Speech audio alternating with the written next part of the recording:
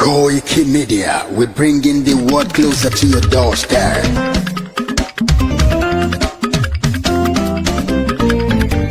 KOIKIMEDIA, KOIKIMEDIA, KOIKIMEDIA, we bringing the world closer to your doorstep. KOIKIMEDIA, KOIKIMEDIA, KOIKIMEDIA, we bringing the world closer to your doorstep. Àwọn sọ́lára àgbà yìí dá, àwa ló láṣà àti èdè. Gbígbédè lárugẹ nílẹ̀ Oòduà o, àwa gangan ni bàbá. KOIKIMEDIA, KOIKIMEDIA, KOIKIMEDIA, we bringing the world closer to your doorstep. They never sabi wetin we carry for her. But e dey move closer before dem go sabi. I said they never know wetin we carry for body. But e dey move closer before dem go sabi. Ọ̀kín lọ lọ́jà ẹyẹ, kìnìún ló ló lajú. Ẹyẹ tó lórí kòtò bí àdó wọn pèdè lẹ́nu. Ká ṣiṣẹ́ fún ilẹ̀ bàbá wa, ká ṣiṣẹ́ fún ìlú bàbá wa, ká jùmọ̀ sowọ́pọ̀ ká lè tó dúdú àga. Odùduwà kò bá lè gbé wá. Ọmọ Odùduwà ṣègìrì, ẹ dìde fún ẹ̀tọ́ adúláwọ̀, ká lè jọ jùmọ̀ gbé délẹ̀ ìlérí, ká wálé gba ògo ilẹ̀ wa, ká ṣiṣẹ́ ká lè jọ gbàdé, ká lè gbàdé adé adúláwọ̀, àwa ni mọ̀lẹ̀ tí yóò tàn káàkiri. Ọmọ Odùduwà ni wá. KOIKIMEDIA, àwa là ń gbé tó lárugẹ. Ètò tó pọ̀jù owó tí wàá máa ní. Kásá ẹgbẹ́ polówó ọjà wá kájé bùgbà yín jẹ. Ètò tó pọ̀jù owó tí wàá máa ní. À ń gbé tó lárugẹ, à ń gbàsà lárugẹ. Ètò tó pọ̀jù owó tí wàá máa ní. News and sports ẹ máa rí gbọ́. Ètò tó pọ̀jù owó tí wàá máa ní. Ọmọ Ìjẹ̀bú alárẹ̀mí ló ní kí n máa ké tantan. KOIKIMEDIA, ọ̀rọ̀ lágbájúmọ̀ mi o, máa bá ṣẹ̀rẹ̀ lọ o. Ọmọ Yorùbá nìyẹn, ọmọ Yorùbá tata o. À ń gbádùn rẹ, ọmọ Ìjẹ̀bú alárẹ̀mí, ṣẹ́yìn ló máa fi dìbò tẹ̀ mọ́lẹ̀ o. Ẹ̀yin lọ́mọ onígbò máa ń dé máa dé, ẹ̀yin lọ́mọ onígbò máa wọ̀ o. Igbó máa wọ̀ gbàjòjì ò gbọ́dọ̀ wọ, àjòjì tó bá wọ bẹ́ẹ̀ á bẹ̀rẹ̀ ní ẹbọra. Ẹ̀yin lọ máa náwó kóyìnbó tó dé, ìgbà tó yìnbó dé o, owó náà dẹ́ tún pọ̀ sí o. KOIKIMEDIA, ṣàwa ni bàbá. KOIKIMEDIA, àwọn ni bàbá. KOIKIMEDIA, àwọn ni bàbá. Àdáńtọ́ àtúnpèrègèdè. KOIKIMEDIA, àwọn ni bàbá. Àwa là ń gbé tò lárugẹ, jẹ́ ká jọ gbọ́ o. KOIKIMEDIA, àwọn ni bàbá. Àtúnjà fẹ́tọ̀ ilẹ̀ wa, fẹ́tọ̀ ilẹ̀ Yorùbá. KOIKIMEDIA, àwọn ni bàbá. Ọmọ Oòduà ni wá o, tọkàntọkàn. KOIKIMEDIA, àwọn ni bàbá. Ikú tó ṣe bí lébi òsì, àdìmú bàbá iyọ̀. KOIKIMEDIA, àwọn ni bàbá. We bring you work closer to your doorstep. KOIKIMEDIA, àwọn ni bàbá. Afẹ́fẹ́ tó ń fẹ́ òòdùn kan ní oko lára ni. KOIKIMEDIA, àwọn ni bàbá. Àpèrègèdè Olódùmarè ló fún wa ṣe. KOIKIMEDIA, àwọn ni bàbá. Gbogbo ayé ẹ gbọ́, àwa ni bàbá o. KOIKIMEDIA, àwọn ni bàbá. Ẹ máa bọ̀ wá ẹgbẹ́ polówó ọjà yín wá o. KOIKIMEDIA, àwọn ni bàbá. Odùduwà lágbédá ní, òtítọ́ lágbédá ní. KOIKIMEDIA, àwọn ni bàbá. A kì í sọ̀dálẹ̀, a kì í sóní kẹta. KOIKIMEDIA, àwọn ni bàbá. A dúró tán, a tún pèrègèdè. KOIKIMEDIA, àwọn ni bàbá. Media, we bring you one closer to your doorstep. KOIKIMEDIA is around. Is around. Ladies and gentlemen,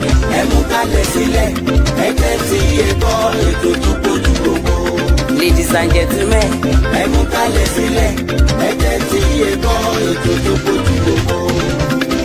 KOIKIMEDIA is around. KOIKIMEDIA.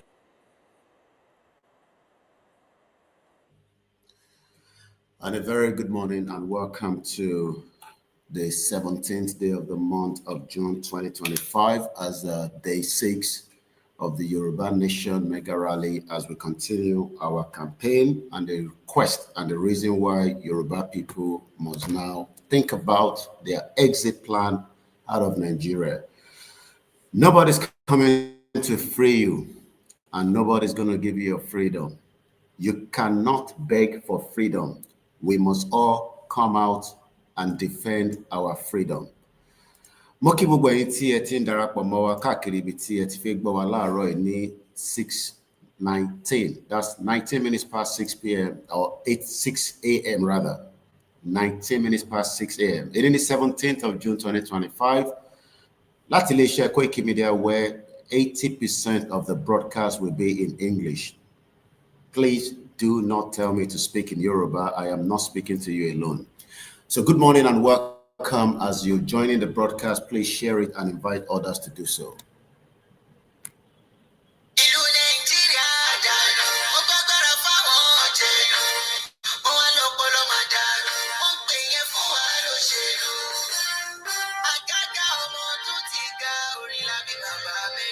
A very good morning and welcome once again. Is exactly coming up to 20 minutes past 6 a.m. from the KOIKIMEDIA studio in London and Africa, where we continue our campaign for the Yoruba Nation exit plan from Nigeria.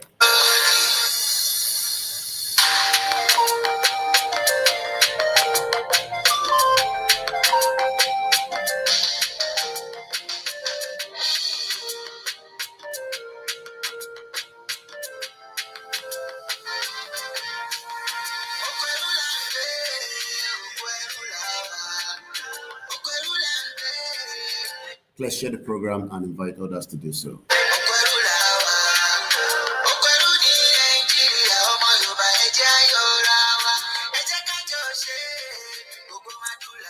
The campaign for Yoruba Nation continue on the platform until our exit finally, and even after that, our campaign continue.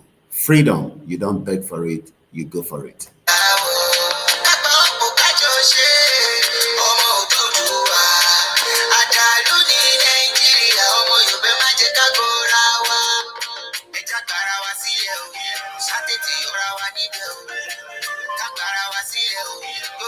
A very good morning and welcome as you're waking up this morning to another day. It is the 6th day of the Yoruba Nation Mega Rally as instructed by Professor Akitoye.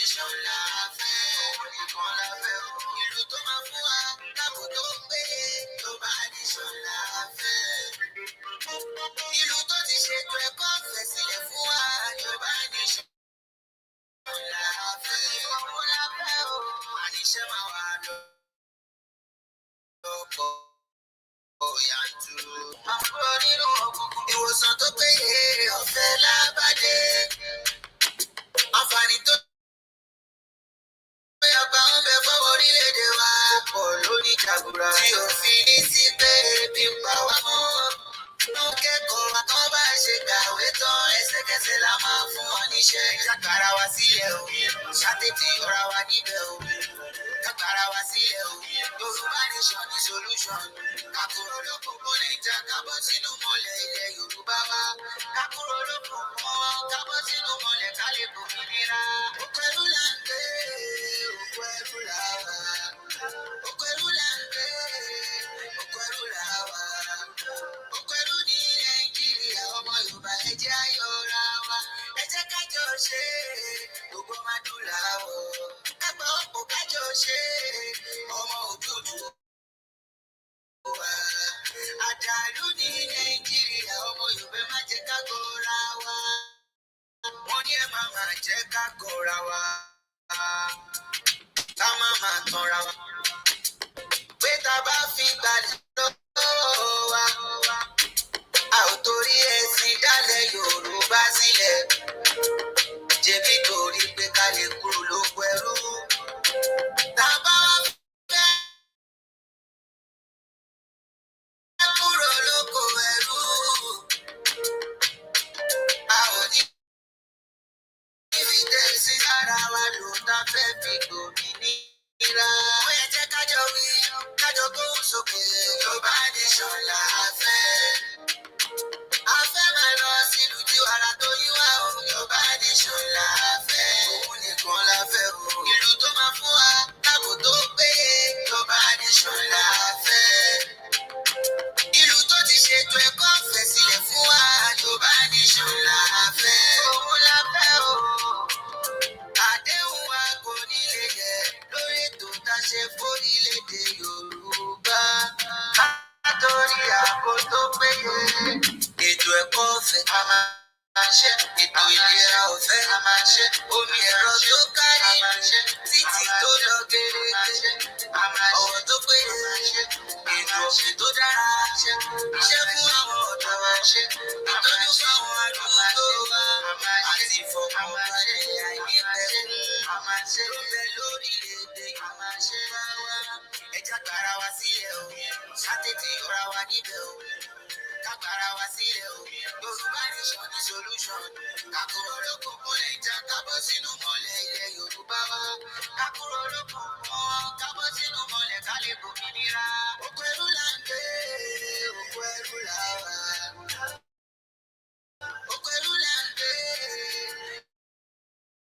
oko ẹrú là wà. Oko ẹrú ní Nàìjíríà, ọmọ Yorùbá ẹ jẹ́ á yọra wa.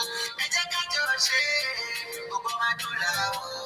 Ẹgbẹ́ ọ̀pọ̀ ká jọ ṣe ọmọ òdúdú wa. Àdàlú ní Nàìjíríà, ọmọ Yorùbá má jẹ́ ká gọra wa.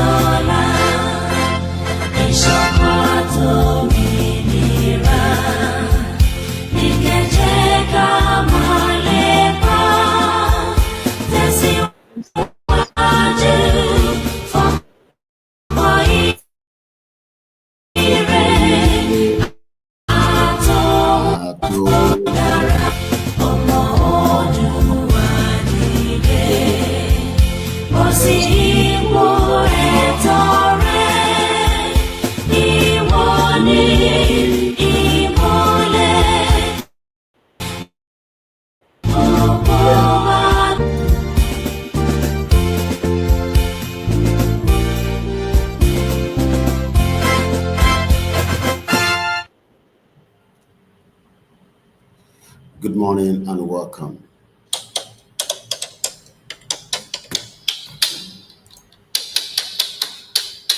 Ekaro, and please share the program.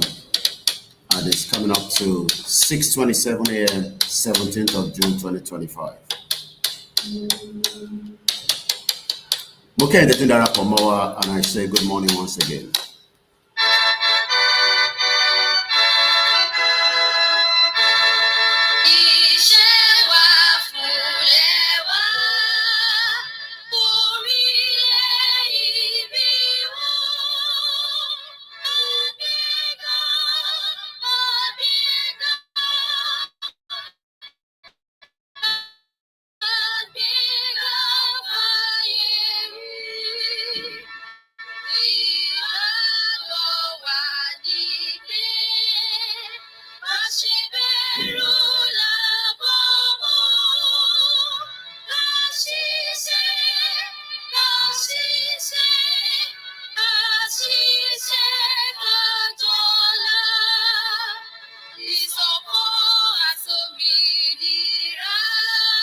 Mokia Pekara, good morning.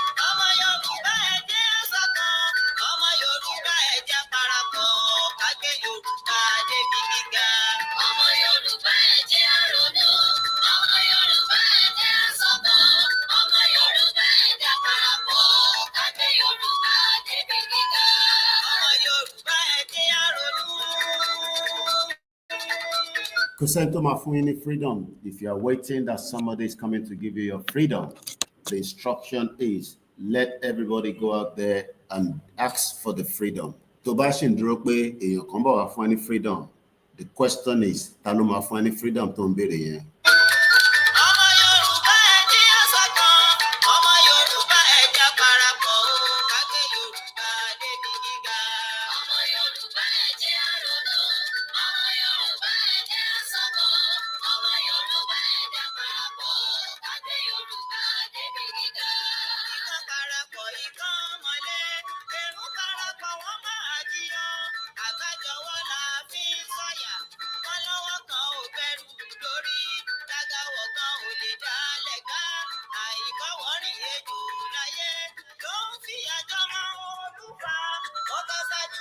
Mo kí gbogbo ọmọ Yorùbá káàkiri gbogbo ibi tí ẹ ti ń darapọ̀ mọ́ wa láti iléeṣẹ́ wa ní Koiki Media, all from the United Kingdom and also from Africa. It is coming up to 6:31. Freedom, freedom, our exit now or never.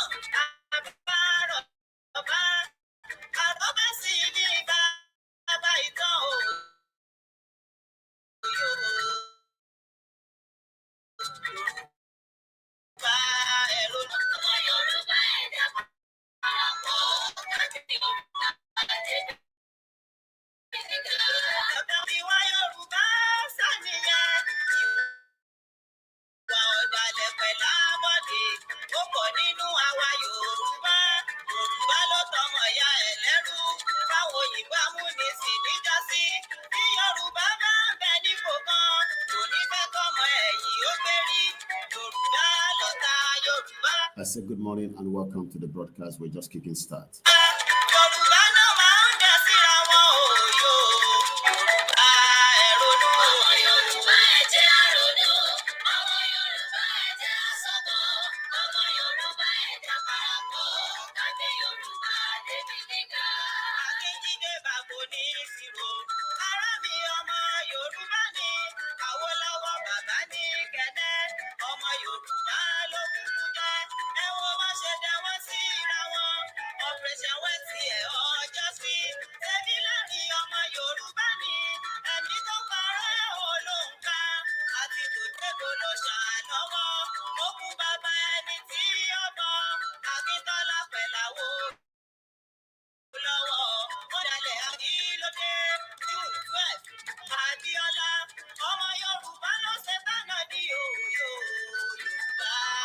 mo kí gbogbo ẹ̀yin tí ẹ ti ń darapọ̀ mọ́ wa káàkiri gbogbo àgbáyé ẹ máa rántí pé kò sẹ́nì kankan tó máa fún yín ní freedom. If you wait for that, we are gonna wait forever. The instruction tí bàbá sọ ni pé ká jáde ká lọ máa béèrè fún freedom wa títí tí gbogbo ẹ̀ máa fi rúgbó, àmọ́ àwọn kan náà wọ́n fẹ́ bẹ́ẹ̀.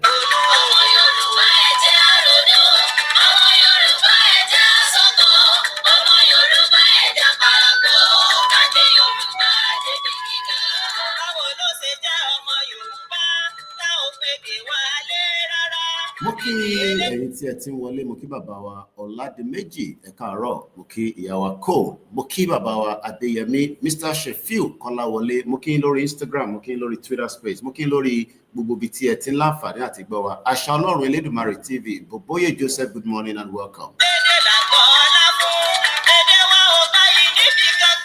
Mo kí bàbá wa Ọládìméjì Oyeyemi.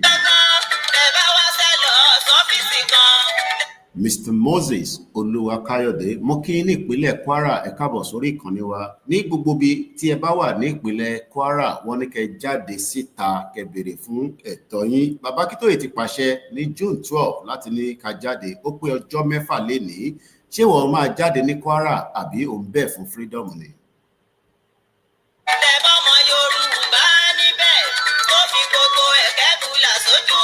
Ẹ̀yin ará Kogi, gbogbo yín náà là ń sọ fún pé wọ́n ti ní kẹ́ jáde kẹ́ béèrè fún ẹ̀tọ́ yín, àmọ́ àwọn kan ní bó ṣe ní kó jáde yẹn àwọn tẹ̀ tí fẹ́ bẹ́ẹ̀. Tálẹ̀ wá ń dúró dè tó máa fún yín ní freedom. Ṣé gọ́vnà tó máa fún yín ní freedom àbí bàbá Akíntóyè tó ti ní kẹ́ jáde? A very good morning to our non-speaking Yoruba audience, and I say good morning. And this broadcast this morning will all focus on why Nigeria is a failed state and everybody needs to go their separate ways. If otherwise, everybody should expect worst case scenario of what can be many millions of debt because the unity is now becoming compromised.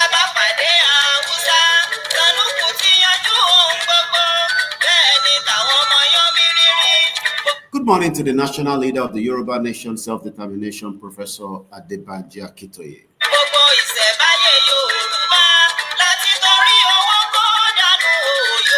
Africa is beautiful. The sun is rising. To my left-hand side, I can see the sky. The sky is getting brighter. It's almost going to be about 32 degrees this afternoon or this morning. Mo kí àwa Esther Adéọlá Ọlákìtàn. Ẹ̀yin ará Èkìtì tálẹ̀ ń dúró dè tó máa fún yín ní freedom. Ṣé gọ́vnà yín ló máa fún yín ní freedom àbí nígbà tí bàbá Akíntóyè ti pàṣẹ?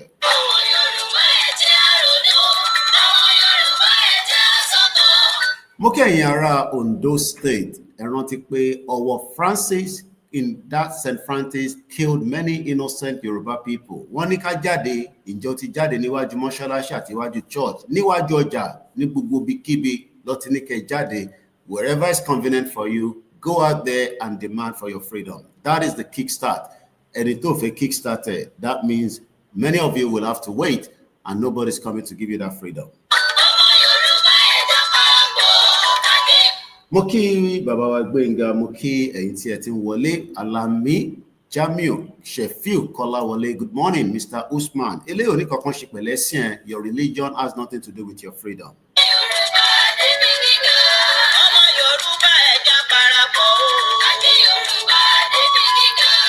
Àwọn kan ní broadcast yẹn ti ń pọ̀ jù pé kí àwọn máa burn data. It is not for you alone, it is for international audience. Tó bá ní data, there's nothing we can do to that. That will not stop Yoruba Nation campaigners to continue to tell and propagate the message. Message tí wọ́n ti ní nísìn ni pé jáde, ò ní di data láti fi jáde sójú títì.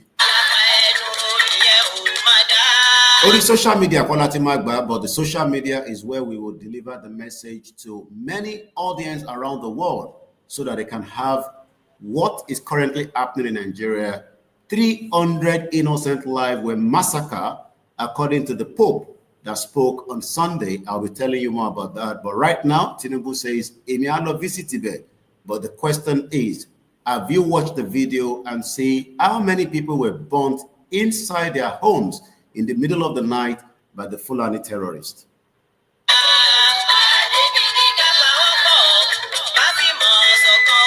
broadcast, you should be out there this morning doing that campaign for Yoruba Nation Rally. Regardless of however you feel about it, the question is, nobody is coming to give you the freedom you're asking for.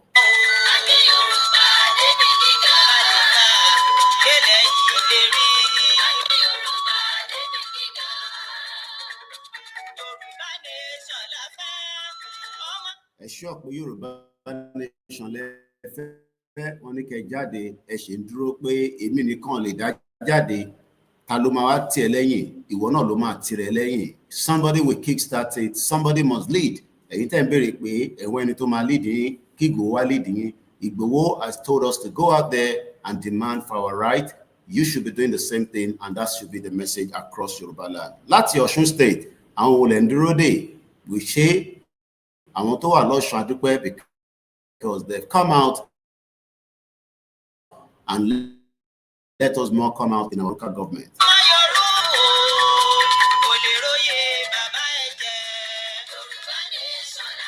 Ẹ jẹ́ ká gbọ́ ohun tí arákùnrin sọ, ẹ rí pé kò sẹ́nìkan tó máa fún ní freedom. Britain doesn't want you to be free. No world wants you to be free. Your freedom is in your hands, and that is why I say a very good morning to Mr. Dewale Abdulwasiu. Good morning.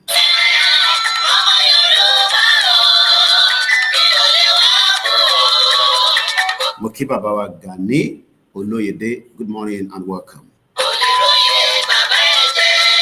So back to the 7 o'clock to the dot, we go straight into the broadcast. And like I said, most of the broadcast this morning is not directed to you alone. It will be more in English, but Yoruba no mawala. Do not ask me to speak Yoruba. I am more on just not Yoruba audience. We have many international audience that are engaged and following this broadcast. You want him money pay? I want to money pay. Nita, I want ambassador.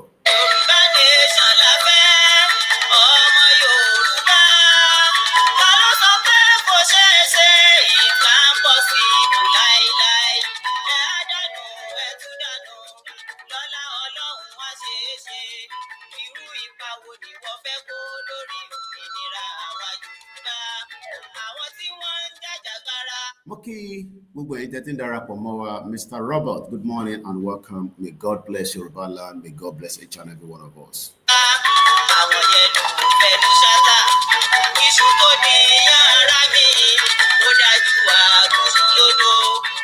Moki ni gbogbo Middle East, ogun lọ lọ́wọ́lọ́wọ́. If you're not aware, there's a fight between Iran and Israel, and it is not yet over because Ayomi could damage you all the way from the state. One of our freelance journalists that we don't pay, Donald Trump has given the warning, America, evacuate from Iran. We are likely now to see a World War III.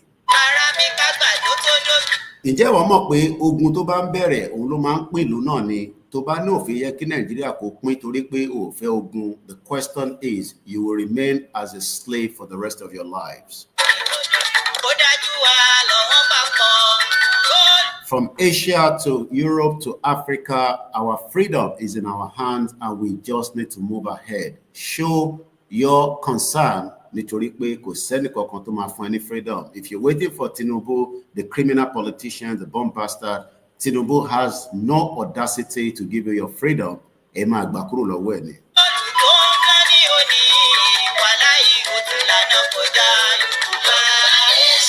Mo kí Azeez Gbadesere, mo kí Momsimi, mo kí gbogbo àwọn ìyàwó mi àtàwọn ọmọ. Mo kí pé ẹ káàárọ̀ and welcome. At exactly 15 minutes from now, we go straight into the broadcast. Mo kí gbogbo àwọn tí wọ́n bá wa ṣàwọn audio yìí pé ká máa fi ṣe program. Mo kí yín ẹ ṣé gan ni.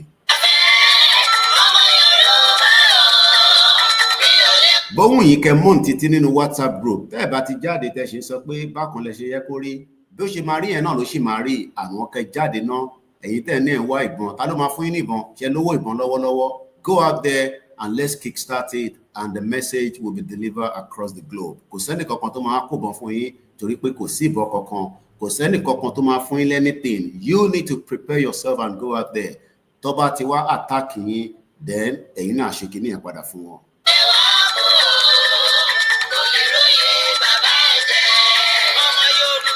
The message is clear from the national leader of the Yoruba nation. Go out there and start asking for your freedom.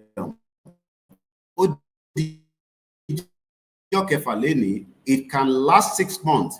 It can last 1 year. Nobody knows how long this can last. But the question is, the quicker we kickstart it, the better we can shut down the system, and we can say an independent Yoruba nation can happen this time next year. But if we drag our feet after Totini Kajadi, then Andrew Doloye Gbowo ko wa ṣe video ko wa sọ̀rọ̀, tí mo tẹ fẹ́ nìyẹn.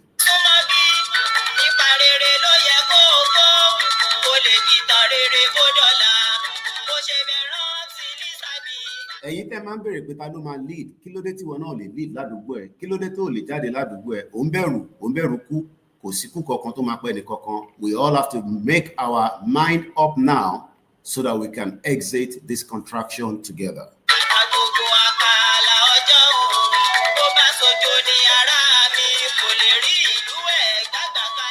Tó bá ń ṣojo, tó bá rò pé inú ojo ló ti máa gba Yorùbá nation, that shows that we are cowards. I don't believe that we are cowards, but we are not scared, but we are waiting for Igboho to come and lead us. Igboho is working behind the scene, and Igboho will react at the appropriate time. And you don't need to react by just coming out early react. So why then do you think you can tell Igboho to come out when you can do the same thing by coming out first and prove to Igboho and Babakitoye that you are capable to do it? Taloni ò lè jáde l'Èkó, Taloni ò lè jáde l'Ogun State, Taloni dẹ̀ dúró l'Ọ̀yọ́. Nobody is holding your freedom. You need to go out there and start demanding it. I will not stop the broadcast because the data. That is not my problem. That is your problem. Your problem now is to be out there and start asking for your right to self-determination.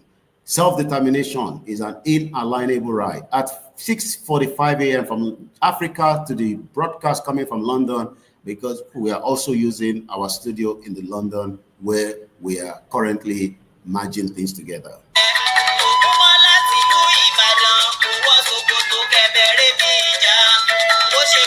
Moki our Taiwo Kike Fasoni, to bá ti di 7 o'clock, I will just start going into the broadcast and I will reduce the calling of the names. But for now, Moki Beshindara Pomowa. Why Lagos is not doing anything? The question is, Lagos State, do exactly what you can do wherever you are in Lagos State. Showcase that freedom for Yoruba nation is part of it. The question is, have you started small before it becomes big? Mokini Badagri, Mokile, Mokini, 119 local government across Yoruba land. At exactly 7 o'clock, I will stop mentioning names and we go straight into the broadcast. Mokibaba Rufus, Abdul Ibiji, Ola, Mokibabawa, Tietin Darapomowa, Mokeyawa, Moki Faleye, Mokini Gugbo, Ibitewa, Ni Gugbo, Ibarapa, Ni Okiogun, Ni Ilu Oyo.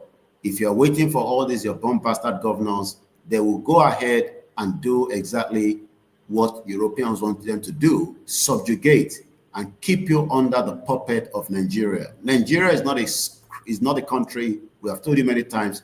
When something is called a crime scene, I told you it's a crime scene. 300 innocent lives. Lowo video, very dark man. Waba Abiamosukun.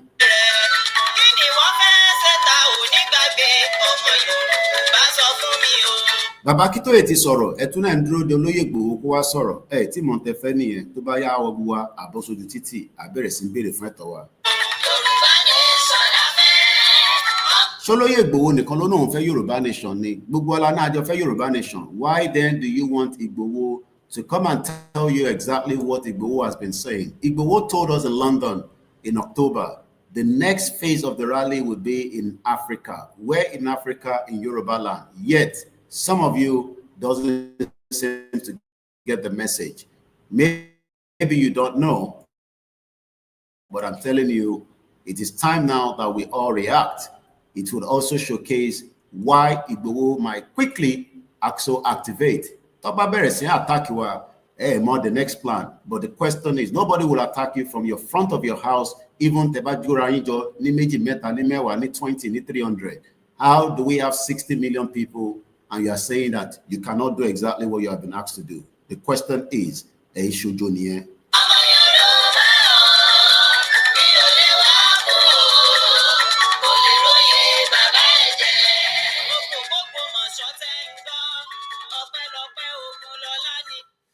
Moki Babawa Tajuddin Ibrahim, good morning and welcome to the broadcast. A sovereign nation is all we need. No restructure can fix Nigeria. Gbogbo ẹ̀kọ́ gbàdúrà pẹ̀lú gbogbo àwọn pásítọ̀ yìí, Nigeria ò lè dá ó ti lulẹ̀.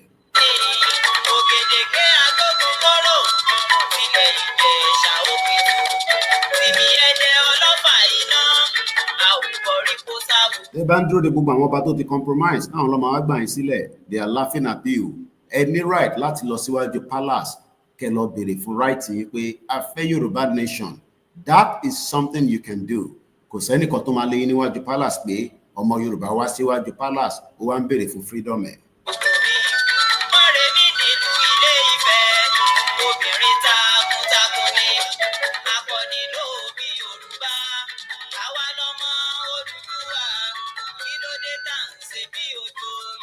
Gbogbo wa là ń ṣe bí ojo torí pé a kàn fi ẹnu ṣe pé a fẹ́ gba Yorùbá nation lórí social media. Kò sẹ́ni kankan tó máa fún yín Yorùbá nation lórí social media. Orí ilẹ̀ wa láti máa gba Yorùbá nation. We have about 11 minutes before we go straight into the full broadcast.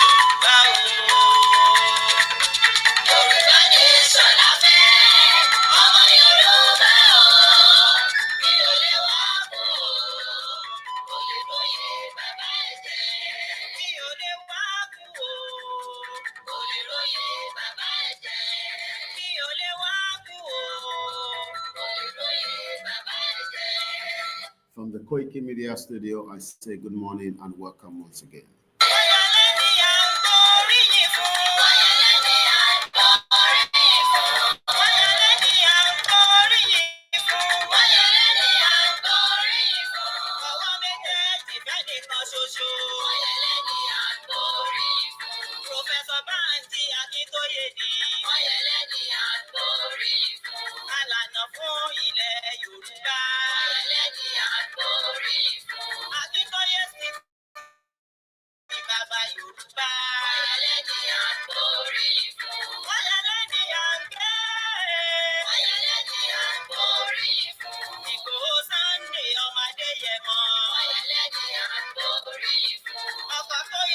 Okay, Mr. Kenzie Abiola Fakponda. Freedom is our identity. Ọpẹ́olúwa Bọ́lá Mufita ọ̀tọ̀ ọ̀dárúkọ yín. Istijaba Yusuf Ẹ̀kárọ̀.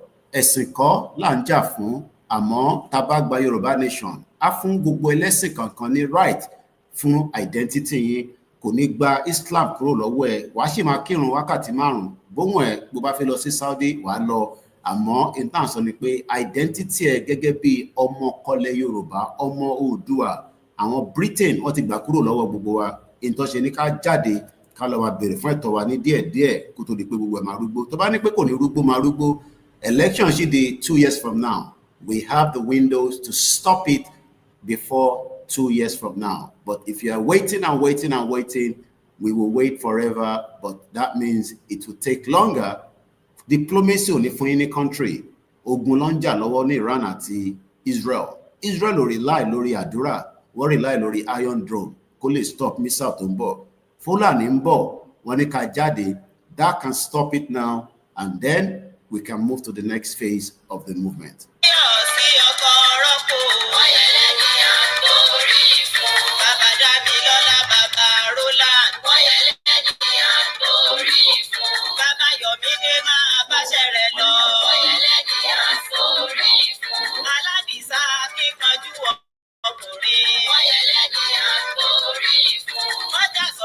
We are 8 minutes going into the broadcast. Good morning and welcome. And some of you that always say, Enra data, yes, that is part of the movement. And if you don't want to buy data, go out there, put your placard out. I read gbogbo àwọn tó máa ná àwọn wáṣẹ́ nígbà míì tó máa dúró síwájú main road tó máa play placard wọn. Bí ìwọ náà bá dúró síta tó fi placard síta pé self-determination, mo rò pé yàn kan máa rán ẹlẹ́gba.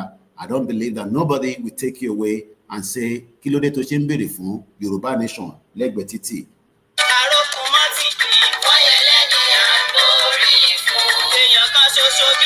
If we have something to do, láàárọ̀ ó yẹ ká máa rí àwọn èèyàn ní ojú ẹlẹ́gba kó gbé bánà, ẹ̀yin méjì, ẹ̀yin mẹ́ta, ẹ̀yin 5, káwọn èèyàn máa rí pé lóòótọ́ lẹ fẹ́ Yorùbá nation. But you don't want to do that. Ẹni ká kóra wa jọ sọ́jọ́ta, ká kóra wa jọ sí Ìjẹ̀bú-Òde, ní Ṣàgámù, Lóńdó, The question is, it will start slowly and slowly. Mr. Tunde Samuel, good morning. Mr. Gbadamosi Smiler, good morning. And Mr. Bishop Additional, good morning.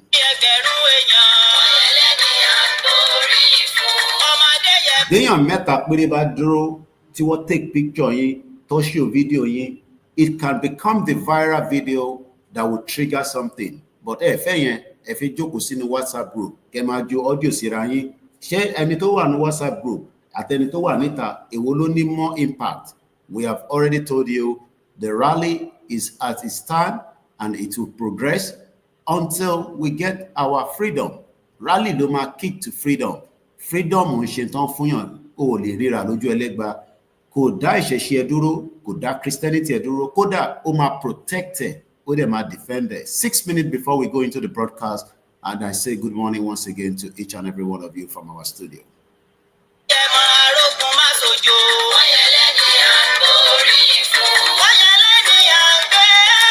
Lè compare Yoruba Nation Rally pẹ̀lú EndSARS is two different things. Bákan ló ṣe bẹ̀rẹ̀ EndSARS, bákan làwa ṣe bẹ̀rẹ̀ tiwa. In EndSARS results kọ́ làwa fẹ́ results. EndSARS want a good governance that they can never get. Yoruba Nation want a Yoruba independent country. So don't compare the two together. And kò rí ṣejọ́ kan náà ní EndSARS kickstart.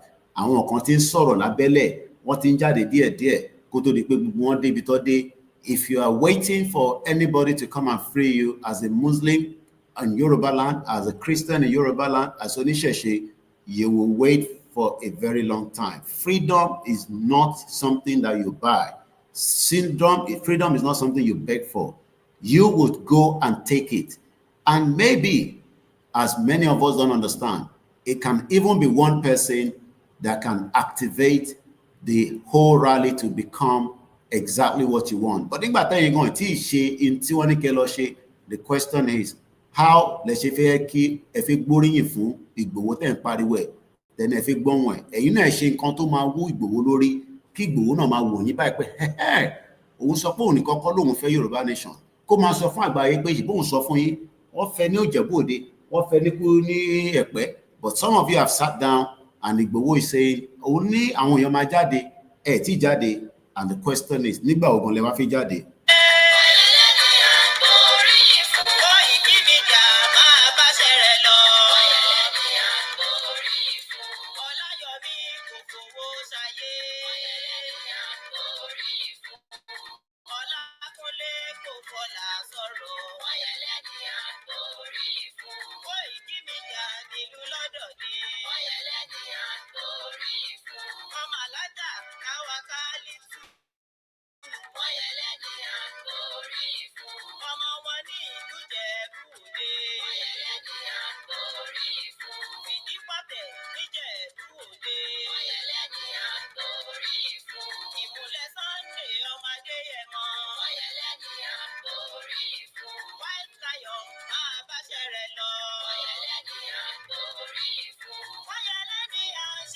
Mo rò pé tó bá jáde sí Agége tó ní ó fẹ́ Yorùbá Nation, èèyàn kankan máa dẹ́ dúró. I don't think so. But the question is, many of you are waiting for somebody to tell you what more to do.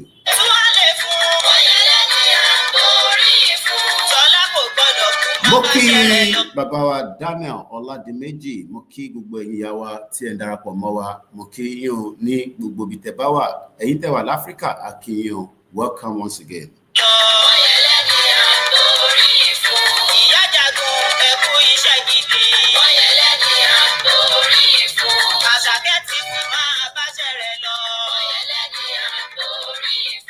Three minutes before we go straight into the broadcast, after 7 o'clock, I will just go straight into the broadcast. Má sọ fún mi nínú comment section pé speak in Yoruba.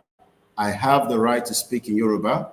Also, I have the right to communicate my message in English. International platform, we have 194 countries around the world, and I have to deliver a message to them as well, so that Kolema prepare one, because right now, Trump is offering in Iran, come and prepare for evacuation. Ijo come out be no, to ma so fun America to wà nínú Nigeria pé ẹ lọ wá bẹ́ ṣe máa kúrò nínú Nigeria nítorí pé ogun ti wà nínú ẹ̀ kó má bàa kàn yín mọ́nú lé. Mo kí bàbá wa Adéwálé Venture TV, mo kí gbogbo wa pé ẹ káàárọ̀. Great Yoruba Nation and all those of you on Instagram. Oh, dá mi mọ̀, oh mọ̀ mí, mo sọ fún ẹ pé no retreat, no surrender. Tó bá ti sùn mí ni máa jí ẹ. Go out now and showcase what you can do. Má béèrè pé kí lèmi máa ṣe, ètè mi mọ̀ ṣe lèmi ti ń ṣe yìí. I am in Africa. We will come down at the appropriate time, but for now, ìwọ náà jáde. Bẹ́ẹ̀mi náà ṣe ń jáde bá ìwọ náà lọ jáde. Show placard fún yàn kan ní phone ẹ, kó bẹ ya video. Just 2 minutes. Ẹlòmíì ò lè ṣe video 1 minute, but ẹ lè wá sórí comment section. Kẹ́ máa béèrè pé ìgbà wo Ìgbòho máa wá sọ̀rọ̀. Ìgbòho ń bọ̀ wá bá yín sọ̀rọ̀. Ẹ túbọ̀ jókòó síbẹ̀. Mo kí bàbá wa Johnson, and I say as we kickstart, mo kí yàwá yẹn. Let's start with this. I want us, mo kí ẹni tó send ilé sí mi. I want you to quietly listen to this. Lori other platform, you can't see what I'm doing because we are streaming from StreamYard. Koiki in StreamYard is costing me $45 a month. When we say please support us, we mean it. Support us. Koiki ọ̀fẹ́, kò sí nǹkan tó bá yẹ pé StreamYard is free. Àwọn tó ń lo free version. Ó yàtọ̀ sí ìtẹ́mi ṣe nísìn because máa rí tó máa kọ sókè StreamYard kó ọ̀dẹ̀ lè yọ kúrò. Anytime tẹ́ bá ti ráhùn tí ẹ̀kọ́ tọkọ StreamYard sí lókè ọ̀fẹ́ ló ń lò.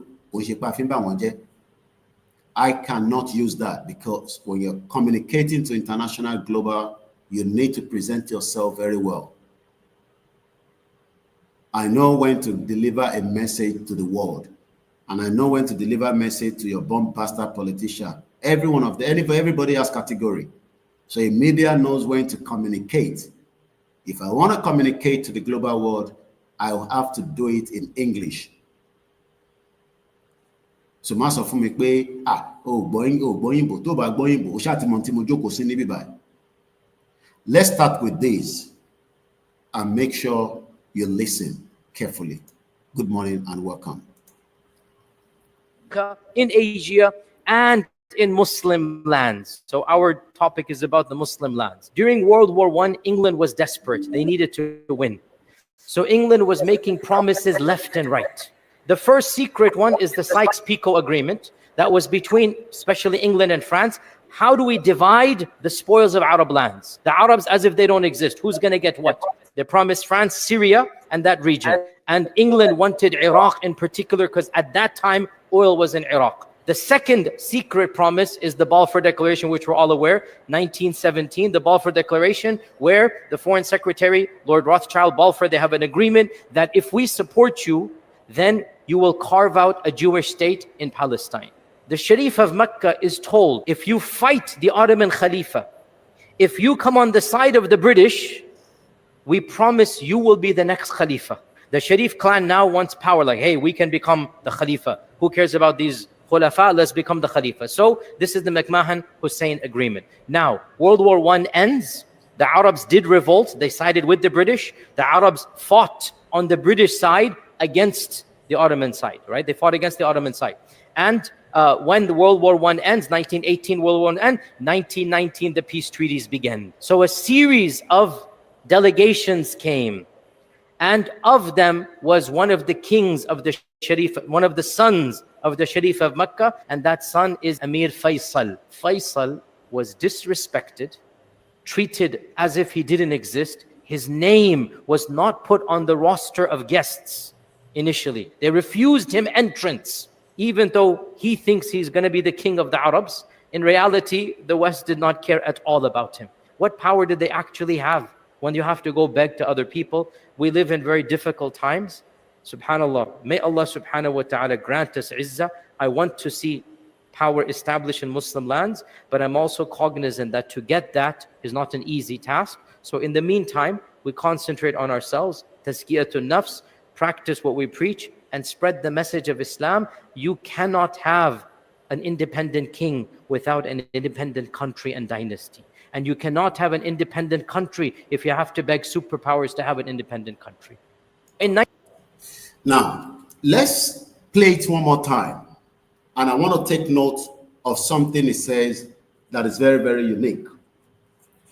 I'm going to play it again. Farabale Ogbon so.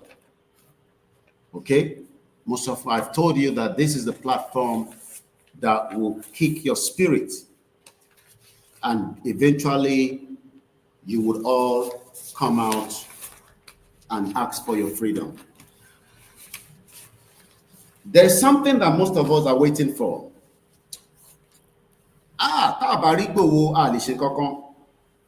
When Igboho has given us the energy that we need. For 4 years, Igboho ti fún wa ní that zeal, that energy to drive and tell the superpower, pé Nigeria ìgbọ́dọ̀ fọ́. But sometimes I believe we don't even have respect for Igboho Akomparoni. We don't have respect for Baba Kitoye. We are telling lies. We are living in our cocoon by believing that Igboho gbọ́dọ̀ wà lójú títì ká tó wà lójú títì. Kí ló dé tí a lè wà lójú títì? Okay. Yoruba nation is not going back. This is in Osun State yesterday. I'm going to play our videos later. There's another video I want to bring since I have a good system that we are using right now. I want us to listen carefully to these scholar that is delivering a message. You think that a superpower will give you access to say, oh, go and get Yoruba nation. No superpower wants you to be free. Mubodo Kiyawa Elaine Obafemi Ekusheta Putako. Olon Ekoloma Son lesson fun iṣẹ́ tẹ́ ń ṣe. Some of you don't know how many people are not sleeping day and night. Ẹni mi ti jí, yes, orun wà lójú mi, but ṣó yẹ kó yàn máa sùn. Ìjọ kan tá máa sùn tá tẹ̀ ní dìde. Wọ́n ní ká jà fún freedom wa, òun náà sùn. Òun sọ pé ṣebí mo ṣe sùn ni. Ṣéyàn ní concern àbí bí wọ́n ṣe fẹ́ push effort tiwọn náà. Tó bá jẹ́ pé bẹ́ẹ̀ mi ṣe jáde nísìn, ẹ̀yin náà ti wà ní gbogbo agbègbè yín, ẹ̀kọ́ rọra mú just placard lásán kẹ́kọ̀ọ́ dúró síwájú lẹ́yìn pé Yorùbá nation la fẹ́. Ẹni ẹ̀fẹ́ yẹn, ibi tá máa ṣùjọ lẹ́ni ẹ̀fẹ́. Ẹ̀ ń dúró de Ìgbòho kó máa sọ fún yín pé ó yá. Ìgbà wo ni ìlú ò ní dàrú? Ṣé ìlú ò ti dàrú báyìí? The country is already dead. And if you don't know that, I am telling you now. So we're going to listen to the video one more time. And I want you to listen. That is one thing that Yoruba people don't like. King Bono. I'm sorry to say. Simple instruction. We cannot listen. Listen to this man. Forget about Oroton Soni pa Islam. There's something there you got to listen to. You want to beg Britain to give you your freedom. So check Otufegbo Britain before you come out on your own doorstep and ask for your freedom.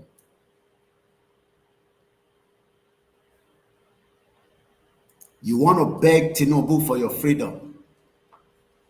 You can't beg superior ones to have your freedom for you to fight for it. Babawa Dewale Abdulwasiu. I'll start reading comments, but I want to focus on the conversation. But all your comments are very, very important. Please keep them coming. Share the program. You want to beg superior for your freedom. Waris Jinadu, Yoruba Nation Mega Rally start outside our houses in the to ban lo soja, to fi lo soja lo ranko, be Yoruba Nation placard. Elo leron kò dé gbé dání. Àwọn yẹn ló máa béèrè pé kí lẹ gbé dání. Ẹ̀yin ò gbọ́ pé Yorùbá ti fẹ́ lọ. Ó sì ń béèrè pé bákan la máa ṣe. Ó lọ sí barber shop láàárọ̀, ó fẹ́ lọ dirun, placard yẹn gbé sẹ́gbẹ̀ẹ́. Ẹ̀gbọ́n kí lélẹ̀? Ẹ̀yin ṣọmọ Yorùbá ni, ṣọmọ Ìgbò ni yín ni. A rò pé Yorùbá nation, kò tí tán aṣíwà lẹ́nu ẹ̀. Ẹ̀yin náà ti gbọ́ báyìí nísìn. Ṣé fi placard sí bíbá kémi lọ ṣe mí àbẹ́yìn náà ṣe mí?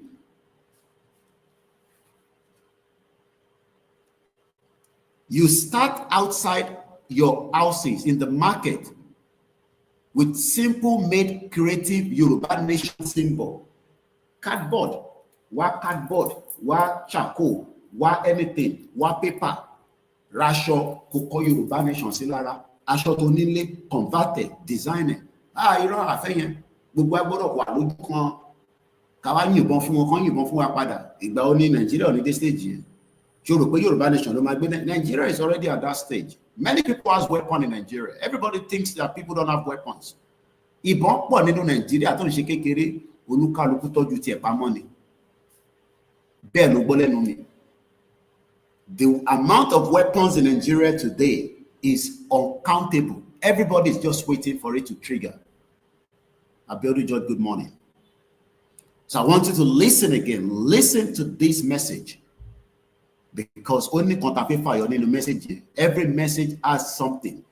Emma wo àwọn timeline tó sọ 1919, that is about 4-5 years after the fake amalgamation.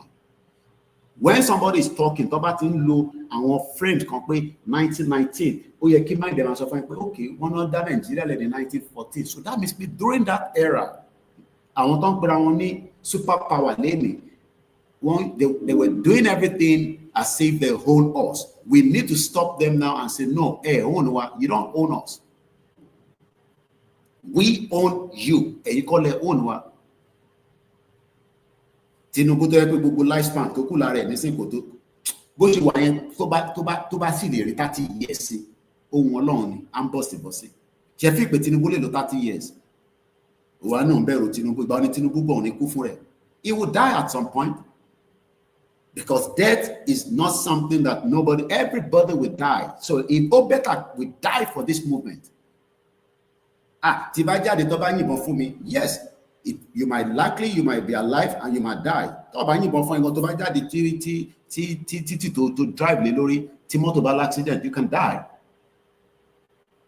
Ikú tó bá dẹ̀ máa pààyàn náà ni. Òfin pé àwọn tó wá join Nigeria together, òfin pé mi ò lọ nígbà tó join Nigeria together, ẹ̀mí lọ. Many people died. But go out there first and defend it from your house. You cannot even defend it from your house. Iwájú ilé ẹ̀ lọ ní kò dúró sí níwájú ilé ẹ̀ kò ṣe pé o fẹ́ Yorùbá nation. Ó lè ṣe yẹn. Ó wá náà bọ̀ lójú títì tí ó ti jẹ ògùn. Ó ti dira. Iwájú ilé yín ẹ̀ lè tí jáde. Ta ló fẹ́ nù ẹ̀ níwájú ilé ẹ̀? Ta ló máa nù ẹ́ tó bá lọ sọ́jà kò fẹ́ Yorùbá nation?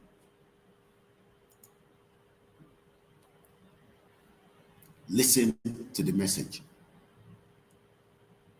1919, there was a peace conference that took place in Paris in which over 40 countries participated. Each one of them is begging the superpowers for independence in Africa, in Asia, and in Muslim lands. So our topic is about the Muslim lands. During World War I, England was desperate. They needed to win. So England was making promises left and right. The first secret one is the Sykes-Picot Agreement that was between especially England and France. How do we divide the spoil of Arab lands? It doesn't exist. Who's going to get the promise? Particular, because at that time oil was in Iraq. The second secret promise is the Balfour Declaration, which we're all aware, 1917, the Balfour Declaration, where the Foreign Secretary, Lord Rothschild, Balfour, they have an agreement that if we support you, then you will carve out a Jewish state in Palestine. The Sharif of Mecca is told, if you fight the Ottoman Khalifa, if you come on the side of the British, we promise you will be the next Khalifa. The Sharif clan now wants power, like, hey, we can become the Khalifa. Who cares about these Khulafa? Let's become the Khalifa. So this is the McMahon-Hussein agreement. Now, World War I ends. The Arabs did revolt. They sided with the British. The Arabs fought on the British side against the Ottoman side, right? They fought against the Ottoman side. And when the World War I ends, 1918, World War I ends, 1919, the peace treaties began. So a series of delegations came.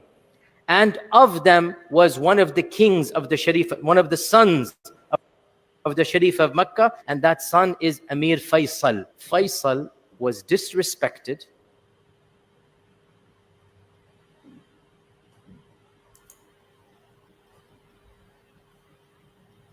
Bear with me. A very good morning and welcome to the studio. KOIKIMEDIA broadcasting as we remind millions of people around the world that Nigeria is coming to an end.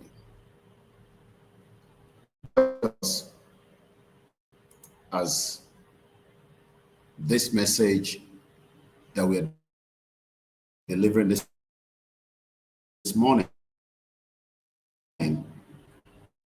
as many that don't as well. And we pray that very soon we can declare and have a Yoruba country. It's easy to say, but the work started 5 years ago, precisely. All right, seems that I'm treated as if he didn't exist. His name was not put on the roster of guests initially. They refused him entrance, even though he thinks he's going to be the king of the Arabs. In reality, the West did not care at all about him. What power did they actually have when you have to go beg to other people? We live in very difficult times. Allah, may Allah subhanahu wa ta'ala grant us. I want to see power established in Muslim lands, but I'm also cognizant that to get that, to see power, but láti gba power yẹn kò ń ṣe tó máa easy. Arákùnrin ní òun fẹ́ rí power, but to get that power, Benny, to get that power is not going to come easy. And if you think that anybody is going to give you power, Tinubu, fún wa ní Yoruba nation, ká máa lọ. Yoruba nation náà ní ẹgbàá ẹ máa lọ. You think Tinubu cares about any one of us? Rather than us come together and do it now. We have refused to do it because we do not want to accept the truth that this freedom is not going to come easy. Good morning once again and welcome as I prepare us into the broadcast this morning. Let's go back to the final part of the video. Concentrate on ourselves, tazkiyatun nafs, practice what we preach. Practice what we preach. What are we preaching? Practice what we preach. Mo kẹ́ Ifá ni mọ́lẹ̀ ayé. Mo kí gbogbo èèyàn oníṣẹ̀ṣe, ìṣẹ̀ṣe làgbà. Mo ní níbí báyìí, you will hear things that you've never heard before.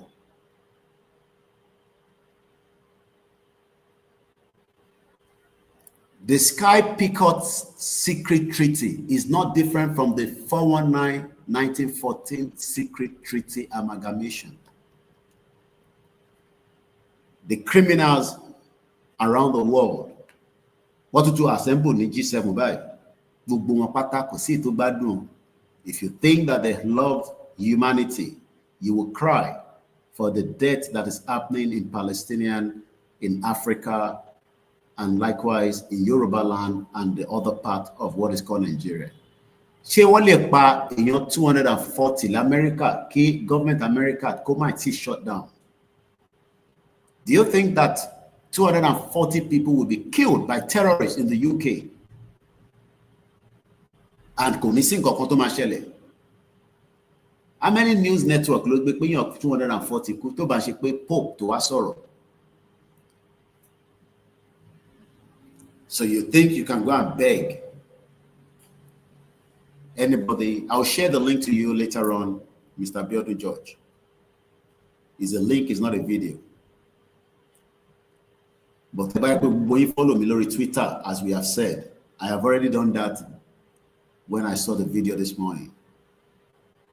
Simple instructions, we can listen. Follow Twitter. So that when we update our post on Facebook, KOIKIMEDIA Oduduwa has been shut down until July 13. Here in Madrokoti, a follow any Google platforms. We are live on Rumble. Who are you waiting for? Baba Kitoye have spoken, has given us the go ahead. Amagboti Baba saw again. 7 till láàárọ̀. As I say from there, ẹ rí pé oòrùn ti jáde níbẹ̀ yẹn. Oòrùn tó jáde níbí báyìí ló jáde ní gbogbo àgbáyé níbi tó oòrùn ti dé. Kò tí dé America because America wà lóru. Oòrùn tí mò ń rí nínú Africa tí mò ń rí ní distance yẹn tó bá sọ pé distance yẹn kò ń ṣe distance 1,000 miles o. Ibi tó wà yẹn nísìn kò ń ṣe ibi kékeré. Oòrùn náà dẹ̀ sì máa dé gbogbo ibi tó yẹ kó dé. Ó ti dé UK báyìí. This is in another 5 minutes. Àwọn ọmọ mi gbọ́dọ̀ kúrò nílé. Tó bá fẹ́ make sure kó máa bá breakfast ní school. Tí bá pè wọ́n nísìn, I can call them. I'll give them another 10 minutes.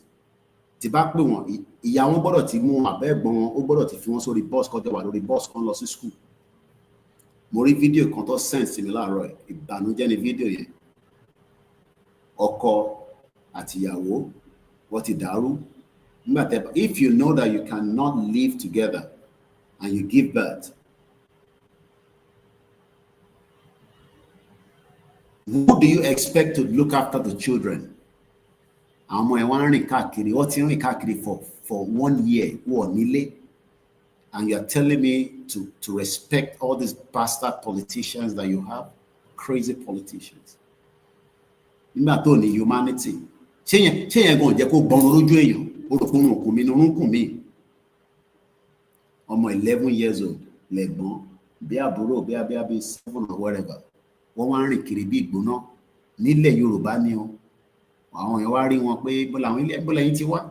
Ẹ ń ṣe ọmọ Málànà, ẹ ń ṣe Haúsá, ẹ ń ṣe Gàmbàrí, ọ̀nà ọmọ Yorùbá làwọn. Bàbá lé wọn kúrò nílé torí pé ìyàwó tó gbé sílé ìyẹn ló wò lè accept àwọn ọmọ ẹ̀ wà nílé. Ìyàwó tó fẹ́ tẹ́lẹ̀ tó bí àwọn ọmọ yẹn ìyẹn náà ti lọ bímọ fẹ́ lòmí. Àwọn wèrè country.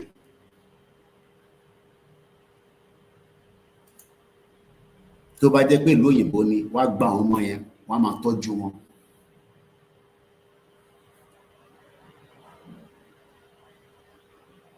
Ṣé èèyàn lásán gbọ́n lójú èèyàn? These are the future we are asking for. You think that Nigeria will not explode? You think that Yoruba people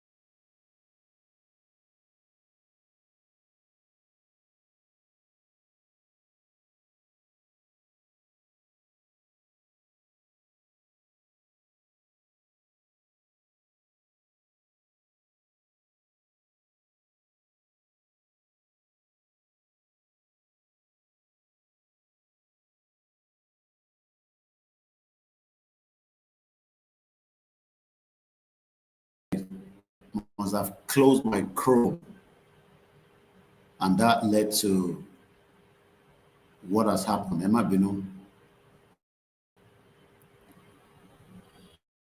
Ben Yawa Ellen, Nigeria. Clement, thank you so much. My Chrome was, I think my mouse, I must have closed it when I was trying to do something behind. I realized from my big screen there that I wasn't seeing myself as well, but I'm back now. It's just the network. No, sorry, I closed the Chrome. Basic laptop. The thing of life. Go out, mourn too much. We mourn too much. Everyone lórí group. Ṣé bá ṣe máa ṣe ní 2027 ò tí dé, a ṣe ní 2 years window. Ìyí tó ní kẹ́ bẹ̀rẹ̀, let's start it first. Ṣé àníjà ni, ṣé gbogbo ta wá jẹ sára tá àníjà ni, ìgbà wo ló níjà? Ìjà ti wà ní Nàìjíríà already.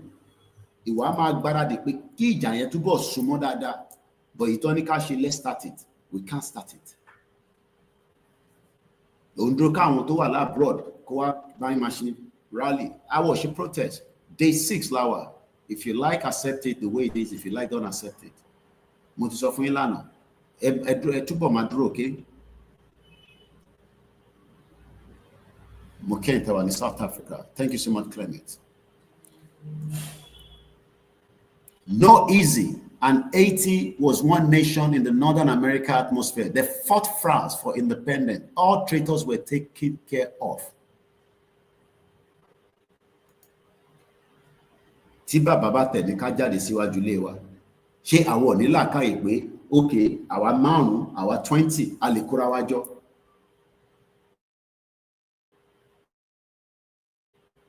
Yes, bàbá lè sọ pé ká jáde síwájú ilé wa, which is the normal way to start it. But àwa 10, àwa 200, tá bá kóra wa jọ, tá ń fi internet fẹ́yẹn tá fi hàn.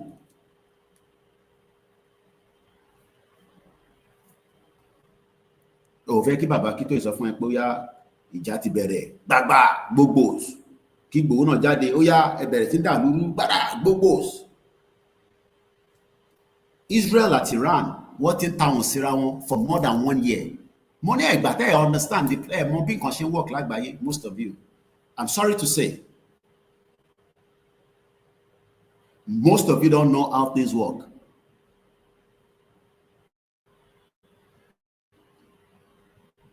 Iran and Israel, what in town síra wọn, ó ti tó more than 1 year. It's almost a year that they've been saying, a máa ṣe o, a ní ṣe, ẹ ṣe lè, Iran náà ò ní ṣe, Israel, títí tí Israel fi lọ attack wọn.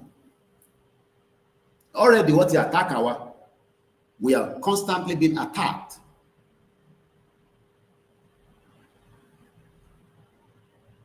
Gìtá láwọn ń lò lọ́wọ́ nísìn. Ìjà gidi, bomb missile ń lọ, aráàlú gan lè sùn.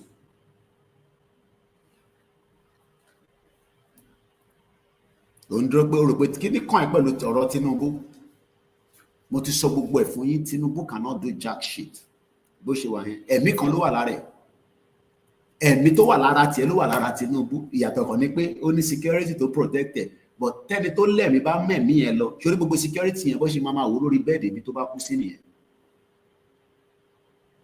Ẹ̀mí tó wà lára ẹ̀ tó ń bẹ̀rù yẹn.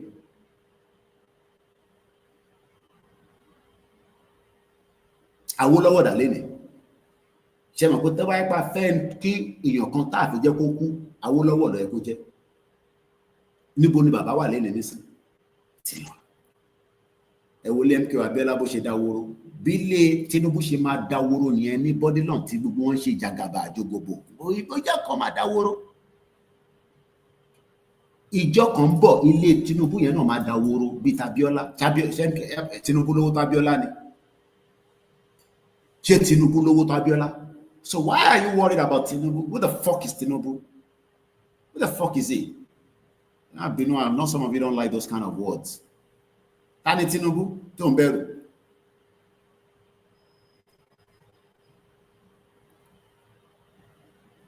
Ẹni ẹ strong. Okay, tó bá strong lọ block títì láàárọ̀ kárí ẹ̀. Ó lè lọ block títì ọkọ̀ lẹ́nu ní get out. Ìkan tẹ̀ ó pèèyàn kan níjọ́ Saturday. Òun tẹ̀ ló pè mí. Bàbá Koiki. Àti wà tí múra sílẹ̀. Àṣé football ground ló wà tó fi gbá football. Àṣó wà ní football ground tó ti fi gbá football. Ó dẹ̀ share the video sí mi. Èmi ò tètè kẹ́mọ̀. I saw the crowd. Mo wá pèèyàn kan.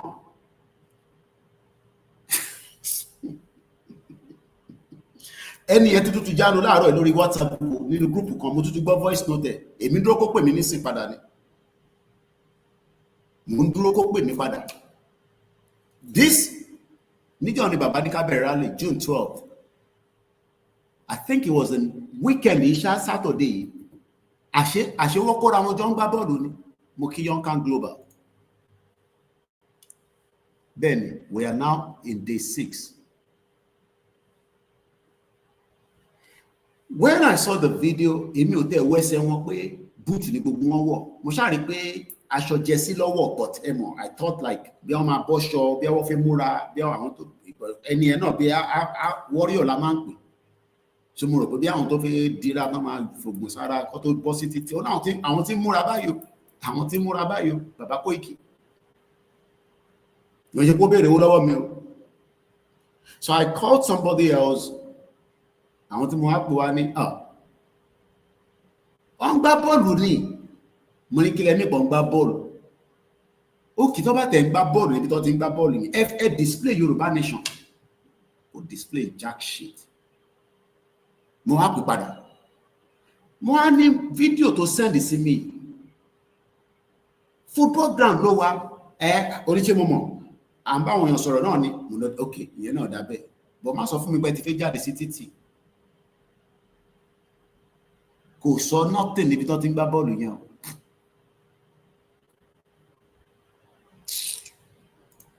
Let's go back to the video.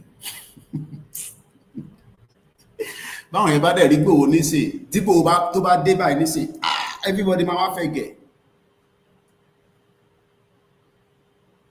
Bẹ́ẹ̀ ni ìyá mi mo mọ̀ pé iná máa mọ̀. I had to call back and ask, okay, there's nothing wrong tó bá tẹ̀lé pé bí tẹ̀ ti ń gbá bọ́ọ̀lù náà ni lẹ ti ń pariwo Yorùbá nation kò sàn kankan tó jọ bẹ́ẹ̀. Ó tútù fi vn lẹ̀ láàárọ̀ yìí nísìn ṣé bá ṣe máa ṣe lélẹ̀ títí di Tinubu máa fi ṣe Tinubu ò tí ṣe election ṣe di 2027 a wà ní 2025 whether we like it or not we have 1 year gbáko 1 year and 6 months because pé election máa bẹ̀rẹ̀ Nàìjíríà ó di February 2027 oṣù kejì 2027 ló máa ṣe election so that means a ní 1 year 6 months. Ilé tá bẹ̀rẹ̀ yìí tá bá ń ṣe lọ ní wẹ́rẹ́wẹ́rẹ́ báyìí tó máa fi di end of this month tá ṣe wẹ́rẹ́wẹ́rẹ́ tó bá máa fi di end of July wẹ́rẹ́wẹ́rẹ́ ìkọ̀kan ó lè click but rather than that I feel lọ beg for freedom farabalẹ̀ mọ́ tarakùnrin sọ àǹsọ́lẹ̀ nǹkan kó tó di pé kíní mi collapse kò ń ṣe kíní mi ló collapse. Took place in Paris in which over collapse Yoruba is a very is a language that you have to be very careful. In collapse lẹ́ẹ̀kan ní Chrome ọmọ tó ń pè ní Chrome báwo ló ṣe fẹ́ mọ́ ò ní laptop nínú ilé náà but ó ní phone smartphone Chrome ọmọ kìíní Google Chrome Google. We are living in a digital world and she digital rally. Ṣé okay nígbà tí COVID bẹ̀rẹ̀ ẹ̀yin ò ṣe jáde nígbà tó tí ìmọ̀nù lé ní COVID ìwọ ṣe sọ pé mo nígbà mo fi lọ London. COVID shut down the whole world for 2 years. Zoom ni gbogbo èèyàn tí ń ṣe gbogbo nǹkan kódà gbogbo àwọn super power kò sẹ́ni kankan tó lọ tí G7 when some of you don't even know the power of technology, the power of the social media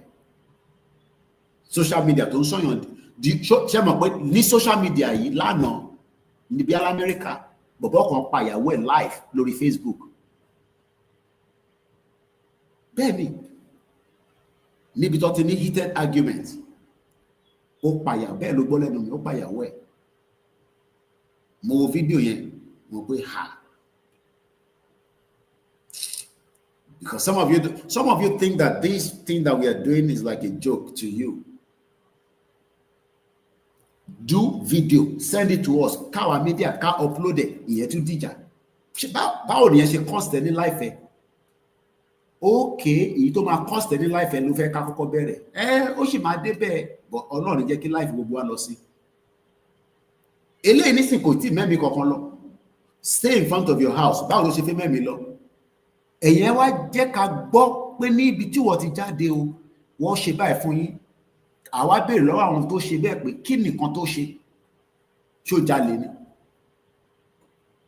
wà wá mọ̀ bóyá olóyè lè ṣe kan sí àbí kò lè ṣe kan sí wà wá mọ̀ bóyá Ìgbòho lè ṣe kan àbí bàbá Akíntóyè. Simple instruction we cannot listen to. The simplest instruction. Stay in front of your house, put placard Yorùbá nation la fẹ́ máa ṣe yẹn lójoojúmọ́ even if it's 10 minutes play anthem wa play anything canvas. Simple instructions, we cannot even put it together.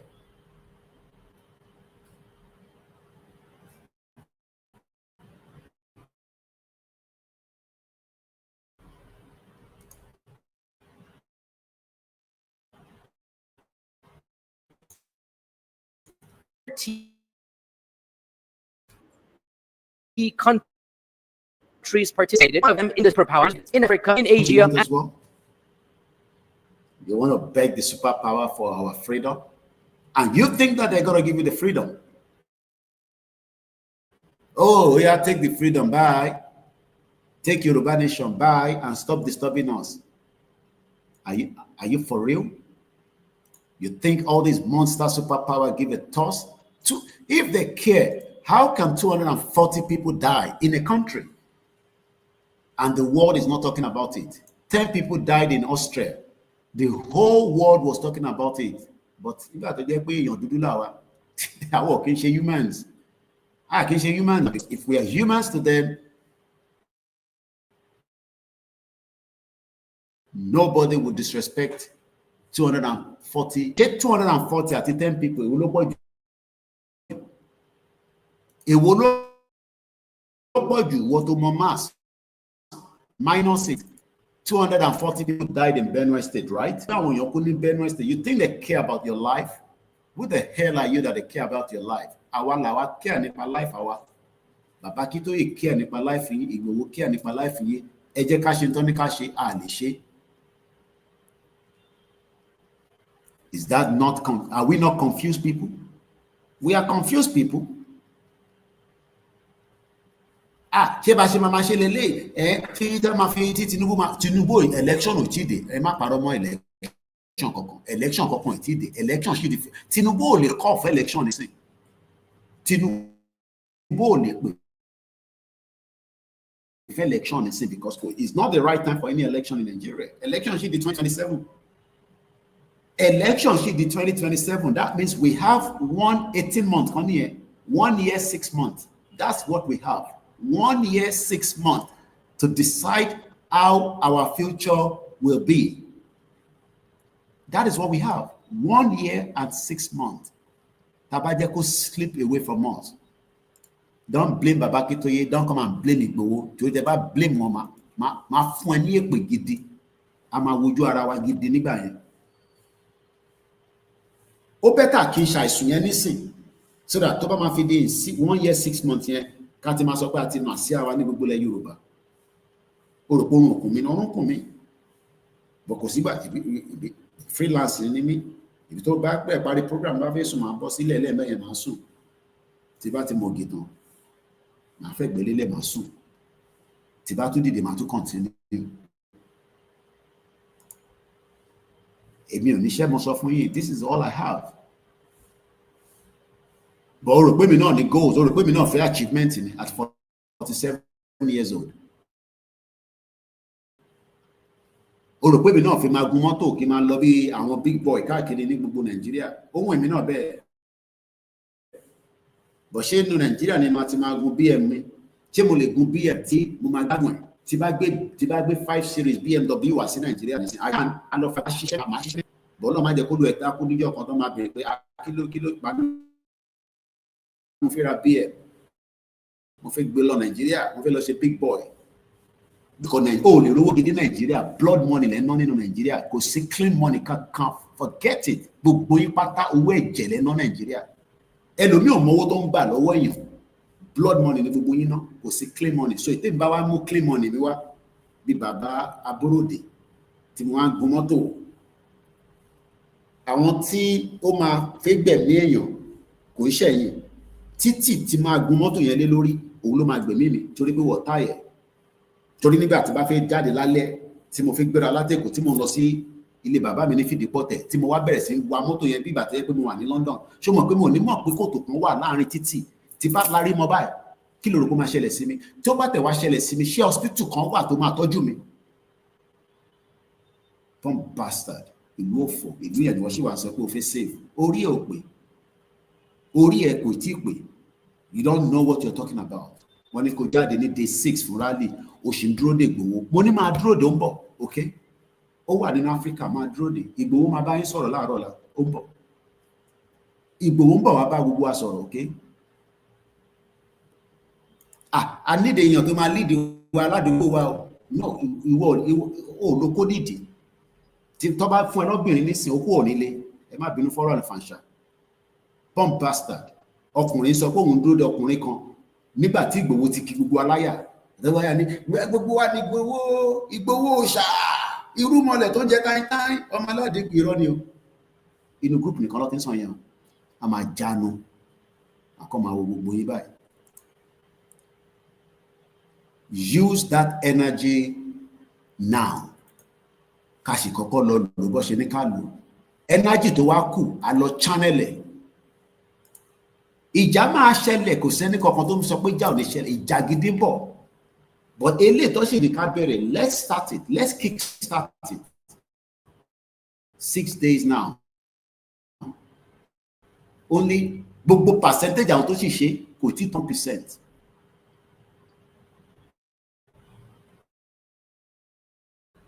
Ìgbà ìṣàkóra yín jọ tó bá dẹ̀ di Saturday yìí kẹ́ showcase ẹ̀yẹn ṣàṣọ fún àwa media tèmi my media is on standby ibi tẹ́ bá ti ní ẹ fẹ́ wa a máa gbéra dé bẹ́ẹ̀ kó jẹ́ Kwara State àtẹ̀lé yín débẹ̀ ẹ̀yẹn sọ pé mi pé Koiki ládùúgbò ti wá àwa bí 200 fẹ́ jáde o kò ṣe bẹ́ẹ̀ yìí 5 ni máa tẹ̀lé yín lẹ́yìn o wàá ṣe fídíò ni o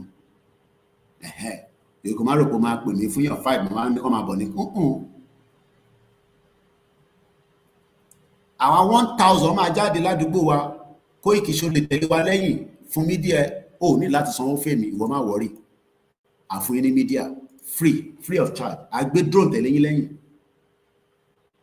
ìtàn ní ká ṣe nìyẹn o tí bàbá kí tó ìbá ní ká dúró síwájú ilé wa ṣé a gbọ́dọ̀ lo initiative wa pé àwa kan máa jáde díẹ̀díẹ̀ yes wọ́n ní kí dúró síwájú ilé yín but àwa kan máa jáde díẹ̀díẹ̀ ṣé àwọn tó jáde lógùn state ṣé ọkùnrin kan ni wọ́n mo kí wọn dáadáa àwọn tó jáde lọ́ṣun state èyí kan ṣì ń dúró pé ó dìgbà tí Ìgbòho bá wa sọ̀rọ̀ Koiki yá lọ gba fídíò lẹ́nu Ìgbòho kó wá bá wa sọ̀rọ̀ ó ń bọ̀ Ìgbòho ń bọ̀ wá bá gbogbo wa ló máa bá sọ̀rọ̀ ó ń bọ̀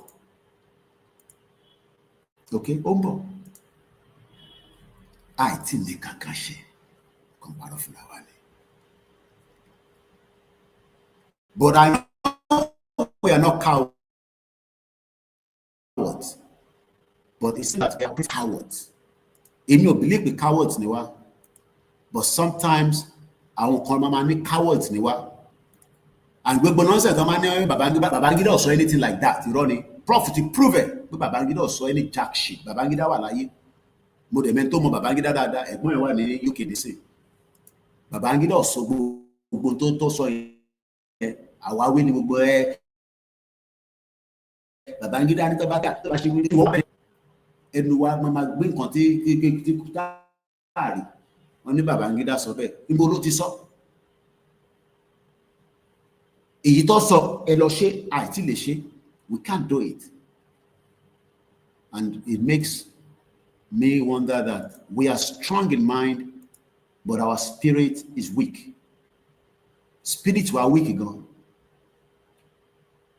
o rò pé easy kébi náà kúrò lọ́nà kí wá jókòó sínú Áfíríkà ni no o rò pé ó easy fún mi láti máa ṣe tí mò ń ṣe ní London than nínú Africa because risk Africa pọ̀ ju London lọ kò ṣe pé London náà ní risk tiẹ̀ wọ́n Saudi Arabia tó ń lọ yẹn wọ́n pa journalist wọ́n pa sí do you understand what that means wọ́n pa journalist sí embassy wọ́n dẹ̀ gé sí wẹ́wẹ́ wọ́n dispose ẹ̀ Ọlọ́run ló ní kí Turkey jẹ́ ìlú tó strong àwọn tó pa ti wọ private jet wọ́n ti padà lọ ọba Saudi ò lè sọ pé wọ́n mọ̀ nípa ẹ̀ ìwọ́ṣẹ́ wa sọ pé ó lè pààyàn kan tàbí wọ́n lè pa Ọlọ́run ló kọ̀ lẹ́mí wa ni. You think anybody will beg and give you your freedom? But beg gan wọ́n ní fún ẹ. UK jọ come and give us our freedom. How can we say that in a state tí they yan 1,000 tẹ̀lé kóra ní jáde? What do you mean by that? No, what do you mean by that? Pé ní state ni o torí bàbá ní ká jáde síwájú ilé wa yes wọ́n ní kẹ́ jáde pọ̀ wọ́n ní kẹ́ má jáde síta náà tẹ̀yìn 1,000 bá lè jáde náà. Ẹ wá jókòó oh my God báwo ló ṣe lọ báyìí YSDM yóò dá o no ṣé YSDM ló sọ ẹpọn yín mú ṣé YSDM ló di ẹpọn yín mú tẹ́lẹ̀ lọ́lẹ̀ ẹ̀pá fúnra yín àwọn olóń control bàbá bí bàbá ṣe láti sọ Bàbá tó ti sọ fún wa nínú many broadcast pé crisis la máa fi gbà. Ẹ lọ gbọ́ broadcast tí bàbá ti ṣe sẹ́yìn dáadáa. Kí lọ bẹ́ẹ̀ wa, mò ń bọ̀. Ìyẹn náà mo gbé dání. Ìkan la gbé síbẹ̀ báyìí ní science plato, a ṣe analysis. Mo kí a comfort, ẹ káàbọ̀, grandma, Anoluwapo. Strong in mind, spirit is weak. A strong in mind. But kò ní dá fún Nigerian government. A máa fọ́gbó ní irọ́ ni o. Spirit yẹn weak gan. Ìyẹn mo ṣe máa sọ táwọn kan bá ní ọ̀tọ̀ lògùn, ọ̀tọ̀ ní kíyàn ní ìgboyà. Èèyàn lè lóògùn tó ò bá ní ìgboyà tó bá yìnbọn gan sẹ ìwọ tó ti ní ìbọn ògùn lára wà tó sá lọ because o believe nǹkan tó gbé dání sára. Oh, believe in it. Weak spirit. Ìyẹn ni ká lọ work lé lórí o. Mo ń bọ̀ mo ní láti gbé kọ́ yìí. Family come first. Yeah, kí ló ṣẹlẹ̀?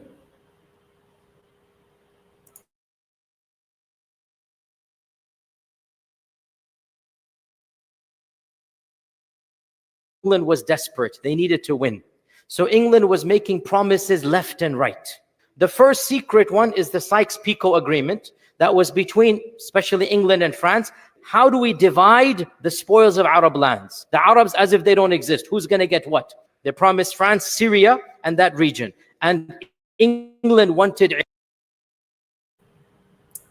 They were dividing Africa, Mukiawa Olayinka 1099 on Instagram.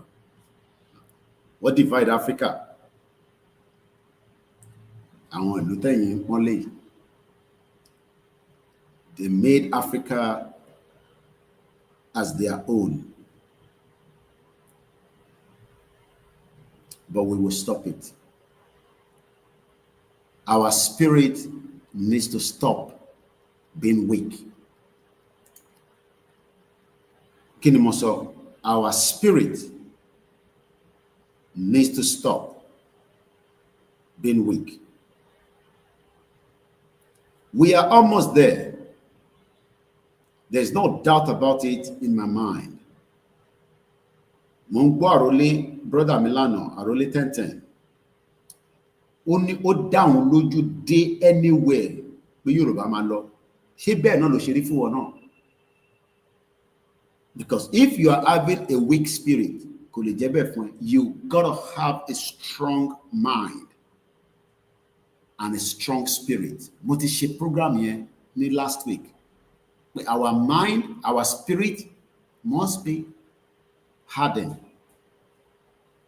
Without that, we are all living in denial.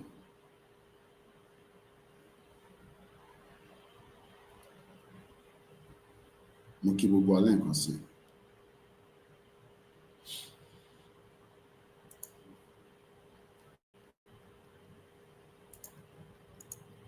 Iraq in particular, because at that time, oil was in Iraq. The second secret promise is the Balfour Declaration, which we're all aware, 1917, the Balfour Declaration, where the Foreign Secretary, Lord Rothschild, Balfour, they have an agreement that if we support you, then you will carve out a Jewish state in Palestine.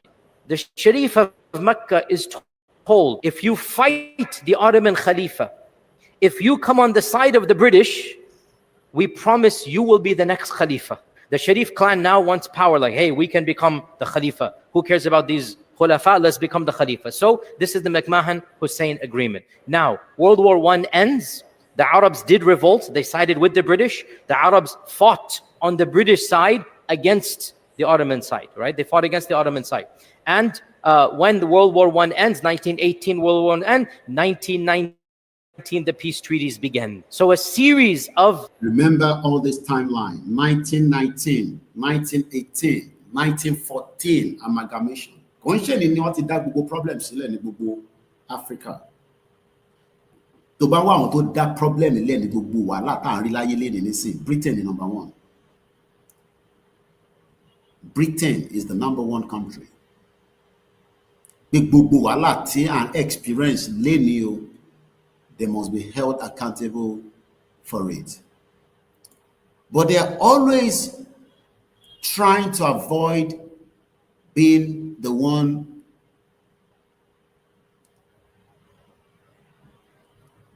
and pretend. So Britain ò fẹ́ jẹ́ kó jẹ́ pé àwọn làwọn máa question pé kí ló ṣẹlẹ̀. They don't like that. But we know the truth, that they are the one behind all this mess. And that is why we got to stop them as quickly as possible. Well, I'll program the same. I'll send it to me later. I'll show you. I'll send it later.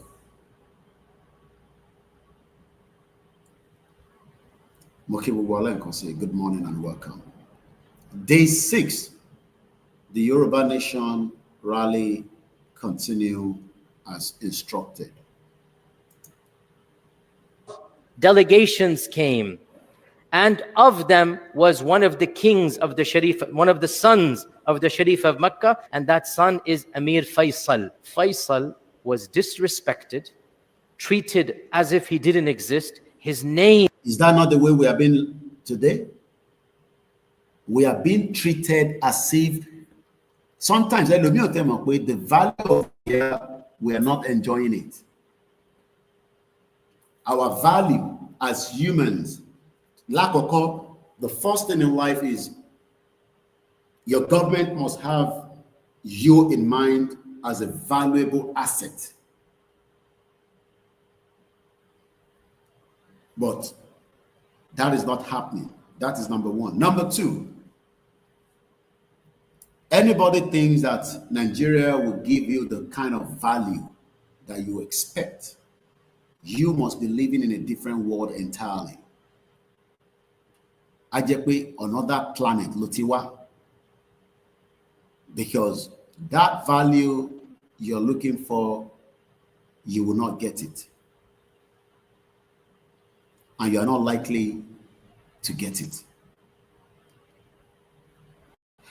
I want us to keep an mind on this video.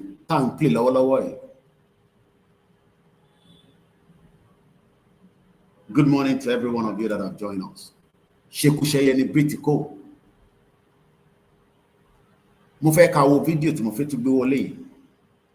I'm enjoying the stream here because it has the kind of stability to operate from Africa. But I'll still prefer my own OBS. You are more advanced. But StreamYard, you know, free. I can use the free package, but for many Google platforms me in one location, which is the reason why we're paying $44. And you say so for StreamYard, they say, for me love Shofi pé wọ́n care nípa tí mò ń ṣe ni. Wá platform mi tó ti máa ṣe ni. Tọ̀fẹ́ wà ńbẹ̀, but kò ní fún any access. See 4 destination. I think it's even more than 4. Kilo me by that. I can operate all my broadcasts in one go. Èyí tí mo ṣe ń lo phone kékékékéké rí pé yàtọ̀ ti wà ní sí lẹ́nu ọjọ́ mẹ́ta again. But when I return back to London, I will just stick to my OBS. But my ṣe máa sanwó fún StreamYard so that àwọn staff mi a máa lò nílé. Because the economy wanting lonely, which is good. Phone colony, but operating Google channels were simultaneously. In terms on here, Kagba Yoruba country, come on, Lagos State, no ti fi lọ ṣoríire. Ṣé dandan ni kó lọ sí Lagos State? Kí ló dé tó dúró sí Ọ̀ṣun State? Nínú state, kí ló ń sá lọ sí Lagos State fún? Why do you leave your state to fi lọ jókòó sí Lagos State? 20 million people in Lagos State. Cyprus is 1.3 million in population. Cyprus is then signed pact with India because India is a superpower. About the country were straight away. Baba declare. All we need to just quickly have countries that can give us the kind of military support. Elaba Congo, Elaba Russia, Elaba Tahari, Elaba this. On ba wa fún yín ní freedom. Nígbà tẹ́yin ò tí jáde fún freedom yìí. On ba wa support yín, okay? Àwọn ìlú yẹn ń bọ̀ wọ́n ti wà lọ́nà wọ́n ti dé tán farabalẹ̀ kò gbọ́n tí arákùnrin sọ òyìnbó ni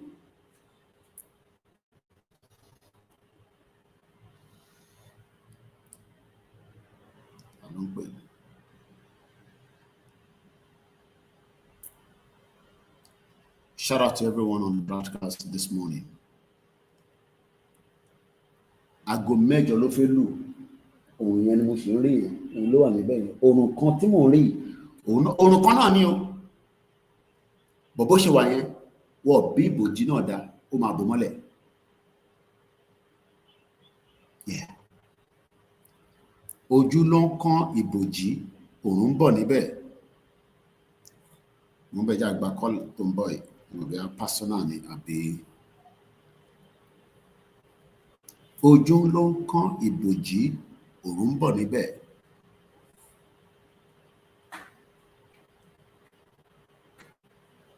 We have under 18 months láti ran bàbá Akíntóyè lọ́wọ́. Wọ́n ní rally tá à ń ṣe òun ló máa fún wa ní country. That means pé declaration máa wáyé at some point. Bó ṣe fẹ́ wáyé kò sẹ́ni kankan tó mọ̀. Ọwọ́ bàbá Akíntóyè ló wà. But ẹ jẹ́ ká ran bàbá yẹn lọ́wọ́ náà ká lè ní ìlọsíwájú. Ṣòfin pa máa ṣe rally títí di 2027 ni. Rally is just the stepping stone. The final stone is Afegba country, which is a Yoruba country. Kì í ṣe ọmọ Yorùbá o, ọmọ Odùduwà níwá o. Ó ti kúrò ní Nàìjíríà tó ń pariwo ọmọ Odùduwà, ọmọ Yorùbá ni ẹ́. Ṣé fẹ́ bá mi sọ̀rọ̀ lẹ́yìn ni kọ́mọ lórí ètò?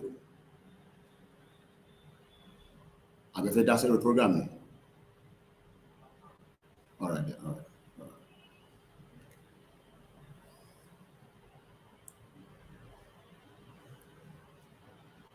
Yoruba nation, no going back. Irọ́ ni o. Ẹlòmíì ti go back ti pẹ́. Watch this video. Watch it. We in the UK are going to need to have some serious reflection on mistakes that have been made, and especially our foreign policy in history. And we're going to have to rely on these nations that we've been stealing from for years to deal with us, because we need them. We're not like Russia. We're not self-sufficient. Russia has its own food, it doesn't have to import anything. It can survive without the world. We, a tiny little island, do not have that luxury. We need to import. That's why we've stolen so much shit in the history. So what happens, do you think, in the next decade as African countries are rising and getting more powerful, and the Western countries that had them under their heel for so long, like the UK where I live, are on the way down and their economies are collapsing?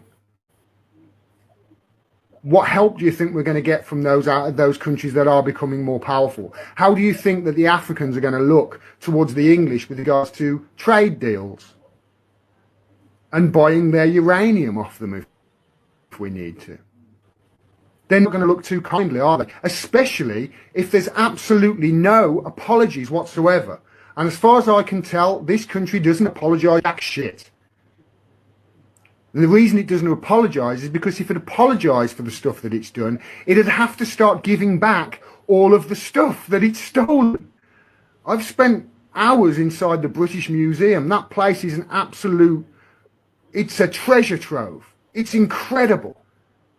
And it's nearly all nicked.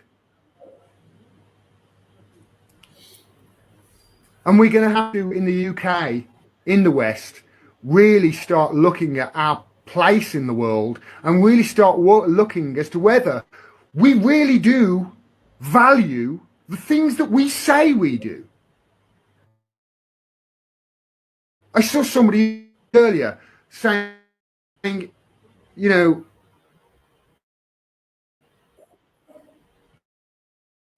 it's no wonder the West now accept a man being a woman if he just identifies as one, because we in the UK have been identifying as a nation that is on the side of law and order, a nation that values free speech as it's censoring everybody, a nation that values freedom of the press and is a shining light and a beacon for freedom of the press throughout the world, whilst it's literally torturing the best journalists the world has seen in its capital.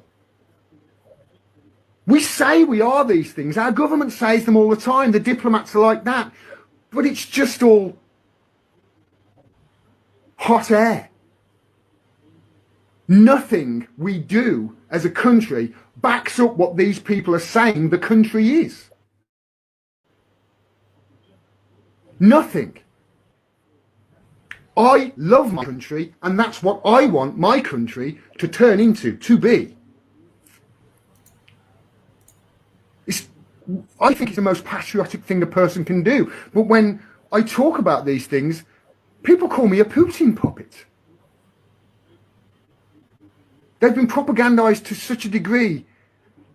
They don't know their allies when they meet them. And we've got some serious apologizing to do in this country. To all of these nations that we have stolen from, to all of these nations whose leaders we've helped assassinate and overthrow, all of these coups that we've done around the world in countries just because we didn't like what they did. So we killed them and we overthrew them and we put in a dictator who created a secret service and was just brutal to the people in that country. We didn't care, as long as we carried on getting the oil. We're meant to be a country that cares about these things. It cares about truth and honesty and justice. This country prides itself on the UK justice system. Well, there's no greater injustice in this world right now than the imprisonment of Julian Assange, and we're the ones doing it in the UK.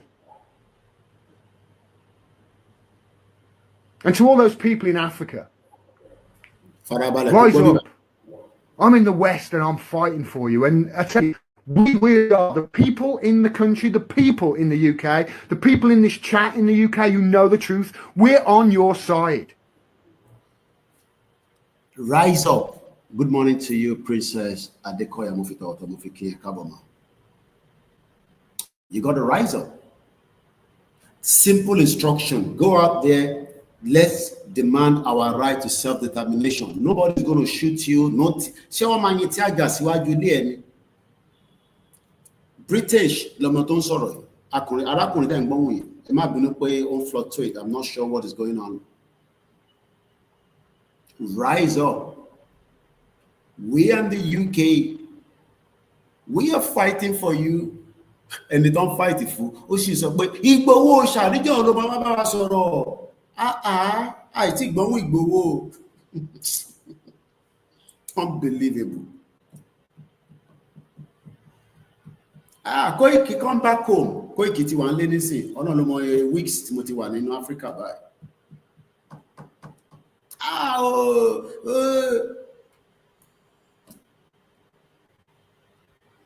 Whoa, bulletproof vestimity press. Oh, and then Mugbesile Mundro.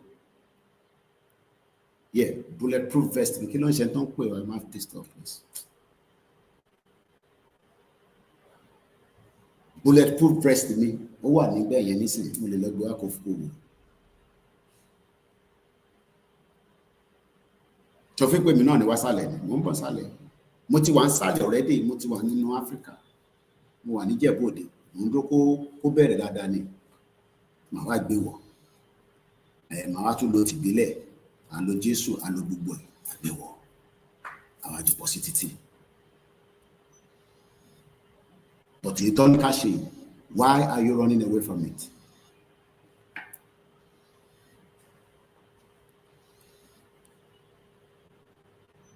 Why are you running away from it? It's a question I don't know.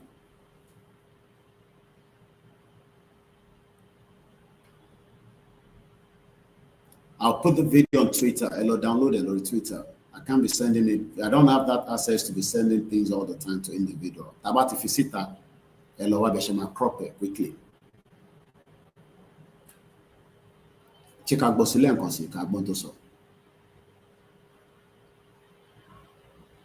Or maybe now if you call me, oh, we can call it. She no Nigeria ni ma call it.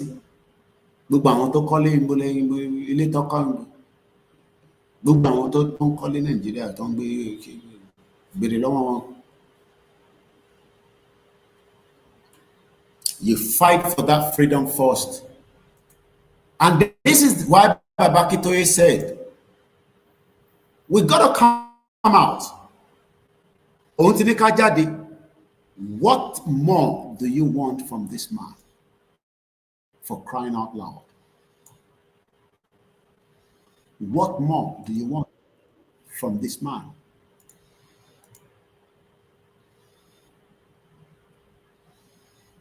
What more do we want from him?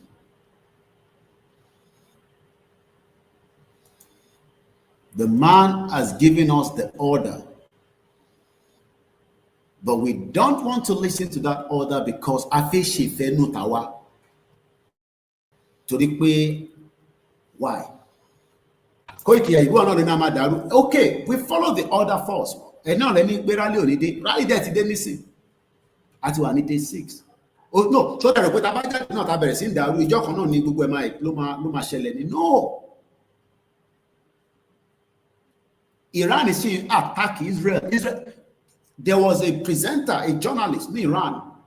Present law the bomb bushing. Baga. O sare dide. O muere. O tutu pada sórí broadcast. Ìyá ẹ̀ woman yẹn tẹ̀rí yẹn. O tutu pada sórí broadcast again. Ẹni máa kú, ẹni máa yè ni. Ó gbọ́dọ̀ defend ìlú ẹ̀. Ẹni.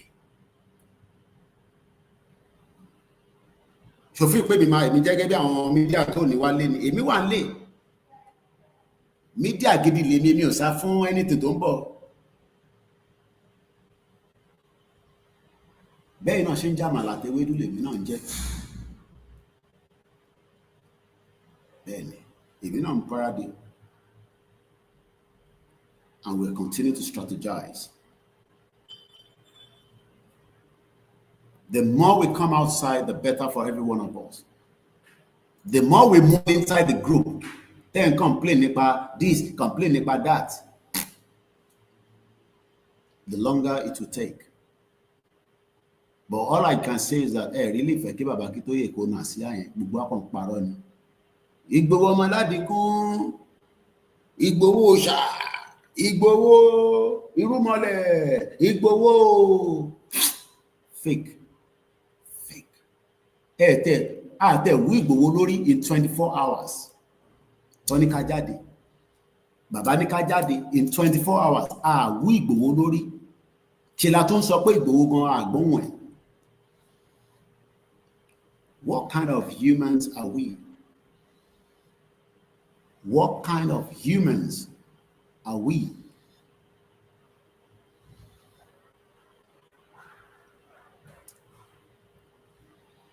But all I can say is that our spirit is weak, but our mind is ready.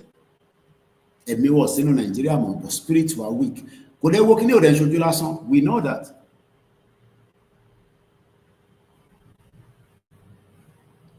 Listen to this man, Momento shaking here, tone flick. Multi drop from 1,080 to 720. And let's see if I have a bit of stability. Even though the internet is a very strong one, but Africa, you know. Good morning and welcome to As God Voice of One. No, I'm effective about it. So that I can share coffee because more loud. So you need to share coffee. Benny, Baba Akintoye na máa ṣiṣẹ́ débẹ̀ ni. Èyí tèmi ṣe ìwọ náà lọ ṣe tiẹ̀. Gbogbo tó máa fi dúró síwájú ilé ẹ̀ tẹ́ máa fi kóra yín jọ kò tó 1 hour. Ìyẹn lè ṣe. Ká block títì ẹ̀yẹ ká máa gbára ní block títì gan ti wà block. Ìlú tó ti mẹ́skẹ́lẹ̀, Nigeria tó ti finish. If you are thinking that Nigeria can sustain itself, ó ti fọ́. Kò ṣàwà la fẹ́ fọ́. The country is dead. Mo ní wọ́n pààyàn 240. Wọ́n náà wà ní látàbújá dé Benue, olórí burúkú Tinubu ọmọ àlè. Àtẹ̀mọ̀ bí a Yorùbá gan ni. Ṣẹ́ni tó kí àfáwọn tó pa ní Benue, ó wá náà ń lọ́bẹ̀, ó máa lọ lọ́la. I'm going to Benue State. Pope ní Rome, ó ṣáájú Tinubu sọ̀rọ̀ tẹ́ẹ̀bá wọn kò lórí burúkú ayé àtọ̀run ni president yẹn pump bastard onímọ̀ bó ti orí ẹ̀ ò pé ẹ̀mí kankan ló wà lára ẹ̀ ẹ̀mí tó wà lára ẹ̀ ló wà lára tèmi kí n fún lọ́wọ́ ọwọ́ kọ́ ọwọ́ ni mò ń bọ̀ idiot all over the place.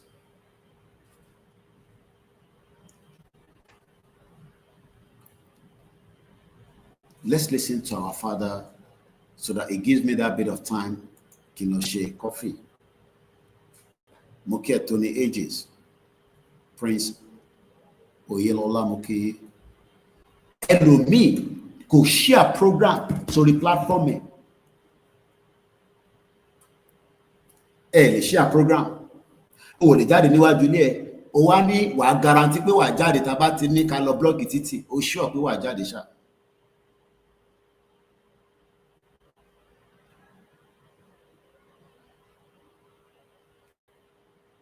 I don't want to doubt that, but I believe that our spirit needs to be more working. My spirit they were working be àwọn Dahomey, the Amazon women. Ọmọ tí mo ti ya picture nígbà tí mo lọ Kútọ̀nù tí mo wá ní the last time. Ọmọ ère yẹn tí woman tó mú ọ̀bẹ síbí, tó mú kinní kan síbí, tó build ara ẹ̀ bí ọkùnrin. Wọ́n pè wọ́n ní àwọn Dahomey, the Amazon women.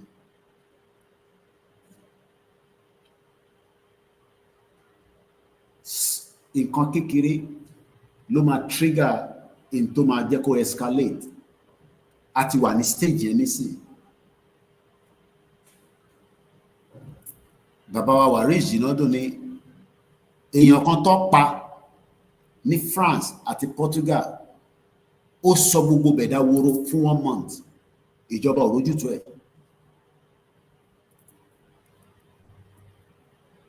Ọlọ́pàá pààyàn kan ní France.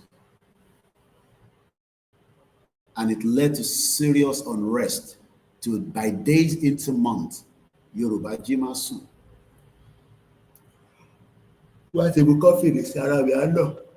Bó ṣe bá rí nìyẹn tí wọ́n bá ń lọ bí iṣẹ́ láàárọ̀ tó bá tètè sùn. Double shift.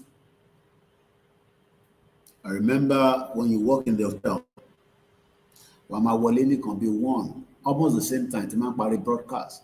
But people bed, I go mad the daily, I go man, that will resume, I go mefa for the main job I got because it's all share. Ibi iṣẹ́ àkọ́kọ́ ọ̀ràn iṣẹ́ pé kó lọ ṣe àwa ń ṣe nítorí ká lè fowó ránṣẹ́ sílé ni. Òyìnbó ń ṣiṣẹ́ méjì. Òyìnbó tó bá ṣiṣẹ́ méjì ayọ́ kó fẹ́ lọ fọ́lìdé ó fẹ́ lọ fọ́lìdé. Mo pe ìyàwó mi lánàá àwa ń sọ̀rọ̀ ó wá ní younger sister mi ó ti lọ Amẹ́ríkà lánàá pẹ̀lú ọmọ ẹ̀ kò tẹ̀ dágbére fún mi àti òpó ìwé mi náà ti wà láfíríkà mò ń gbádùn mò ń jẹ tọ̀tọ̀.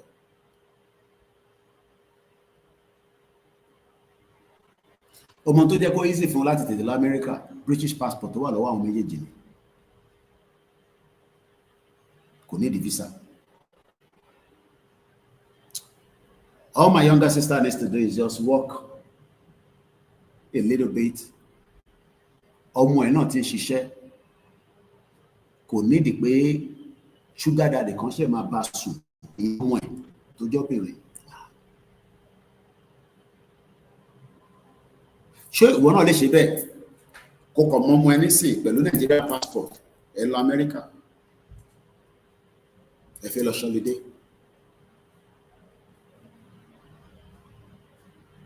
But we have a country. Ṣé máa pa ọmọ Cyprus passport ẹ ní value ju wèrè passport àgbédání tán pé Nigerian passport lọ. Gbogbo Cyprus population is 1.3 million.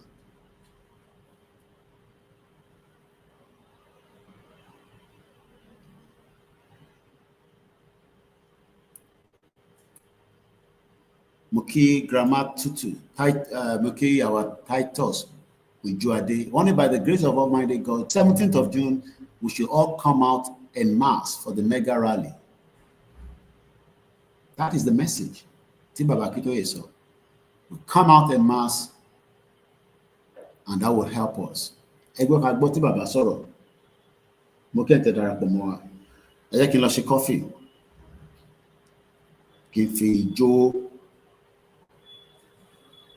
tó bá wá débi iṣẹ́ láàárọ̀ oorun á máa kùn ẹ́ bọ̀ ibi sórí main job òun ni tàárọ̀ yẹn 6 to 2 nìyẹn 6 láàárọ̀ títí di 2 lọ́sàn calculated 7 8 9 10 11 12 1 2 8 hours wọ́n máa fún ẹ ní 30 minutes break èyí tó yẹ ká lọlé ní after 2 o'clock yẹn ó mọ̀ pé ẹ kó lọlé kó lọ relax kó tún gbéra ní 6 láàárọ̀ àwa tún wá lọ bẹ̀rẹ̀ iṣẹ́ kan ní 4 o'clock iṣẹ́ yẹn la máa ṣe títí di 10 calculate again 5 6 7 8 9 10 ó di 6 hours again add the 6 hours pẹ̀lú 8 hours how many hours nìyẹn tá bá wá ṣe tán ní 10 àwa ṣe wọ train àbí ká wọ bus àbẹ́ni tó ń drive àwa délé ní bóyá around 11 ìgbà yẹn ló ṣe máa jẹ̀bà àbí kó jẹ rice wọ́n wá lọ sùn bí kan bí i 12 tó bá tó máa di 5 àlámà tó jí ẹ. That is what diaspora have done for many years. Ẹ̀yin tẹ́ wà ń lẹ́gàn ẹ̀ ṣiṣẹ́ méjì.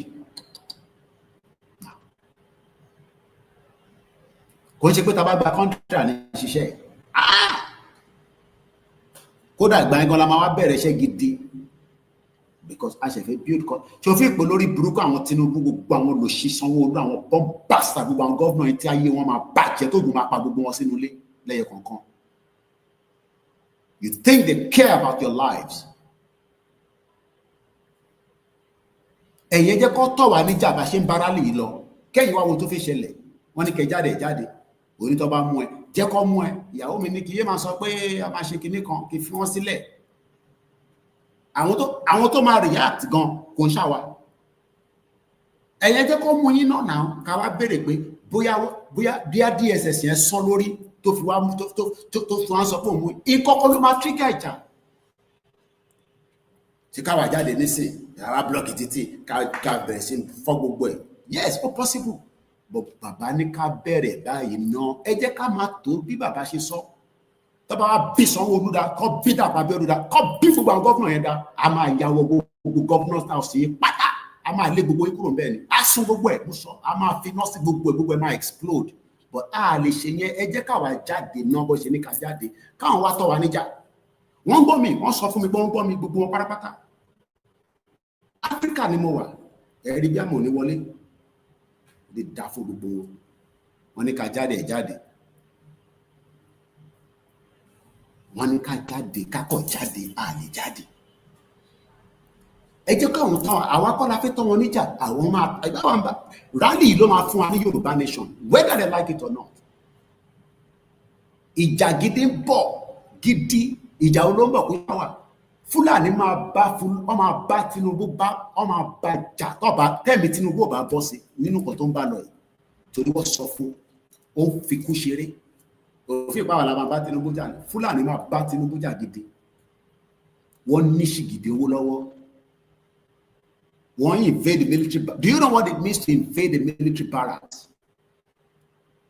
I don't think some of you understand the firepower tó wà lọ́wọ́ àwọn Fúlàní yẹn ní Katsina ṣèbí mo fi ṣe kí n kọ́kọ́ sáré fi yín ní fídíò yẹn kẹ́ wò ẹ̀yin tẹ́ wà níbí báyìí tẹ́ bá fẹ́ rí àwọn fídíò tí mò ń sọ yẹn ẹ máa lọ sórí YouTube wa ni torí platform ilé ìpín lórí fóònù ẹ̀yin wà ìdí tá a ṣe ń san $44 níbí báyìí mo gbọ́ exhausted complete ó dàbí mi ti ẹjẹ́ ń gbé fídíò yẹn wá ẹ wo lórí burúkú Tinubu ṣọmọ Yorùbá lè lè ṣá ó ní kọ́ lọ máa bá terrorist sọ̀rọ̀ Ìgbòho wà lẹ́yìn òdì kò ní dá fún Tinubu tẹ̀ ń sọ yẹn ayé ẹ̀ máa bàjẹ́ látòkè délẹ̀ ni ẹ̀mí kan ló wà lára ẹ̀ òfò ló máa ṣe fún ìyà tó fẹ́ fi wá jẹ tá à ń sọ fún yín pé kẹ́ jáde ìlú òṣì ìlú jágbajàgba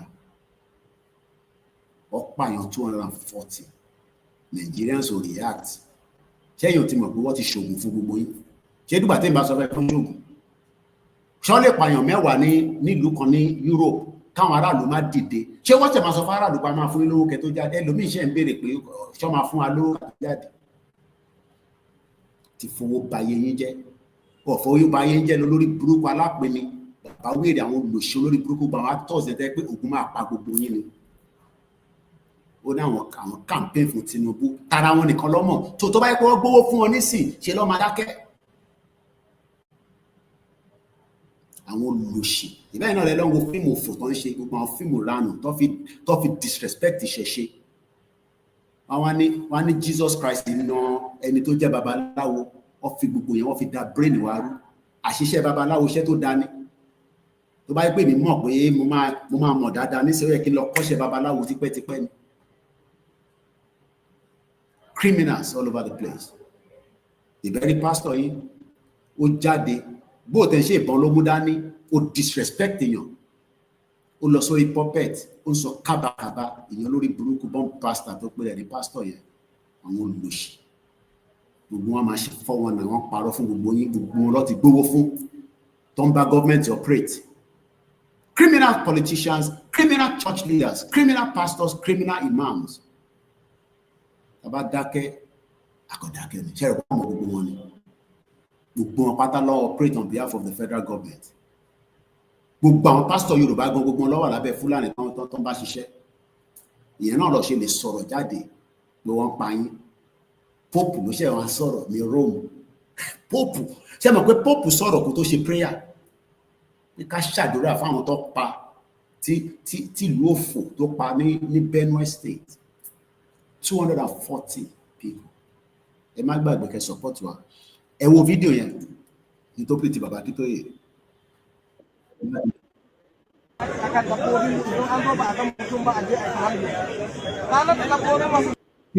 tí ń bá federal government sọ no kí ni wọ́n sọ níbí báyìí mo understand ṣé wọ́n sọ kó dá àwọn tẹ́ lọ pa ní Benue yẹn ẹ bá má pa wọ́n bẹ́ẹ̀ yẹn ẹ bá pa wọ́n díẹ̀díẹ̀ ní 200 yẹn ti pọ̀ ju very dark pa lọ síbẹ̀ mo tún sọ fún ìyàwó mi lánàá pa. How did the government even got to the state that very dark man got there the next day?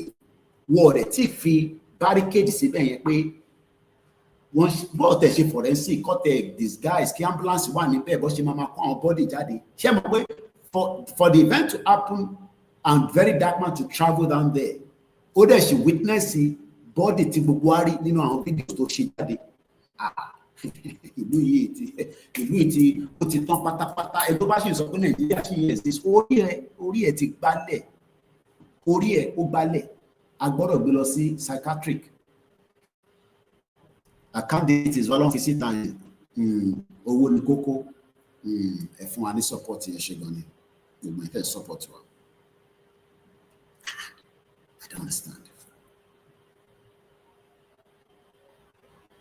Yàrá kan one of the rooms ọmọ 8 ni wọ́n pa ni wọ́n jó sínú ilé inú yàrá kan wọn náà jóyàn 40 sínú bẹ̀ bí abi táwọn yẹn ti ń hide pé ilé Fúlàní wọ́n operate for 3 hours that's about half of the trip tí bá wọ Virgin Airline ní alẹ́ ó gbọ́dọ̀ gbé mi dé London in 6 hours wọ́n wá operate nínú ìlú kan ní 3 hours sọ́tọ̀ dédé ọlọ́pàá òde president dẹ̀ ń sùn kò lè ṣe ti sàlẹ̀ mọ́ because Tinubu àti Rẹ̀mí wọ́n ṣe jigijigi mọ́ so bí a tó bá ti sùn ní bí a machine kan ló máa ń gbé sẹ́nu ẹ̀ kó fi sùn kó fi jí torí àmọ́ irú president tó ń sùn tí wọ́n ń pa àwọn ọmọ ìlú ẹ̀ lójú ayé ó dẹ̀ dákẹ́ síbẹ̀ ó dẹ̀ negotiate pẹ̀lú àwọn terrorist ní ẹgbẹ́ náà ní ọlọ́pàá ní sójà ní Katsina wọ́n bá terrorist ṣe meeting inú wọn wá ń dùn pé Ìgbòho wà níta ara ò lè tẹ́ ẹ̀ gbà tó ń ṣe dádì ẹ̀ báwo ló ṣe fẹ́ káwọn ọmọ Ìgbòho máa fíl wọn ní ká jáde ó jẹ́ káwọn ọmọ Ìgbòho kan máa ní a sọ pé dádì wọ̀ kì í ṣe criminal ìbá àwọn Yorùbá ló ti jáde yẹn nísìn.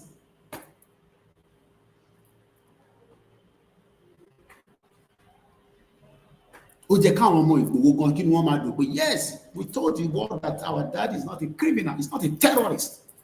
Look at all the Yorubas come and read video lórí gbogbo social media. The government is lele. The government is now working with the terrorists. Mokibuba staff, they're working around the clock on a daily basis. And when we say support Koiki Media, the platform the Koiki Media is what we're asking for. Teba support Yoruba Nation, LOCY YSDM website. Teba one in Europe, 30 Darapomo, YSDM. Ekuni, Kole, Adimo platform to connect the Europe, European countries. Want to create a platform confirm. And to all Africa, the same thing. I don't know. I don't know.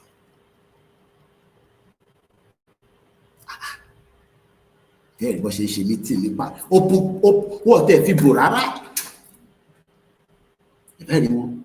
Mọ́tò ọlọ́pàá gan lélẹ́yìn náà. Mọ́tò ọlọ́pàá ibi Nàìjíríà níbí báyìí. Mọ́tò ọlọ́pàá nìyẹn, mọ́tò sójà nìyẹn. Àwọn èèyàn dẹ̀ gbé AK-47. Wọ́n dẹ̀ Even though they're because this is not an AI video. You tún lọ fọwọ́ kan truck ọlọ́pàá mi.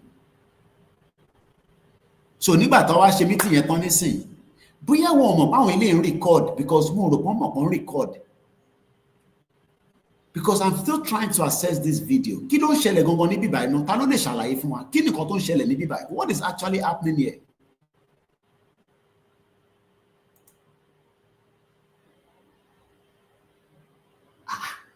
I don't understand. Kò ṣe bí wọ́n fẹ́ pa wọ́n lọ sọ̀rọ̀, wọ́n negotiate. Àbí ṣé terrorist ni gbogbo wọn ní ta tẹ̀ ń rò pé Nigerian army? I don't understand.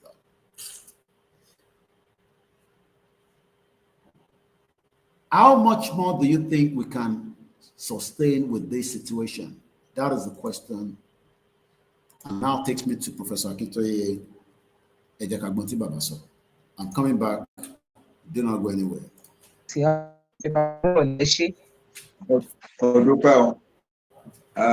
This is a very special day.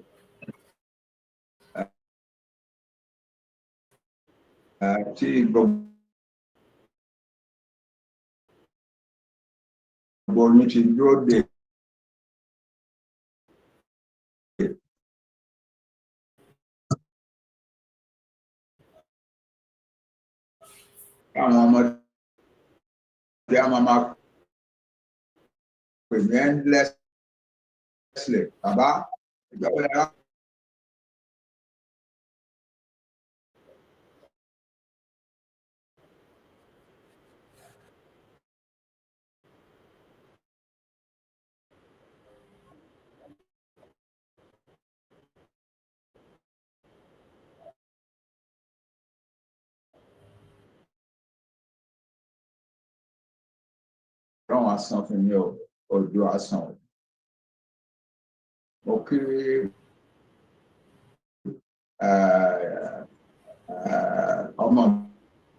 My son see program. Okay, and you let me come back where Otito, okay, deputy Mini, George Akinola, okay, deputy Mini diaspora. Kayode Mola, okay, go any chairman and YSDM in every country of the world, okay, go any YSDM chairman in every state in our Yoruba, okay, go secretary, members of the executive council, World Council of YSDM, okay, go the big question on every tongue line that you should be there saying in the job with a mother riding one name is do that while you're alone. That was suffering by that day. Gbogbo lóhun wọkọ̀ lọ sílẹ̀ ìlú ẹlòmíràn lọ ṣe rálì. Ọjọ́ Èkó àti Ìbàdàn ní the center of attraction nílẹ̀ wa. But this time around, the center of attraction will be your own village. Ibi tí ẹ bá ń gbé ìbẹ̀rẹ̀ tí máa ṣe rálì. Ìtẹ̀ bá ń gbé ìbẹ̀rẹ̀ máa ṣe rálì. Ìbájẹ́ bẹ̀ náà dé ọ̀ bá máa bẹ́ẹ̀ náà yẹ òun gbé ibẹ̀ bẹ́ẹ̀ náà ló tún máa ṣe reality ẹ̀. Tí mo fẹ́ bẹ ìbòrí tó bá di lọ́la lágbára Ọlọ́run, tomorrow the 12th day of June 2025 a máa bẹ̀rẹ̀ rally wa, and June 12 yẹn ó tún ní significance kan tá a fi choose yeah.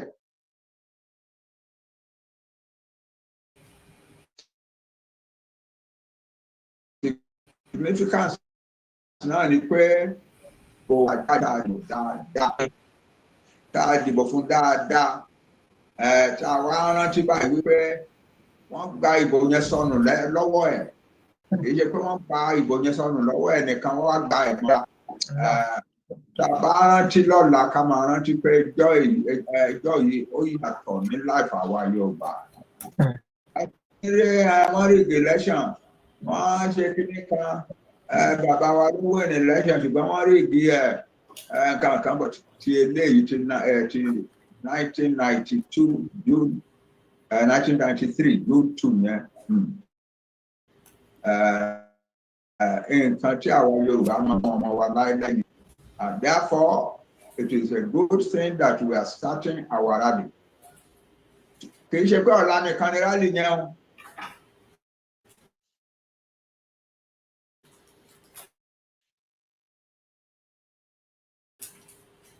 Kì í ṣe ọ̀la nìkan o.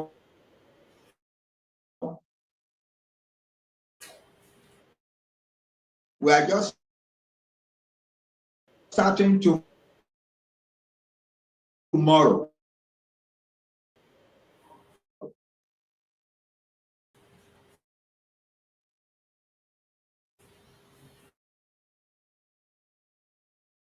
Gbogbo wa ká lọ fi ọkàn sílẹ̀ ilẹ̀ Yorùbá.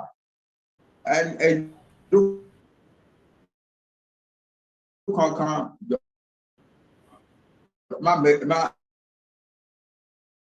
ẹ má ṣe pé jáde o, torí rẹ́kọ̀dù ńlá lè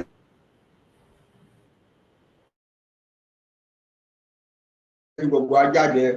Everybody get out and let's know that we want our country. Very, very important.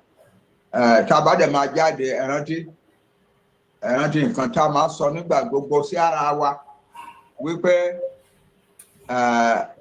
àwa ò kì í ṣe oníjàgídíjàgan o, àwa ò kì í ṣe oní violence o, àwa ò kì í ṣe ní pààyàn-pààyàn o, àwa ò kì í ṣe gúnyàn lọ́wọ́ àwọn tó ń pa sójà ní títì o, àwa ò ṣerú yẹn tiwa o. Àwa fẹ́ fi hàn pé à ń fẹ́ nǹkan tá à ń fẹ́, a dẹ̀ fẹ́ fi hàn aráyé pé pẹ̀lú ìfẹ́ la fi fẹ́, kò sí pé a bá yàn kankan jà. We are not protesting against anything or anybody. We are just showing to the world that we want our own. Jáde ẹnìkankan máa mú nǹkan ìjà dání pé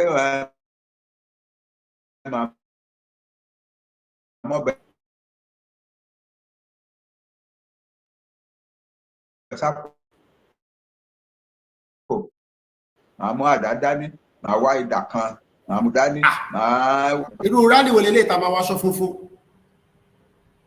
It's not compulsory. If you don't want to wear aṣọ funfun, wọ aṣọ ogun ẹ̀kọ́ jókòó síwájú ilé ẹ̀ náà. Bí ẹni tó gbé Bible tó wà níwájú ilé ẹ̀ tó ṣèkéde, ìwọ náà lè gbéṣẹ́ ìṣẹ̀ṣe ẹ̀ kó gbé síwájú ilé ẹ̀. Yorùbá ni wá, we have the right to have our tradition. Ṣọlọ́pàá máa stop ẹ pé ìṣẹ̀ṣe tó ń ṣe o wá gbé síwájú ilé ẹ̀ o nígbà tó lọ fi bàyàn jẹ́ tó fi àtàkì èèyàn. Ṣé rálì lélẹ̀ tá máa wáṣọ funfun? Wáṣọ ogun ẹ̀ náà kó dó síwájú ilé ẹ̀ and follow the instruction.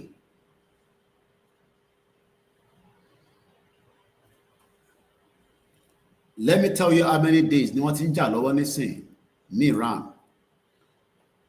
Máa bi Google how many days now fight between Iran and Israel. Mombi Google new.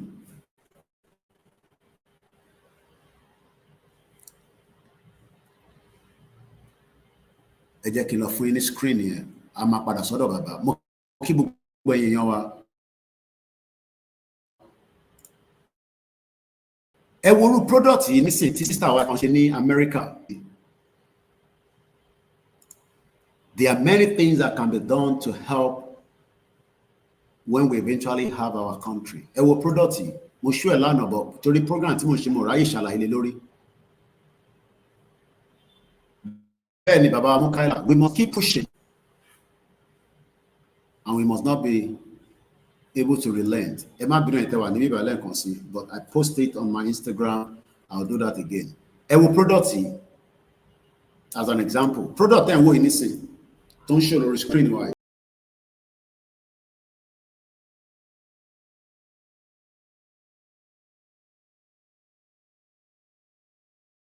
Ẹ mute sound yẹn tó ní copyright. Ó náà pé òun ni àná tí a play. Hey, imagine tó bá ń produce product ní gbogbo ilẹ̀ Yorùbá tí wọ́n náà ń ṣe product tiẹ̀ tí competition wà. Ta bẹ̀rẹ̀ sí exported. These are many things that many Yoruba people wants to initiate. But our Ashiwa níbi nínà. Ṣé ẹni tó ń ṣe product yìí nísìn ṣó lè operate in Nigeria? Yes, but at what scale? When even businesses are leaving Nigeria in their thousands.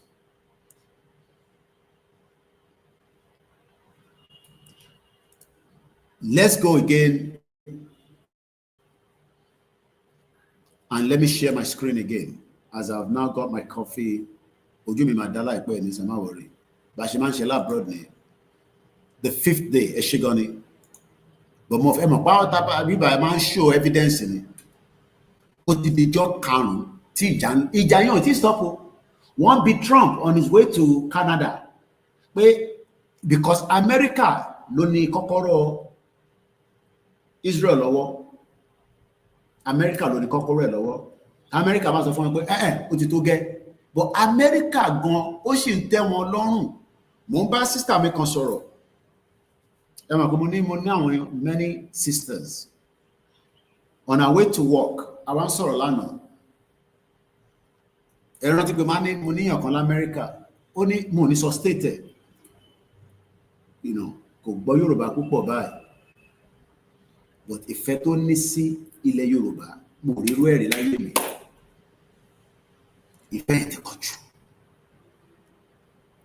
Oníjọ́ tó bá ti declare Yorùbá nation, ó ní àwọn máa mú èèyàn 5 wá láti US, including herself. And New York, they will make sure that one local government ní state àwọn converted close to New York. She's not joking, no. Ó gbé project kan lọ sí state kò ní dá fún gbogbo àwọn governors yìí wọ́n ní sórí ogun lákàyè máa pa gbogbo wọn ni. Mo sọ fún tẹ́lẹ̀ kò gbọ́ mi. Mo ní keep this project to when we have Yoruba nation. But ìfẹ́ àwọn èèyàn wà lẹ́mìí ẹ̀ gan. Ó like humanity. I won't say the project. Massive project. Ó gbé dé state orí gómìnà. I'll leave it like that. Ní dá fún gbogbo àwọn tẹ́ ń pè ní àwọn governors yìí, àwọn olóṣèlú, àwọn ní governor. Àwọn governor fò, àwọn governor táyé wọn ti bàjẹ́, they are wicked. Most of you, ó yẹ kẹ́ ti máa gbádùn díẹ̀díẹ̀ with the help of the diaspora. Àwọn governors yìí ni kò jẹ́ kẹ́ gbádùn. Kò ń ṣe governor tèmi nìkan àti tàná àti tìjẹ́ta gbogbo wọn Fáyọ̀ṣe gbogbo wọn Ajímọ̀bí ìyẹn ti kú dànù àkútúkù ẹ̀ lọ́rùn. Àkútúkù ẹ̀ lọ́rùn. Ṣé rántí pé òun ló sọ pé kinní kan fáwọn student pé kinní kan tọ́rí ti rántí òun dà lẹ́nì ó kú gan ọmọ ẹ̀gán náà tún bá lọ kí la mọ̀ ó lè ti fọ́ ìdájọ́. You pity every one of these governments, don't pity them all. ó ti fọmọ lọ́mọ dájọ́ ń tẹ ó ti bọ́ ó bẹ̀rẹ̀ ó tún mọ́ ọmọ yẹn lọ ikú Ọlọ́run ní ẹgbẹ́gbẹ́gbẹ́ mi sàn ikú Ọlọ́run ní kíni. They are criminals.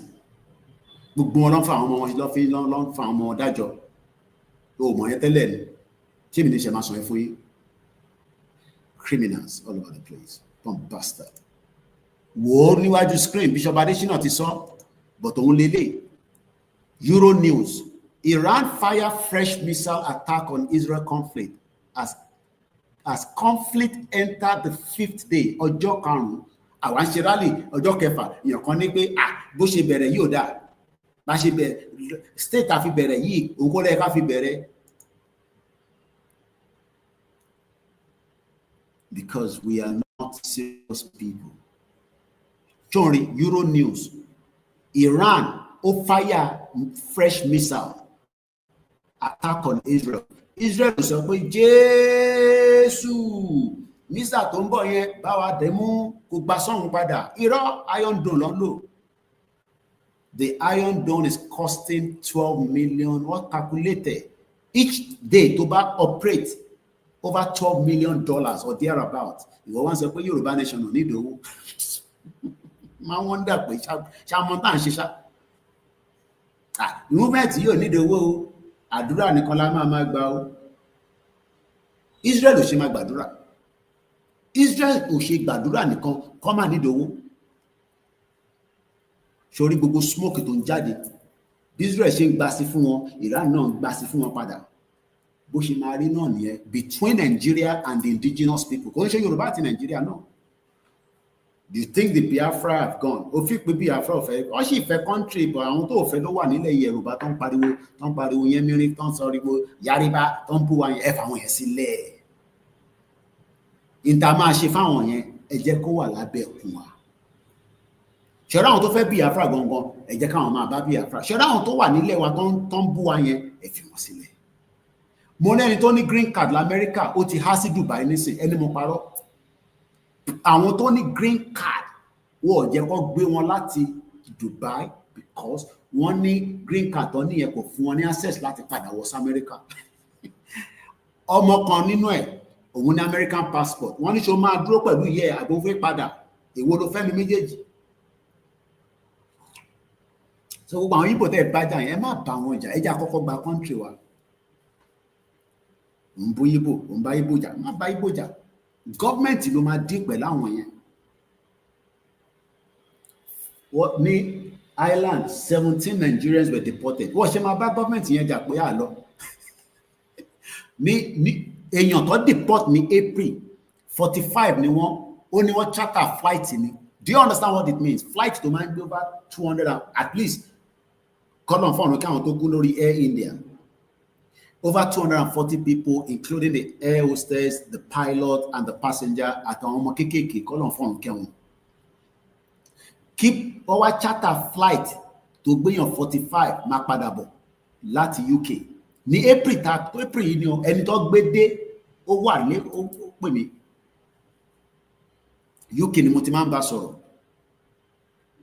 Ó ti wà Nàìjíríà báyìí. Ó ti wà confused báyìí. So gbogbo àwọn tẹ́ ń bá jà àwọn Ìgbò ń bá yín jà wọ́n ń gbalẹ̀ mọ́ yín lọ́wọ́ ẹ má wọ́rí nípa wọn yẹn. Èyí tó yẹ ká wọ́rí ní sí ni pé ẹ sọ fún Tinubu pé divide Nigeria kò ní divide ẹ̀. Ẹ sọ fún Sanwó-Olú divide Nigeria kò ní divide ẹ̀. Ẹ sọ kí la máa fi divide ẹ̀ wọ́n ní ká jáde ká wá ṣe rally day 6. The 5th of the hostilities òyìnbó mo máa ń kọ́yàn lẹ́nu lẹ́ẹ̀kọ̀ọ̀kan má bínú. Hostilities ẹ jẹ́ kí lọ wo meaning hostilities lórí dictionary mo sọ fún ẹ pé bíbá lecture room ni. The word tá bá sọ pé àbí hostile behavior, unfriendliness or opposition, and people also ask what is the best meaning of hostilities? You can refer to as fighting between two countries or groups who are at war. Àwọn Fúlàní ń bá wa jà at war ó ní pé àìtí ready àti ready tá bá jáde síta tó ṣe ní ká jáde síta àwa náà ti ń defend the war yẹn nìyẹn but tá a bá jókòó sínú ilé wa tó jókòó sínú WhatsApp group ó ti defend ogun yẹn o. Because for every time we are out as Baba have instructed, we are defending the hostility of Nigeria against us. Àwọn wo dẹ̀ ni wọ́n ṣe hostility fún wa? No, ṣé Fúlàní ni gómìnà ní Lagos State tí ìyà fi ń jẹ? Ṣèbí Sanwó-Olú ni, ṣèbí ọmọ Yorùbá ni. Kí ló dé tí ìyà ṣe ń jẹ? Kí ló dé tó ṣe máa béèrè ẹ̀tọ́ ẹ̀ lọ́wọ́ Sanwó-Olú pé gómìnà ẹ wá ń bíbà? Kí ló ṣẹlẹ̀? Ǹjẹ́ ẹ̀kẹ́ fún wa lẹ́tọ̀ọ́ wa ẹ̀ fún wa? Ṣàṣẹ̀yìn ni. Ṣèbáwá tẹ̀ dìbò fún yín. Àtẹni tó dìbò àtẹni tó dìbò, everybody has the right. The same thing Ayédatiwa. Àṣebí wọ nígbà tí tó wọlé òun náà máa ṣe báyìí, kí ló dé tó ṣe? Lucky gbogbo wọn bẹ́ẹ̀, you ask question but ẹ lè bí wọn. Tọ́tẹ́ bá bí wọn, they believe that they are mini. I think some of the governors think that they are mini God. Ẹ̀mí tó wà lára yín tó yẹ pé Ọlọ́run lè já ọkàn ẹ̀mí yẹn kúrò lára yín anytime.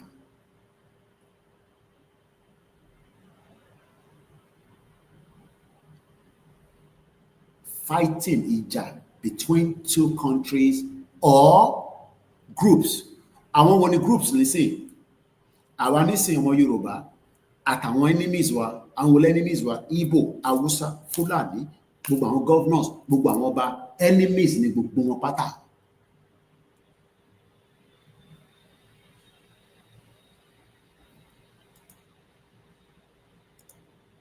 Ó dọjọ́ karùn-ún tí ìjà ń lọ láàrin Israel àti Iran began with Iran launching a fresh waves of strikes as the US President Donald Trump denied report that he left G7 summit to pursue a ceasefire deal. Ó ti kúrò ní Canada. Ilé ayé ó rotate ni, ó máa monitor tó ń lọ. The US President Donald Trump has called for immediate evacuation of all Tehran, issuing the warning shortly after Israel forces told residents in part of the northeastern Tehran to leave ahead of a planned strike on what described as military infrastructure. Our country, we are not a country yet to be able to perform everything that you want us to perform. A kàn fáwọn ilé iṣẹ́ àpèjúwe ni. Àwọn tí ní access military asset nísìn. Jẹ́ ní gbogbo nǹkan tí military fẹ́ fi jà ní. Ní. Yes, it's a fact. Do you have it? You don't have it.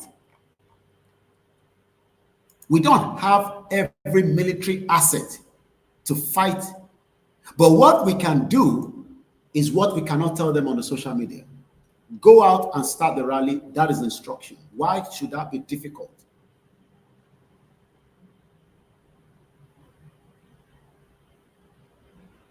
We are not yet a country. Tabagba owó tí ó ń wọlé sọ́wọ́ Sanwó-Olú as an example ní oṣù kan.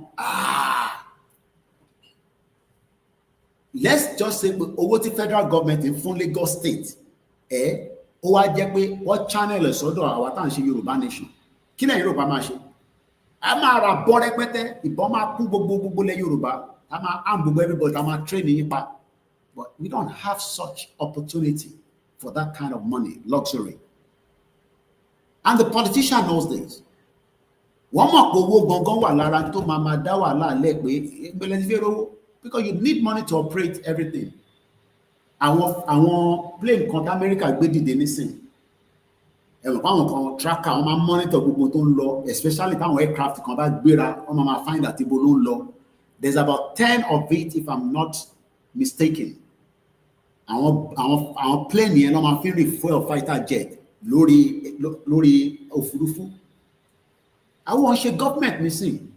So ẹ lè expect kí Baba Akintoye nísìn kó ní access sí resources ilẹ̀ Yorùbá. But inta lè ṣe fún Baba Akintoye ni pé ká tètè push ẹ̀ so that kí government Yorùbá lè declare ká lè ní access sórí ilẹ̀ yẹn. Tó bá wá ní access sí tán, tó bá bí Baba Tinubu dá kó sọ fún wa pé à ní access sí ibẹ̀ lógún máa ti bẹ̀rẹ̀.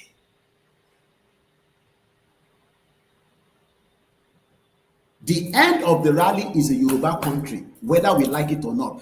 Bóun ẹ̀kọ́ jáde fún rally, bóun ẹ̀kọ́ jáde nígbà tó bá di appropriate time, ìyẹn náà máa wọlé bí òrè lóru ni. Because rally kan ní Yoruba nation, Country ni pé ká sọ pé àtìgbà country kọ́ dẹ̀ sọ pé gbogbo àsíálẹ̀ Yorùbá kó lọ sókè, gbogbo ti Nàìjíríà ẹja wálẹ̀. Ìyẹn ló ń pè láti wà ní country officially. Then gbogbo borders wa sọ fáwọn tó wà níbẹ̀ pé ọ̀nà méjì ni, ṣe máa bọ́ uniform, kẹ́ respect uniform tiwa, tó bá dẹ̀ náà wọ́n respect ẹ̀, ó di gòbe. Gbogbo borders yẹn wá wá bẹ̀rẹ̀ sí lọ máa ń tẹ̀. Ìwọ tó ń sọ pé olóògùn ó ti ní kankan tó ní wa ní ó yá èèyàn mẹ́wàá dúró sí Kútọ́nù border ńbẹ̀ yẹn ẹ close ẹ̀, kò sẹ́ni kankan tó ń wọlé, ẹ máa gbàṣẹ. Ìgbà ẹ̀ ní a máa ní walkie talkie tó jẹ́ long range because owó á ti wọlé torí ìjọba Nàìjíríà ti kú, ìjọba Yorùbá ti bẹ̀rẹ̀. You don't have every resources to fight it, but we have the strategy to defeat them. But nígbà tí spirit yìí bá ti weak, and you cannot afford to let your spirit to be weak. So mo lè rí ìjà ń lọ burúkú, ẹ jẹ́ ká tún lọ wo fídíò. Ìjà tó ń ṣe kékeré ó ń lọ láàrin àwọn méjèèjì as I speak to you right now, and it's not going to end anytime soon.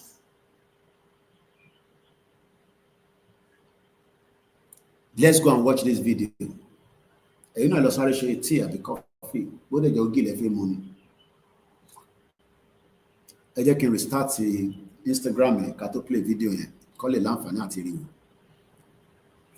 Orí kan ni wọn náà lè ṣe wà tó ń pè ní KOIKIMEDIA. Mo kí àwa kó. Wicked President Tinubu divide Nigeria, bad country. Nigeria is not working and it is not likely to work.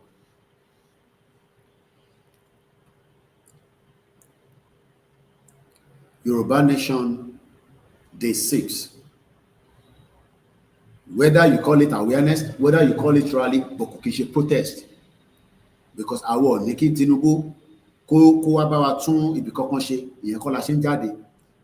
Ìtàn sọ fún Tinubu ni pé a fẹ́ dá dúró gẹ́gẹ́ bí orílẹ̀-èdè. So let's watch this video together. I don't know. Israel and Iran have traded strikes for a fourth day. Israel says it attacked the headquarters of Iran's state television today, which was captured during a live broadcast. The Israeli military had earlier warned people in the capital of Tehran to evacuate. Now, that strike came after Iran fired another wave of missiles at Israel, killing at least 8 civilians, according to the Israeli military. CBS News senior foreign correspondent Holly Williams is in Erbil, Iraq, with the latest. Holly?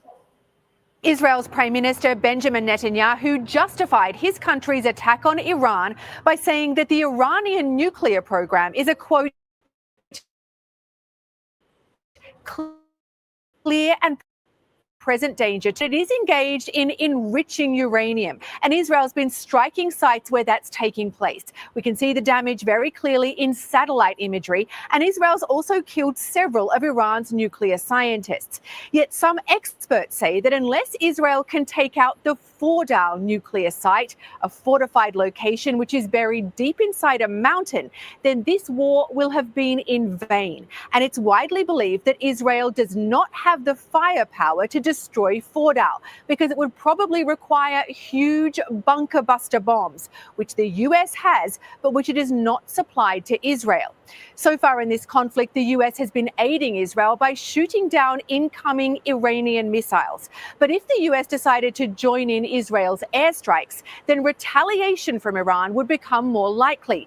And Iran has already threatened to target American military bases and ships. There are around 40,000 US troops here in the Middle East. But if Iran retaliates, the roughly 2,500 American troops thought to be here in Iraq would be an obvious target, simply because they are right next door. Holly Williams, CBS News, Erbil in northern Iraq. And CBS News Pentagon reporter Eleanor Watson joins us now. Eleanor, thank you for being with us. What is the Pentagon saying about Israel's latest round of strikes? Israel claimed today that it destroyed about a third of Iran's long-range ballistic missile launchers, potentially limiting Iran. The difference between what we are doing and this development between Iran and Israel is that these are two countries that are already operating as countries. It's not like they are not countries. We are not yet a country. So we have very, very limited resources to work with. Very, very limited resources. But notwithstanding, even with the little resources that we have, we are still more than ready to take back what belongs to us.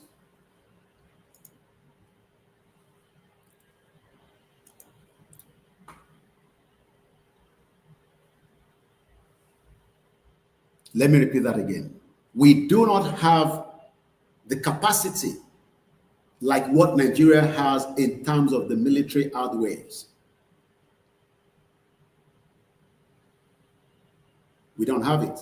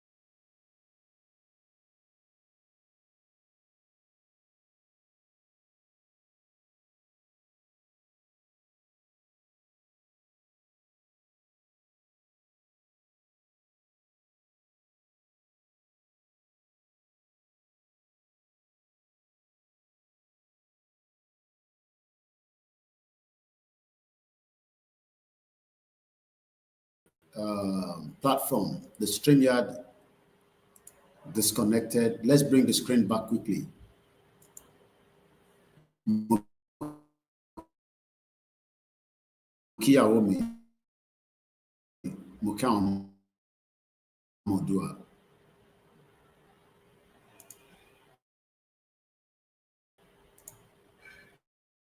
Have everything that the federal government has.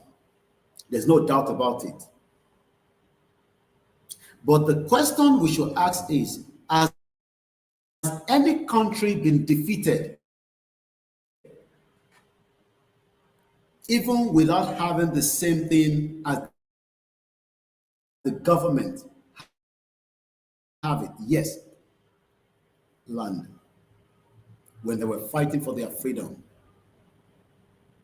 they did everything possibly best to defeat Britain,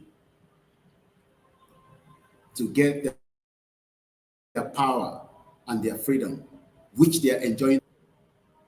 People fought for that. For you, mostly they travel to London, they lọ bímọ sí Ireland, kẹ́ lè fi gbàwé. Àwa náà wá ní ẹ jẹ́ káwa náà jà ká gbára wa sílẹ̀. Èyí wá ń takò. Why? America fought for their freedom from Britain in 1774. Ẹni máa kú ló kú, ẹni tó kù ló wà láyé. Ìwọ wà l'America nísìn, o ti ní American passport. But ṣó mọ̀ pé àwọn kan ló jà fún. Kí ló dé tá a ṣe fẹ́ jà fún tiwa náà nísìn? Kí àwa lè jẹ́nu ẹ̀, káwọn tó ń bọ̀ ní the next time lè jẹ́nu ẹ̀. Táwọn tó jẹ́ Gen Z ò bá dá sí, kò mátà. IQ wọn lè má lè gbé tá à ń ṣe yìí.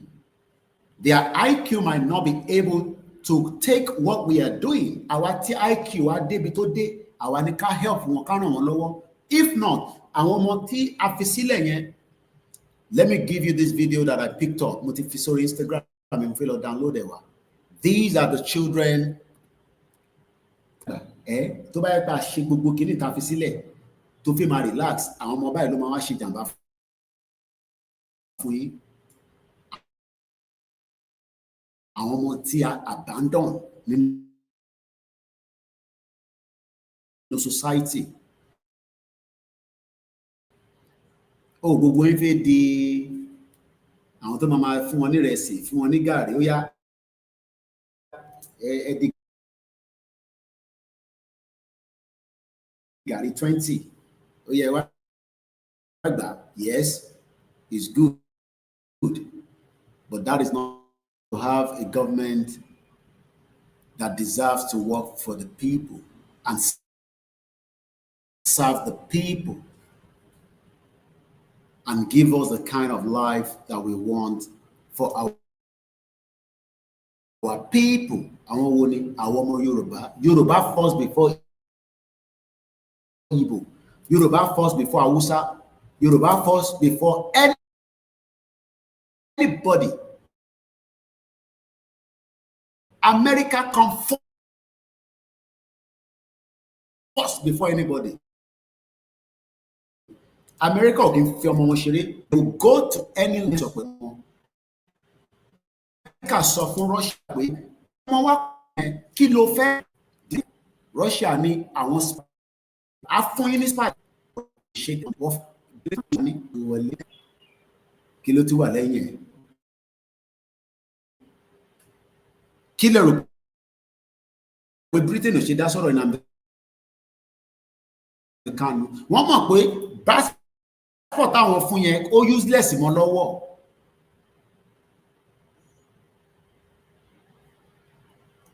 Wicked country yẹn làwọn sọ pé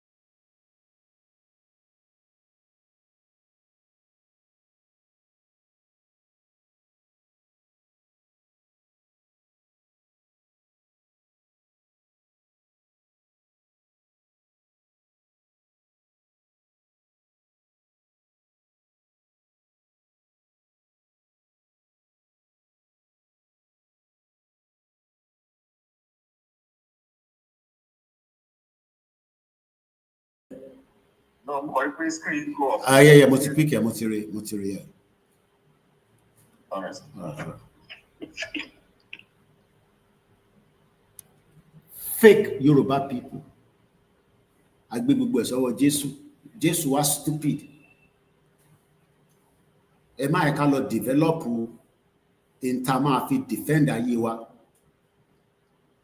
Kẹ́ tó máa wá Jésù àtànábì. Israel ti gbọ́n tiwọn. Àwọn tí mọ bó ṣe ń lọ. Saudi Arabia gbogbo tán invest láyé wọn nígbà àjìtọ́ ṣe tán yìí wọ́n gbé odindi kìíní missile kìíní kan síbì kan ní Saudi Arabia. Àwọn ṣe gbé síbẹ̀ wọ́n ṣe sọ pé Allah Akbar inshallah béèyàn kan bá fẹ́ yin bọ́ǹbù wá síbi tí ẹ ti fẹ́ ṣe àjì kí alukurani kó dá padà. Fake people, pretenders. Mo ń gbà tí mo ń gbọ́ news, I think they spent about something kìíní kan $1 billion ni wọ́n fi install àwọn kìíní missile kìíní yẹn because wọ́n mọ̀ pé ayé ti di gbàsígbòs so that kọ́ lè protect ìwọ Muslim tó ń lọ síbẹ̀. Báwo ta ni inshallah Ọlọ́run ní jẹ́ kó rí bẹ́ẹ̀. We are living in denial. Ẹ jẹ́ ká gba Yorùbá nation ká lè defend it pẹ̀lú blood wa. pẹ̀lú blood wa tí mo mí pé brain ọmọ Yorùbá ká protect research kan máa ṣe tó yẹ pé àwọn weapon kan wà tó yẹ pé ẹ tó bá fẹ́ wá pa wá ká evaporate kó domi ká dà sínú àwọn farmland wa kó di manure síbẹ̀. Mélòó láwọn tó ń wọnú igbó yín tẹ́yìn wá ní ẹ fẹ́ wọnú igbó lọ pa wọ́n wọnú igbó kó lọ pa wọ́n ṣẹ́ ní gbogbo materials mo kí ẹ máa gbé wọnú igbó kó lọ pa Fúlàní wọ́n tó fẹ́ lọ pa Fúlàní ìmọ̀ tó ń ṣe OBS streaming at the end keeps cutting out fídíò tí mo fẹ́ lò gan àwọn ará Benue eléyìí nísìn eléyìí ní ó ní at least 20 family members ló kú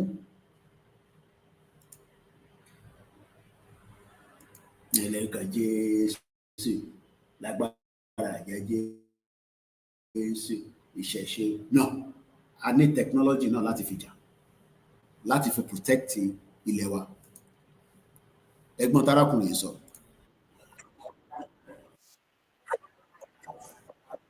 There were 20.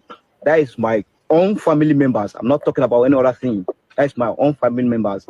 This is my store. Those shops are my stores. Those places are being burned. Those places, this place is being burned. Here and up, my house is up there. That place also is burned. And the store where I pack my goods, I store my goods everywhere has burned. They burn my clothes, they burn everything. I standing here, this is what I came out with, and this is the only thing that I have. There's no anything with me. Can you recount the incident as it happened that particular day? Tell us what happened. What did you hear? What did you see? Started in the evening. So we entered, I slept there. So I was sleeping around 10:20. We had gunshot at back there. So before we could notice that something has happened, Fulani men, they entered this place. How are you sure they are Fulani men? Because they were speaking for that journalist. And don't question it, kò ní dá fún òun lákàyè máa pa ni. How are you sure that they are Fulanis? Àwọn olùsí. Fake journalists, bastard journalists in Nigeria. How are you sure it's Fulani? No, Yoruba ló lọ pa wọ́n, Igbo ló lọ pa wọ́n. How are you sure they are Fulani? Are you sure it's Fulani that killed them? Or are you sure it's not your people that killed them? You see the kind of message that they put out to the world? Or to feel confused any how are you sure there are Fulani that come to attack you in Benue State that killed 200 people? Saturday, up by 240. In Tuesday, Sunday, Monday, Tuesday. Olórí burúkú Tinubu ṣe náà ń lọ ní ọ̀la. Shetima kò lọ. Àtẹ̀mọ́bí tí yẹn wá.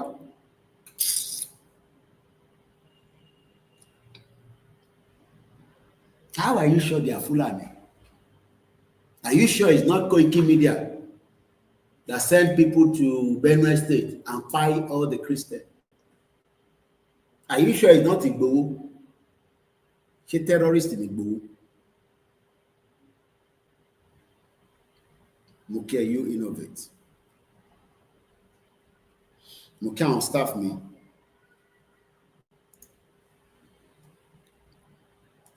Àwọn olùlòṣì olórí burúkú ayé àtọ̀run. Ẹ jẹ́ ká ju líǹkì síta àbárẹ̀ tó fẹ́ wọlé. Advantage StreamYard náà kàn nìyẹn. It's okay for the standard of Africa, the internet connectivity, Africa, only manage it. WhatsApp me to full or call. Mbanika gba call now. But don't support your device storage is full.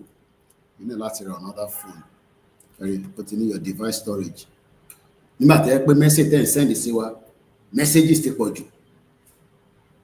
Your device storage is full. To continue using WhatsApp, free up to 51 megabytes of storage from your phone. Journalists would then like to delete a color phone. Or delete. And they can continue videoing. Not somebody told me. I was inside the room there and they surrounded that room. I escaped narrowly. My brothers born in this house. Some escaped. My dad born in. My people, my family members, they died in this house. 11.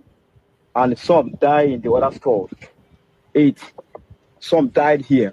My whole family members that died yesterday, day before yesterday, on that very day, there were 20. That is my own family members. I'm not talking about any other thing. Do you know what it means that 20 lives, that generation is gone? 20. You will not move 20 now, family could do what? Ọlọ́run jẹ́ kó délẹ̀ Yorùbá. Okay, ibi tó dé yẹn náà ṣé wọ́n kì í ṣèyàn. Do you know that when we have a Yoruba country, we can go and defend Benue State? Nigeria. But if you think that America is coming to help you, or UK, listen to this video I'm going to pull in again. Don't go anywhere. It's just the 6. KOIKIMEDIA, bringing the world closer to your doorsteps.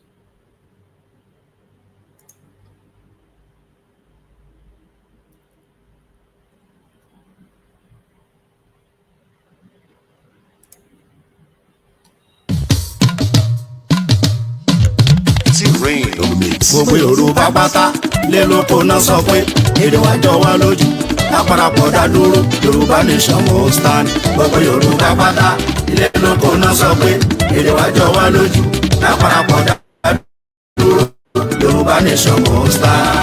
À ń fi àsìkò yìí ṣe ìkéde fún gbogbo ọmọ Yorùbá lápapọ̀ láti gbáradì fún àwọn ìwọ́de tí ń bọ̀ lọ́nà nípa pàtàkì orílẹ̀-èdè Yorùbá nation àti wípé ìdí tí a fi gbọdọ̀ dá dúró gẹ́gẹ́ bí ìpínlẹ̀ Yorùbá.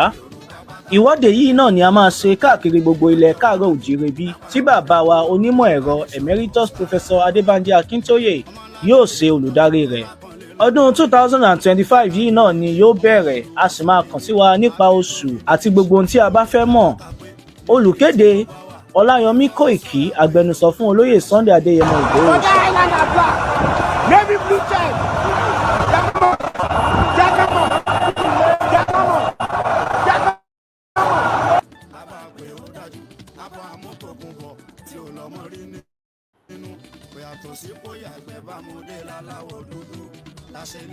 Tẹ̀lé lórí so gbogbo ọmọ Yorùbá àtọ́fà ní Yorùbá àti ìjòyè wọ́n láwọn ọ̀fara mọ́ kí Fúlàní máa jí wa gbé wọ́n máa jẹ oko wa kọ́ máa dà wá láàmú.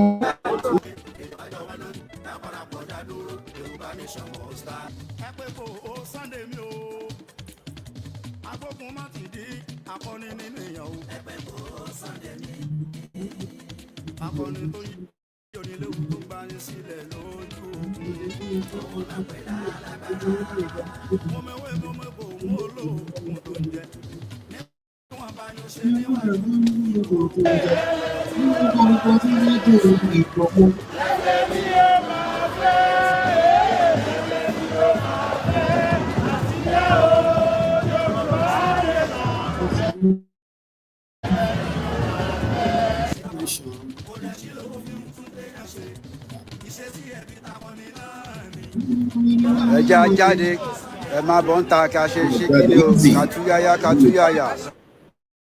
Let's come out and showcase ourselves. Come out and showcase ourselves.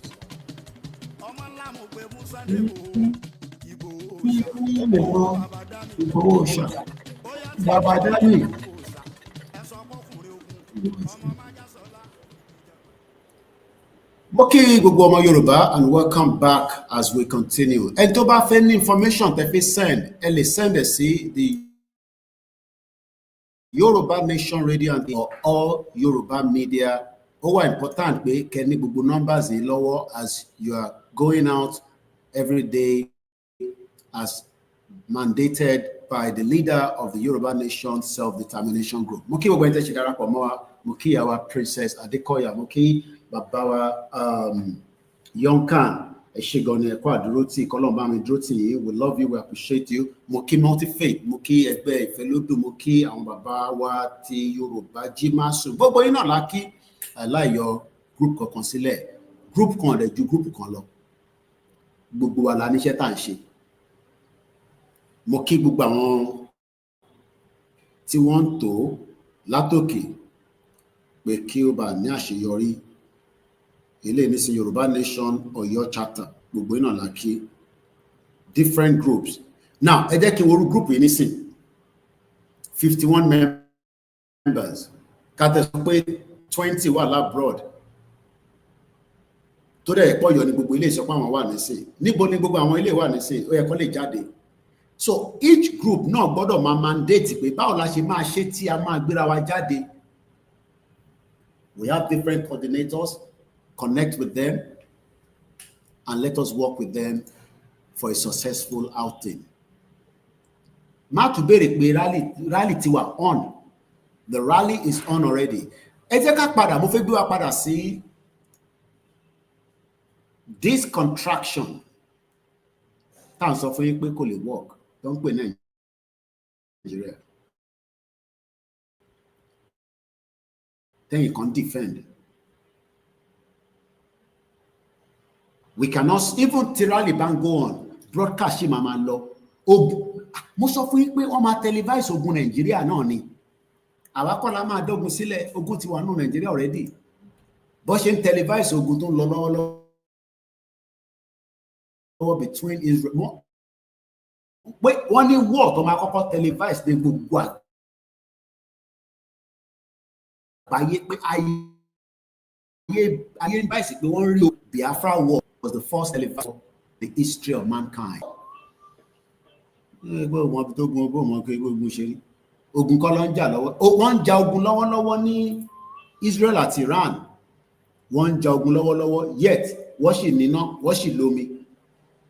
Sọ fún mi pé mo mọ gbogbo ṣe rí. Ìbẹ̀rẹ̀ ogun lámọ́ kí n má parí ẹ̀ ìrọ̀lẹ́. Wọ́n ṣe rí ìjà tó ń jà yẹn, wọ́n sì ń bọ̀ lórí round table. Bọ̀wọ́ kọ̀ sí ṣó pé nígbà fúnra wa. I believe in the next couple of days, the two countries will be visiting each other in another country, and that country will then be the dialogue point. So even tí ìjà bá bẹ̀rẹ̀ láàrin àwa náà àti federal government, I should end up into negotiation. I think some of you think that dialogue. No, dialogue shimawa. But the dialogue means that, okay, how do we manage the exit? Eti parayin, eti ja, eti bankonje, ota nisuru. Ibo mawani àwọn ní stake nílẹ̀ Yorùbá nínú ní stake. Resources tó wà nílẹ̀ Yorùbá kò ju pé ẹralé ẹkọ́lé ìwọ ló nílẹ̀ ni. Ṣé ìwọ ló nílẹ̀ ní UK, ilé tó rà ní UK, ṣé ìwọ ló nílẹ̀ yẹn? Tó bá ti fẹ́ kúrò ní UK, gbé ilẹ̀ yẹn máa gbé bọ̀ ní Nàìjíríà. Ilé tẹ̀ ń rà l'Amẹ́ríkà, ṣé ilẹ̀ nílẹ̀? Àwa la nílẹ̀.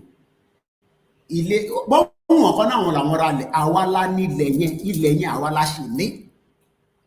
Bọ́wọ̀n kan náà ti rà, àwa la nílẹ̀ yẹn, ilẹ̀ yẹn gbogbo ilẹ̀ Yorùbá ni. We bought it, okay, I disagree. But ìjọba Nàìjíríà ló sọ pé ilẹ̀ ní, ìjọba Yorùbá á decide. Ẹni tó bá dé náà wọ́n fẹ́ látàlẹ̀ yẹn á dẹ̀ máa lọ. Ẹ má bá wọn jà.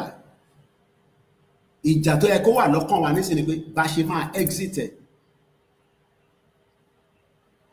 Let's go back to the death tó ṣẹlẹ̀ ní Benue State. Mo mọ Instagram lórí.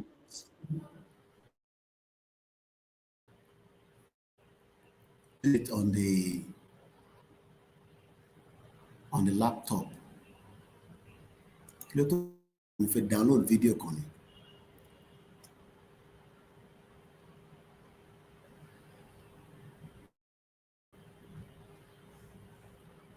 The land belongs to us. Ben, they come and live in denial. But Nigeria is not at war. We Koiki ló ń bọ̀ gbógun bọ̀. Mọ̀mọ́ mélòó lára mi tí mo fẹ́ gbógun wá bá yín. So number yẹn lélẹ̀ ìfẹ́yìn tẹ́ bá fẹ́ pé Yoruba Nation Radio and TV +44 73 00 640535. Yoruba Nation Mega Rally for all inquiries and information, or you can call the Koiki Media Studio or any other media as well. We gotta pay the price. You don't want to pay the price and you want to have the piper. Economy de dilomamu. Igbo ni kokoloma pay price. Everybody must pay the price. Young can pay price. Motivate in pay price. Young and big can pay price. Ẹ jẹ́ ká gbọ́ fídíò yìí. Ẹ gbọ́ fídíò yìí. Caliphate. The Fulani ethnic militia, the Muslim terrorists, go into Christian villages. They're not coming in with cattle. They're coming in on motorcycles with AK-47s and killing everything. Video tí mo play, ẹ rántí pé mo ti lórí nínú broadcast. This was before Benue attack. Torí pé sometimes ó kọ́ ẹgbẹ́ nígbà yẹn a máa ń show yín báyìí ni, but now we are projecting it on the screen. This was before the attack in Benue. Lárákùnrin yìí sọ̀rọ̀ pé ẹ̀yin Yorùbá tẹ́ wà nù Nàìjíríà ṣe normal. Get the hell out of this country. Wọ́n máa pa gbogbo yín tán o. Lórúkọ Jésù. Lágbára ẹ̀jẹ̀ Jésù wọ̀ nípa wá. Ẹ̀jẹ̀ Jésù ò ṣe stop wọn nígbà tó lọ sọ́wọ́. I'm just a journalist. I máa ń béèrè question tó máa trigger brain yín.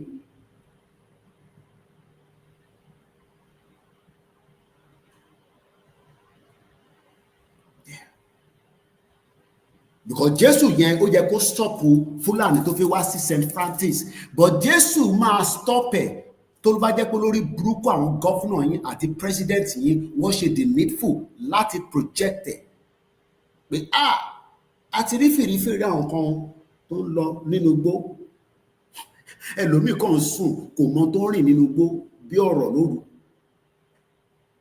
wọ́n káàkiri láàrin inú igbó pẹ̀lú AK-47 wọ́n gun motorcycle láàrin ìlú wọ́n wọlé gbìrì 3 hours ni wọ́n fi operate ní Benue State. Mo ní that is half of the trip tí bá lọ London direct láti Nigeria. 6 hours flight ní tó bá bọ́ sórí Virgin àbí Air Peace.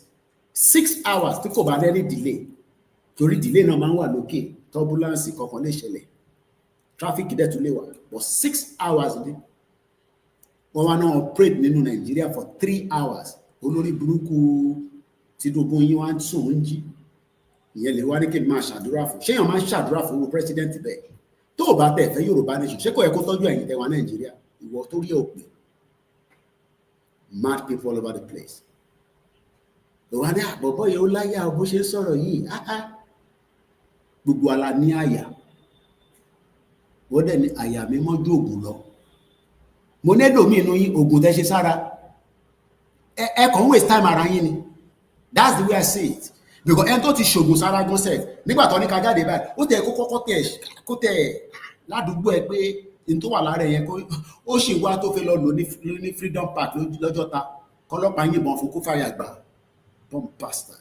Instead of us to be determined and move out now ó lóun ṣògùn ogun ẹgbẹ́ lẹ́ṣẹ̀ àwọn lẹ́fẹ́ máa fún tẹ́yìn bá ní ògùn lára ni èèyàn jáde síwájú lẹ́yìn kẹwàá máa ṣe Yorùbá nation kẹ́nìkan wá sọ fún yín pé Yorùbá nation tó ń ṣe yẹn kó wá gbá etí ẹ kó tẹ̀ tó wá lọ́jọ́ ọlọ́pàá wà wá nà lóògùn yẹn pé bí awájú ilé ẹ̀ ni ó wà.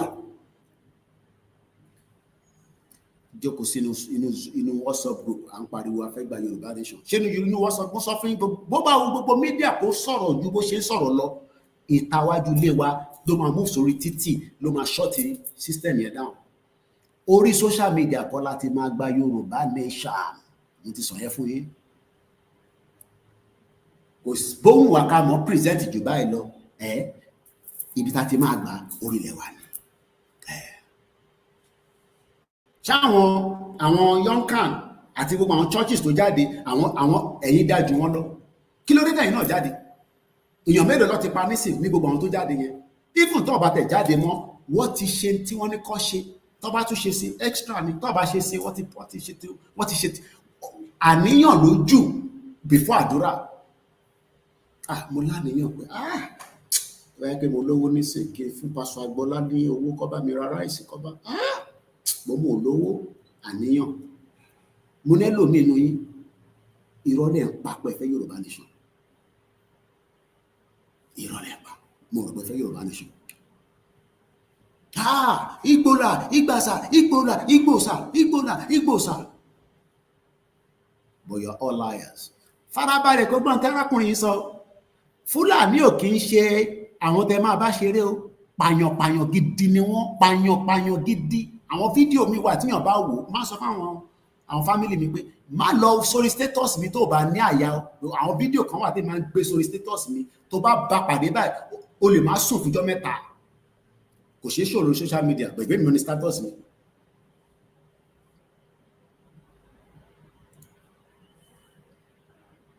Pàyàn gidi, àwọn tó ń pàyàn gidi làwọn Fúlàní. Òun làwọn wá fi ń ṣeré. Àwa náà ń pe Jésù, à ń pe Muhammed, à ń pe ìṣẹ̀ṣe tí gbogbo àwọn babaláwo yìí ti compromise látòkè délẹ̀ pátá, gbogbo wọn náà lọ́wọ́ lábẹ́ payroll. Ok, tàbá náà fẹ́ Yorùbá nation, ẹ jẹ́ ká fi Christian àti Muslim sílẹ̀. Kí ló dé tí bàbá Ifá bùn àbí kìíní kan tẹ́ máa ń sọ yẹn? Kí ló dé táwọn òṣogùn pé kí Fúlàní má wọnú ilẹ̀ wa? Ṣé bàbá ẹlẹ́bù bọ́lẹ̀ máa ń pè wọ́n? Ṣèbá àwọn babaláwo làwọn. Kí ló dé táwọn òṣì kankan sí? Táwọn yánlẹ̀, àwọn ìyá wa kan máa pè mí Koiki ẹni kan yánlẹ̀, ẹ sọ fún bàbá Ifá gbogbo Ifá, ẹ pé bàbá yẹn. Ẹ̀yin náà ẹ pè wọ́n, ìbẹ́ nọ́mbà wọn in public, ẹ pè wọ́n, public figure ni wọ́n. Ẹ pé bàbá Ifá, bàbá kìíní kan gbogbo wọn, ilé mọ̀ wọ́n, ilé mọ̀ kí mi mọ̀ wọ́n. I don't believe in any one of them. Ẹ pè wọ́n, ẹni kan bá wa yánlẹ̀, Fúlàní tó ń wọlé kó má ráyè wọlé mọ́. Tí a máa ní pé bàbá àwọn bàbá gbogbo àwọn babaláwo yẹn, especially èyí tó dífá Aláàfin, bàbá yẹn ẹ bá mi sọ orúkọ ẹ̀. Kí ló dé tí bàbá yẹn táwọn ṣe tí gbogbo nǹkan táwọn Fúlàní tó ń bọ̀ tó bá gbápá báyìí kápá wọn má wálẹ̀ kó wà lókè títì? Fúlàní pa ọba gan sáré. Compromise. You can say that ìjà tá ń jà yìí enemies within the church. Enemies within the church.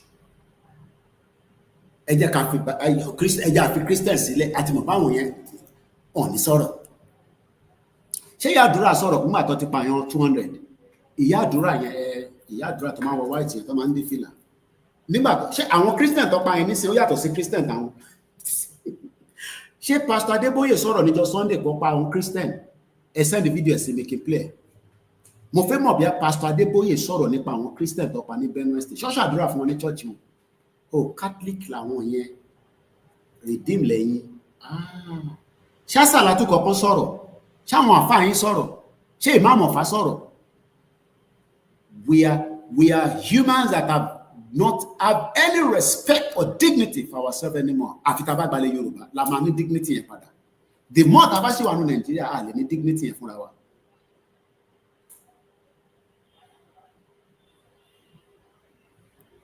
And you need the fear of government is why people are hiding their face. Government. Any government must say.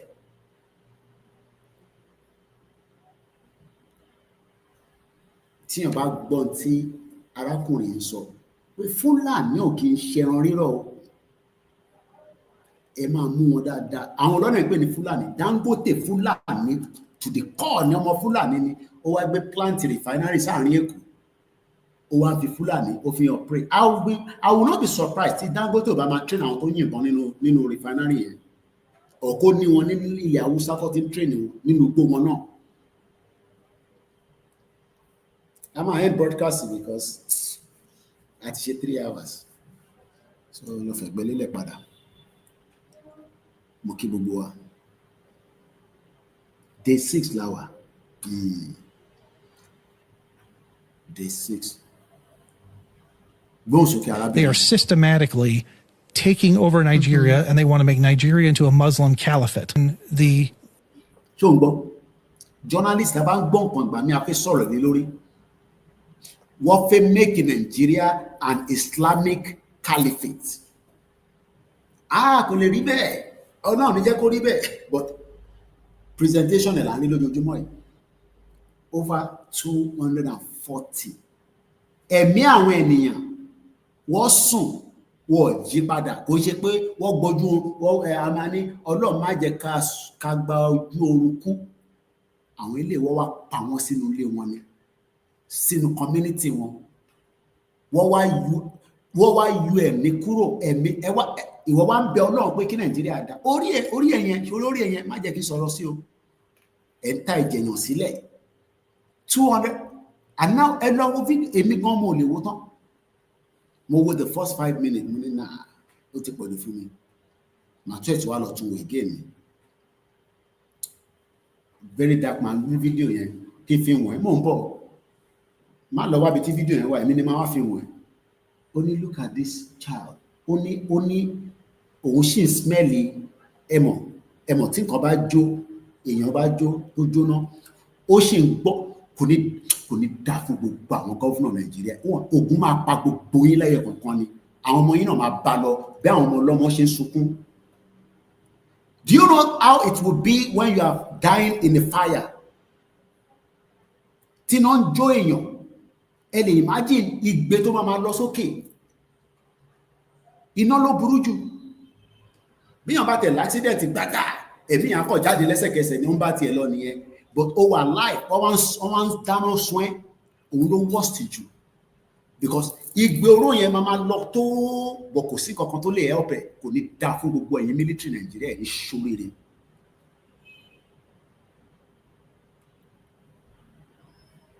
Wọ́n tún wá ń ṣe protest, wọ́n tún yin tear gas fún wọn. Yẹ play video kí máa lọ. Fulani ethnic militia, the Muslim terrorists, go into Christian villages. They're not coming in with cattle. They're coming in on motorcycles with AK-47s and killing everything that moves, and then destroying and razing the entire village. And yelling Allahu Akbar while they do it. Allahu Akbar while doing it. And has nothing to do with climate change. These are nomadic herders that have 500-year-old view of cattle farming. Nigeria was 70% Christian. Amazing. Now it's 50-50. It's 50% Muslim, 50% Christian. Because they've been killing. Because they have been going back to their systematic jihad. Now, look, Islam has conquered every civilization it's touched since 640 AD through 3 methods of jihad. 1, cultural jihad. We'll move in, we'll blend in with the population as we're a minority. Then they start gaining a population, having lots of kids. Then once they get a population, they do political jihad. All right? And cultural. Then cultural jihad. Then after political jihad, once they have the political cover to do the violence, they go into violent jihad and take over territory. And that is how they have systematically taken over all of northern Africa.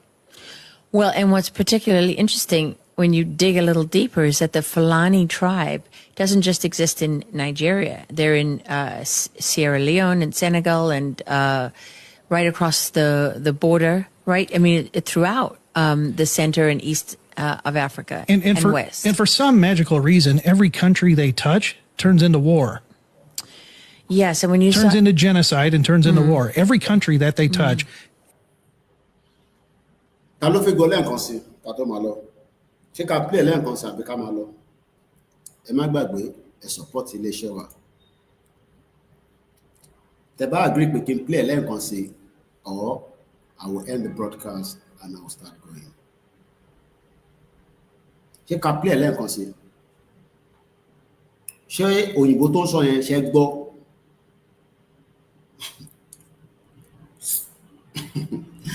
Ẹlòmíì ní òun fẹ́ Ọlọ́run jẹ́ kí n rí ṣe nínú Nàìjíríà. Màá bímọ ọmọ tó bí o tí mọ̀ bí Fúlàní ló fẹ́ pàdánù. Ilé tí máa kọ́ máa fáìn á ju Tabiola lọ, èyí Tabiola kọ́. ó dàwòrò gbáù tó bá sọ pé ilé MKO Abíọ́lá máa dàwòrò ọlọ́run máa ń pé ilé olówó máa ń dàwòrò ní tó lówó yẹn bá kú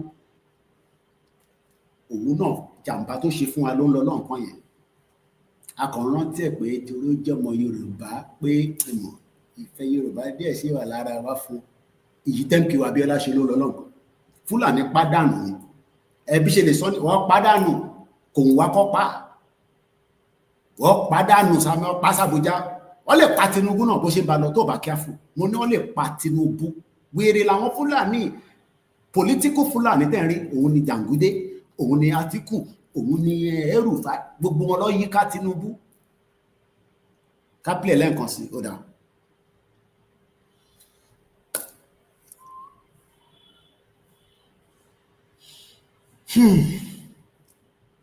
ọmọ Yorùbá jí má sùn wọ́n ní kápílẹ̀ lẹ́ẹ̀kan sí ká tó máa lọ.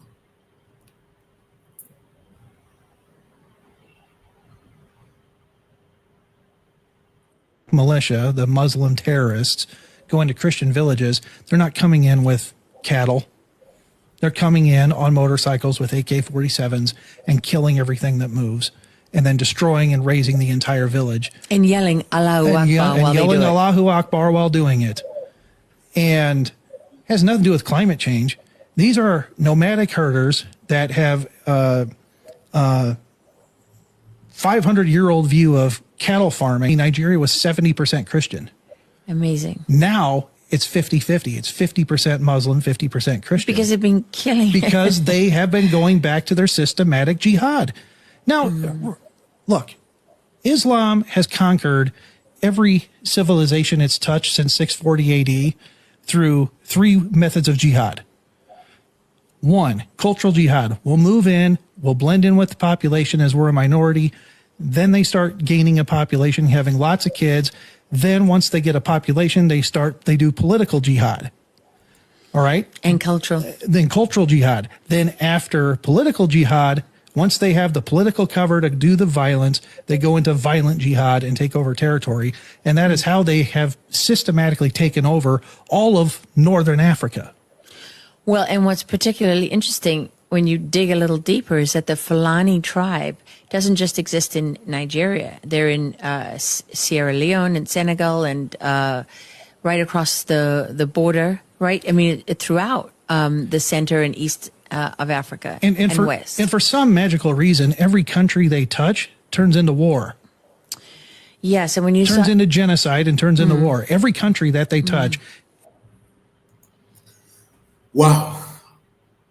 Let us follow the instruction of our leader, Professor Adebanji Akitoye. And that is the day 6, as we might have more updates later on as well, as we continue to do exactly the information that has been put out. Let us abide by it. Let us continue to work extremely harder so that our goals and our quest can be achievable within the next 18 months. It is possible, it is doable. If they like, let them call us any name, whether it's the federal government, whether it's the outside country, the international country, African countries. Even Mandela was called a terrorist. Eventually, Britain recognized that Mandela is not a terrorist, and that means his statue is right opposite the Westminster right there in Britain. As they continue to say that Igboho is a terrorist, one day, statue Igboho ma wà níwájú Britain, níwájú Parliament wọn lágbára Ọlọ́run. And that is my wish. Again, as I leave us this morning, it is not too late. Work together in numbers, in groups, and forge ahead and make yourself visible for the quest. Fẹ́yìn tí ẹ fẹ́ jà, èmi náà fẹ́ jà. Èmi náà fẹ́ jà. Èmi náà wá bí ta ti máa bẹ̀rẹ̀ ìjà. But ìjà ò tí dé. But ìyẹn máa palẹ̀ mọ́ ogun. Torí tí ìjà bá dé, you will be able to defend it. But ìjà ò tí dé. And there's no need for you to be saying that they will not do exactly what is needed. So that you will be able to know what is available. Èmi náà gbáradì pé kíjà dé, tíjà bá ti dé, èmi náà dára, ìpèsè máa rí mi lélẹ̀, nǹkan ọdún tèmi lélẹ̀ as a journalist. Èmi náà gbáradì ṣòro press, ṣòro ẹ̀yìn, ṣòro tẹ̀yìn náà, ṣòro dáadáa. Èmi ò sáfógun. Èmi náà dúró kó gun yẹn dé, èmi náà sáfó. Journalist ò gbọ́dọ̀ sáfógun because ó máa rí story kan. A lè ní bógun lọ. Okay? Keep your spirit high. Ó rò pé mo gbé kíní wá láti UK láti wá ṣeré ni. No. Mo gbé wá ṣeré. Mo gbé wá pé tó bá di gbàs oṣù ẹ máa rí mi náà níwájú yín bẹ́ẹ̀. Èmi ò ṣe àwọn tó wà tó ń jánu lórí social media tó wà níta tó ń ẹ̀fà àwọn yẹn sílẹ̀ ẹ̀yẹ́ kọ́ máa ṣe yà níyàn wọn. Wọ́n ti sọ di comedy. Mo sọ fún yín pé wọ́n ti sọ Yorùbá nation di comedy. Àwa tá a máa dúró tì í lẹ́rí yìí. Staff mi kan ti dé, èmi kọ́ mo ní kó padà, ó gba ticket, ó ti padà dé láti ìlú tó wà. Ó wà nílẹ̀ Yorùbá báyìí nísìn. Warrior gidi ni, ó dira dáadáa kó tó travel, ó tún ń jà àmàlà àtewédú, media dẹ̀ ni, ó wà láàrin wa. Èmi tí mo jẹ́ ọ̀gá wọn, mo sọ fún wọn pé mo ò ní fi sílẹ̀. Àjọ máa wà ní war zone ni. Bẹ́ẹ̀ ni, jẹ́ kí ọkàn tán ẹ̀. Ìjà ló máa para dì, but eléyìí tó ṣì ní ká máa bá lọ ẹ̀ máa ṣe lọ. Okay? Ọlọ́run àdúró tiwa, Ọlọ́run àgbègbè wa. Má bẹ̀rù, má fòyà. Ìgbòho ń bẹ lẹ́yìn wa. I can assure you that. Èmi àti bàbá mi ṣì sọ̀rọ̀ lánàá. Ó dúró tiwa tán. Ẹ jẹ́ ká máa báṣẹ lọ. Ẹ jẹ́ ká wú lórí. Ẹ jẹ́ kó máa wò wá láti inú CCTV. Kó máa sọ pé yes. Òun sọ bẹ́ẹ̀ bá àwọn ọmọ ọkọ làwọn ọmọ Yorùbá wọ́n ṣe coward. Mo kí Aziz. Bulletproof ni. Bulletproof ni. Journalist tó bá rí tó bá gbélé lọ sójú ogun, bulletproof ló wọ̀. Bọ̀ wá jẹ́ tìbílẹ̀ mọ́, àwa máa ṣiṣẹ́ papọ̀. Tó bá ń dúró de àwọn tó wà níta tó ń ṣe comedy, wọ́n ò ní wálé o. Wọ́n ò ní wálé. Comedy ni púpọ̀ nínú wọn ń ṣe nísìn.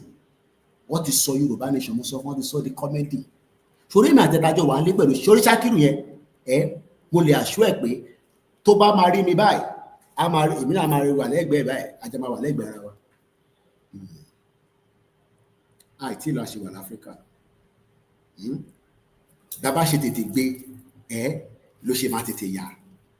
Bàbá kí tó yẹ mọ̀ kó máa dìjà. Ọmọ bàbá yẹn mọ̀. Bọ̀ máa ní mi mo sọ fún ẹ torí ìgbà ló máa ní Koiki ló sọ pé bàbá kí tó yẹ mọ̀. Èmi mo kàn ń sọ yẹn. Ìjàmbá gbòós, jẹ́ ká ṣe ọ̀rọ̀ máa ṣe lọ báyìí. Ojú ń kọ. Airport ní Israel nísìn kò ṣe gbà kọjá. Gbogbo plane wọ́n ti divert ẹ̀ bam. Plane wo ló fẹ́ gbà kọjá nígbà tí wọ́n ń ju bọ́ǹbù tí gbogbo ẹ̀ lọ lókè. Mo rí fídíò kan lọ́dọ̀ ìyàwó mi, ẹ mọ̀ pé mo ní ìyàwó kan ní India. Ìyàwó mi gan máa ní tí bá ti wo news ẹ̀ ìyàwó mi gbọ́dọ̀ yọ mí lẹ́nu. Ìyálé wọn nìyẹn. Tí bá náwọn ìyàwó mi, ìkan náwọn ìyàwó mi nìyẹn. Nígbà tó ń ṣe fídíò, máa play fídíò yẹn ó ti rẹ̀ mí nísìnyí mo fẹ́ lọ sùn. Kò ní rẹwà. Torí máa sọ fún ìyàwó mi pé sójà kò rẹ sójà, mo dẹ̀ ń sùn. Màá mú fídíò yẹn wá fún yín níta nírọ̀lẹ́. Tọ́lọ̀ bá jẹ́ ká tó lè padà wá. Ó ń show the 5 very powerful video ogun tó ń lọ. A máa televise ogun Nàìjíríà fún yín ni. Wàláì. Tí Nàìjíríà máa fi wọlé báyìí, ẹ máa wò lórí gbogbo mídíà. Bẹ́ẹ̀ ni máa rí nìyẹn. Ṣé mọ̀ pé plane kan wà lókè? Àwọn èèyàn wà lórí flight. Bẹ́ẹ̀mi náà ṣe máa ń ṣe fídíò tí ẹ mọ̀ pé àwọn fídíò mi kan wà ẹ máa rí mi lórí plane tí máa ń ṣọ́ ara mi tí máa ń dẹ́ngẹ́ tí máa ń jẹ́ jọjọyìn. Ẹni yẹn wá ń show window view tó jókòó sí ó wá ń rí missile tó ń lọ lókè àwọn wà far away but ẹ mọ̀ pé tí wọ́n bá wà lókè ẹ ti lọ àwọn fídíò mi yẹn mo gbọ́dọ̀ gbé kọ́lẹ̀ má bínú àdé ìṣẹ́ tó ń pè fún yín torí security reason ẹ gbọ́ fídíò yìí mọ̀ ń padà bọ̀.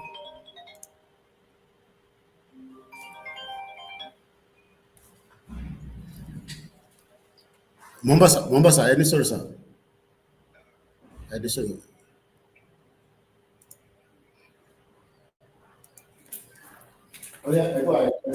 40 AD through 3 methods of jihad. 1, cultural jihad. We'll move in, we'll blend in with the population as we're a minority. Then they start gaining a population, having lots of kids. Then once they get a population, they do political jihad. All right? And cultural. Then cultural jihad. Then after political jihad, once they have the political cover to do the violence, they go into violent jihad and take over territory. And that is how they have systematically taken over all of northern Africa. Well, and what's particularly interesting when you dig a little deeper is that the Fulani tribe doesn't just exist in Nigeria. They're in Sierra Leone and Senegal and right across the border, right? I mean, throughout the center and east of Africa and west. And for some magical reason, every country they touch turns into war. Yes, and when you turns into genocide and turns into war. Every country that they touch.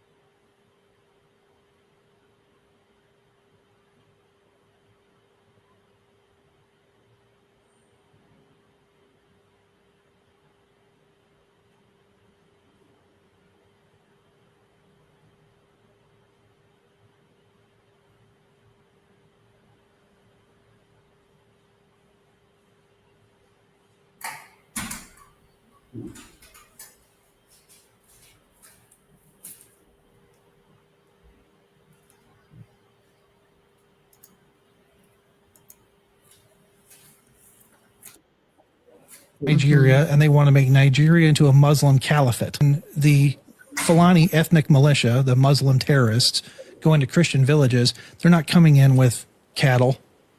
They're coming in on motorcycles with AK-47s and killing everything that moves, and then destroying and razing the entire village. And yelling Allahu Akbar while they do it. Allahu Akbar while doing it. And it has nothing to do with climate change. These are nomadic herders that have 500-year-old view of cattle farming. Nigeria was 70% Christian. Amazing. Now it's 50-50. It's 50% Muslim, 50% Christian. Because they've been killing. Because they have been going back to their systematic jihad. Now, look, Islam has conquered every civilization it's touched since 640 AD through 3 methods of jihad. 1, cultural jihad. We'll move in, we'll blend in with the population as we're a minority. Then they start gaining a population, having lots of kids. Then once they get a population, they do political jihad. All right? And cultural. Then cultural jihad. Then after political jihad, once they have the political cover to do the violence, they go into violent jihad and take over territory. And that is how they have systematically taken over all of northern Africa. Well, and what's particularly interesting when you dig a little deeper is that the Fulani tribe doesn't just exist in Nigeria. They're in Sierra Leone and Senegal and right across the border, right? I mean, throughout the center and east of Africa and west. And for some magical reason, every country they touch turns into war. Yes, and when you turns into genocide and turns into war. Every country that they touch.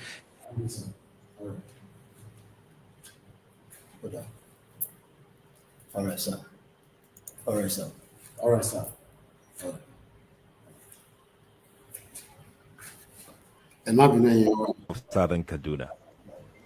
In fact, it is not only unable, it is unwilling, and we have good reason to feel that they are part and parcel of the killers. Let me make some revelations to you. That's a very big allegation, Dr. Obadiah. The government is part and parcel of the killers. Yes. That's big. Yes. Yeah. Okay. How would the government just say, oh, it is revenge killing and so on? Then you leave it there. Oh, because it is revenge killing and so on and so forth. The body language of this administration, the body language of the state government shows clearly that they have a hand in the killings. No doubt about it. Because, you see, General Abacha, and people don't give him his due. Do you think you would have tolerated such nonsense? And let me make some revelations, because some of us also have our own intelligence networks. Okay. Have met with some of the bandits. We have met with some of their high commanders. One or two who have repented. They have sat down with us, not once, not twice. They told us that one of the northern governors is the commander of Boko Haram in Nigeria. Boko Haram and the bandits are one and the same thing. They have a sophisticated network.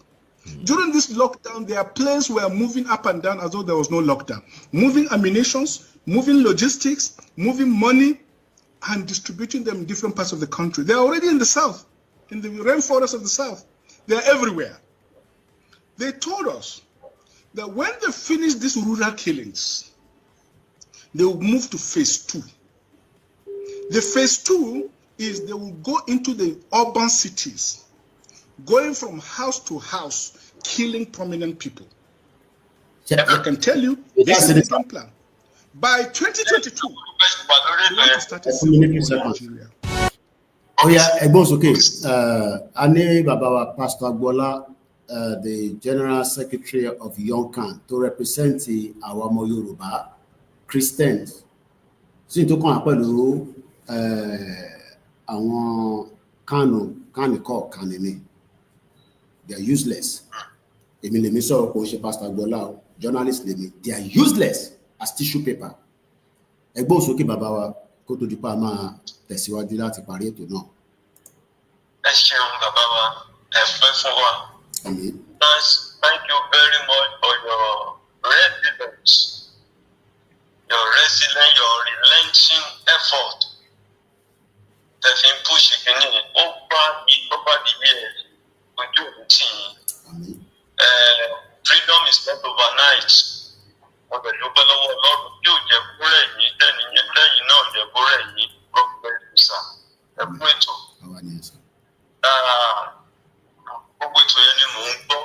Ibi tí mo dẹ̀ ti fẹ́ dá sí òun ni pé ẹni ní ọjọ́ kẹfà rally mo ní ọjọ́ Sunday mo pe broadcast kan mo wá pè ní quench not the spirit of this official Yoruba Nation rally don lọ nítorí pé dára information in fact ìyá wa kan wọ́n dìde mẹ́sẹ̀gì mi pé kí ló ń ṣẹlẹ̀. Inú mi wá dùn lọ́jọ́ Sunday nígbà tí mo mọ̀ pé information náà ti tẹ̀yìn lọ́wọ́ ẹ lọ gbé síta gbogbo àwọn tó ń sọ pé tani dá àwádìí sọ pé kò rí bọ́n ṣe ń sọ̀yìn. Tó a fẹ́ rọ gbogbo ọmọ Yorùbá wa ta ní àfikún nǹkan tí bàbá wa ti bá wa sọ ẹ lọ gbọ́ program àná àti bí àyà tuntun díẹ̀. So once we know our leader and the people we are following, that settle the matter. I mean the leader we are following, that settle the matter. Because there are some people that are not even qualified to be a follower, not to talk of the leader, and they want to make themselves a leader. Yẹ kó rí bẹ́ẹ̀. So a fẹ́ rọ gbogbo ọmọ Yorùbá. Ẹgbẹ́ ìta ń ṣe ní méjì mẹ́ta ní mẹ́wàá lógún lọ́gbọ̀n ẹ jẹ́ kó máa tẹ̀síwájú. Ẹ má jà wẹ̀yìn wò. Kò ní sú wa, kò ní rẹ̀ wá. So ẹ ti gbọ́ lẹ́nu wọn pé bàbá wa mọ̀ sí bàbá wa kìíní bàbá wa kejì àti deputy left and right home and diaspora we are all involved. Ó dẹ̀ ń ṣiṣẹ́ agbára gbogbo àtàbá kí ni very very giving us a very good result. Tó a rọ̀ wá abẹ̀ wá àjọ ká tẹ̀síwájú. Òní ni ọjọ́ mẹ́fà mo máa ń sọ nǹkan kan ẹ̀wọ̀n ń sìn fóònù wa àrí bàbá Koiki tó ń ṣe tó bá tún di ọ̀sán kí gbogbo leader gbogbo media instead of chasing shadow wá dojú kọ kìíní tá a bá ṣe láàárọ̀ káríbò ni bí bàbá Koiki ṣe ń sọ ẹ̀ òun náà ní another media ń sọ instead of shooting dogs ó máa pè wá gan sọ àdẹ̀rọ gbogbo akágbóba káyé discourage ní ẹni tó jẹ́ adarí in one place or the other òun gbé weakness lójú òun gbé kò sí ní dáadáa because gbogbo bá tó ṣe ṣe plan ṣe lẹ́nu bí n sọ negatives kò bẹ̀yẹ kó rí bẹ́ẹ̀ ojú òní tí wa ọlọ́run àràn wà lọ́wọ́ tó wá bẹ̀ wá rọ̀ wá kẹjẹ́ ká tẹ̀síwájú nínú òkúta ìṣe if you cannot obey simple instruction how you go to obey instruction láti ẹ̀kọ́kọ́ bẹ̀rẹ̀ èèyàn bẹ̀rẹ̀ nǹkan níbi tó máa parí ẹ̀ sí àti mu níbi pẹlẹbẹ nìyẹn ká dẹ̀ máa bá lọ ó dẹ̀ máa bẹ̀ sí ó máa bẹ̀ sí we should not discourage this thing that we are doing and most of them they were doing that probably maybe they are not being appointed to be this and that bẹ́ẹ̀ mélòó náà lẹ́lẹ́fẹ́ jẹ lọ́fẹ́ jẹ papọ̀ I don't know tó táwọn ò bá dẹ̀ jẹ ẹlòmíì tó bá jẹ yẹn are we not going to support that person? It shouldn't be so. Èèyàn kan sọ fún mi ó ní kò sí ìtọ́jú lágbájáde wà fẹ́ ṣe ní ìpínlẹ̀ kan àwọn ò ní jẹ́ kó ṣe ṣe ìtọ́jú this same struggle náà ni o non-claim kan ṣe o because they believe everything have to pass through them and when you allow it to pass through them they will not do it as supposed to be so ẹni tó lè ṣiṣẹ́ náà appoint they will begin to lara they will begin to do everything to bring that kind of person that it's not like that. So ibi tọ́lọ̀ bá fún oníkálukú pé ó ṣiṣẹ́ yẹn tọkàntọkàn bẹ́ẹ̀. Mídíà ni wọ́n let's do it well. Ẹni tó ṣẹ̀dí ń sìn tó tún wá ń sọ̀rọ̀ nígbà tó sẹ́ni fídíò wọ̀tájà tọ́ọ̀bù sí mi ó ń sọ pé kí ní nǹkan kan ní ìrírí wádà. Ẹ̀kọ́ títí bẹ́ẹ̀ ń fọkàn ǹjẹ́ kó torí eléyìí tó ń sọ ìnà. Sometime ago ẹ rántí pé he left us nígbà tó rí kìnnì kan bí oyin kò mọ̀ gbọ́dọ̀ fi oyin lẹ́yìn ní pé ìkorò ló wà bẹ́ẹ̀ but when nígbà tó dán tún padà wá people unstable kind of people tán lè dúró lórí ẹsẹ̀ wọn pé whatever it may take orí òtítọ́ ẹ̀ la máa dúró lé it is better to stand on truth on righteousness without getting anything that kéèyàn lọ máa lé àìṣòdodo kiri kó máa rí nǹkan bẹ́ẹ̀ ilé tán fi kọ́kọ́ nǹkan téèyàn kó jọ lọ́nà ẹ̀rú ó máa padà bàjẹ́ náà. So why should we be doing that? At the end of the day wọ́n tó padà ń gbà tán wá dé sìn wọ́n wá tani coordinator ọ̀ṣun tani president this and that. Bàbá Ìgbòho ìgbọ́n sí how do they know? So please gbogbo àwa tá à ń tẹ̀lé ìrìn àjò yìí we know our leader Prof. Akintoye we know his Baba wa Igboho we know their deputy and àwọn ní ká dẹ́ follow wọ́n bá ṣe ń fún wa ní instruction step by step one after the other ká máa tẹ̀lé ká máa deviate lágbára olúmọ àbílẹ̀ ìrírí wa ojú òní sí wa this is the only solution fún wa gbogbo wa láti gbọ́n sí mo dẹ̀ bẹ̀ ọmọ Yorùbá ká má support evil. We shouldn't come as a people they are leading us to destruction. We should not support that kind of evil. For me record for good 48 hours only he did not come out to say something even psychologically statement there is no solution there. Bí kíní ẹgbẹ́ bóyá there is a way out. Yẹn tó ń sọ fún gómìnà tó ń yẹ pé you need to surrender and dialogue with terrorists so that they can be how can they have the peace? Yeah. So and already it's happening in Yoruba land. It's happening already. It's already with us. Eléyìí tó ṣẹlẹ̀ tó ṣe kò ti ṣẹlẹ̀ ní Bàràbá Ìgàngán Ọ̀wọ̀. So the only solution for us is our Yoruba nation. Ọlọ́run adẹ́gbà fún wa ojú òní tí o. So àrọ gbogbo wa pátá nínú mall, nínú church, ní mountain, níbi gbogbo street méjì ká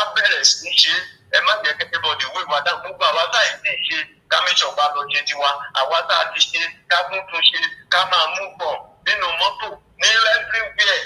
This is the gospel now.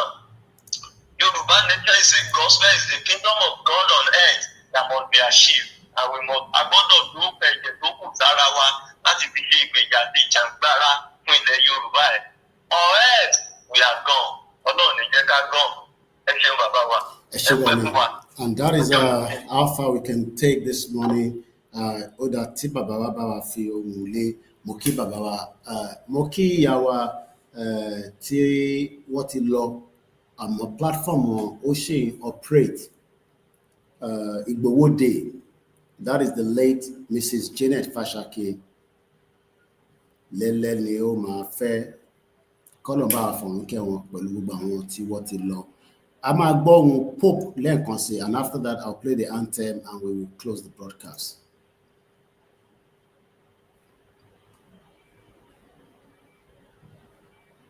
L'area amministrativa locale di Guma, nello stato di Benue, in Nigeria, si è verificato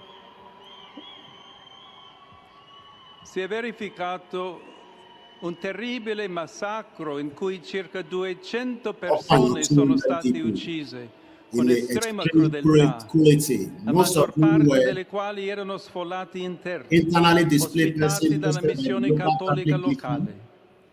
Prego affinché la sicurezza, la giustizia e la pace prevalgano in Nigeria, paese amato e così colpito da varie forme di violenza. E prego in modo particolare per le comunità cristiane rurali dello Stato di Benue, che incessantemente sono stati vittime della violenza.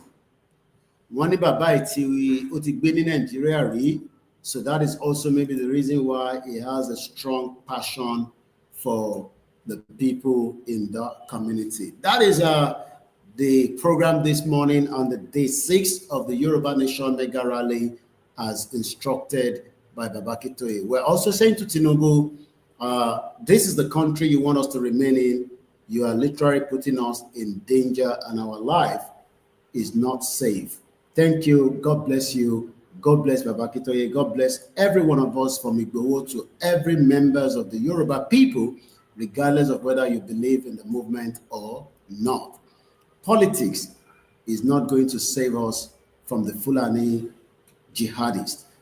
Yoruba country will protect us, will save us, and will protect our religion and our tradition, as we say. My name is Olayomi Koiki. You have been watching the Koiki Media live from our studio in the United Kingdom and our studio connected to it in Africa and likewise in Yoruba land. To all my staff that are working extremely hard, we appreciate, we love them. And on this note, I say bye for now.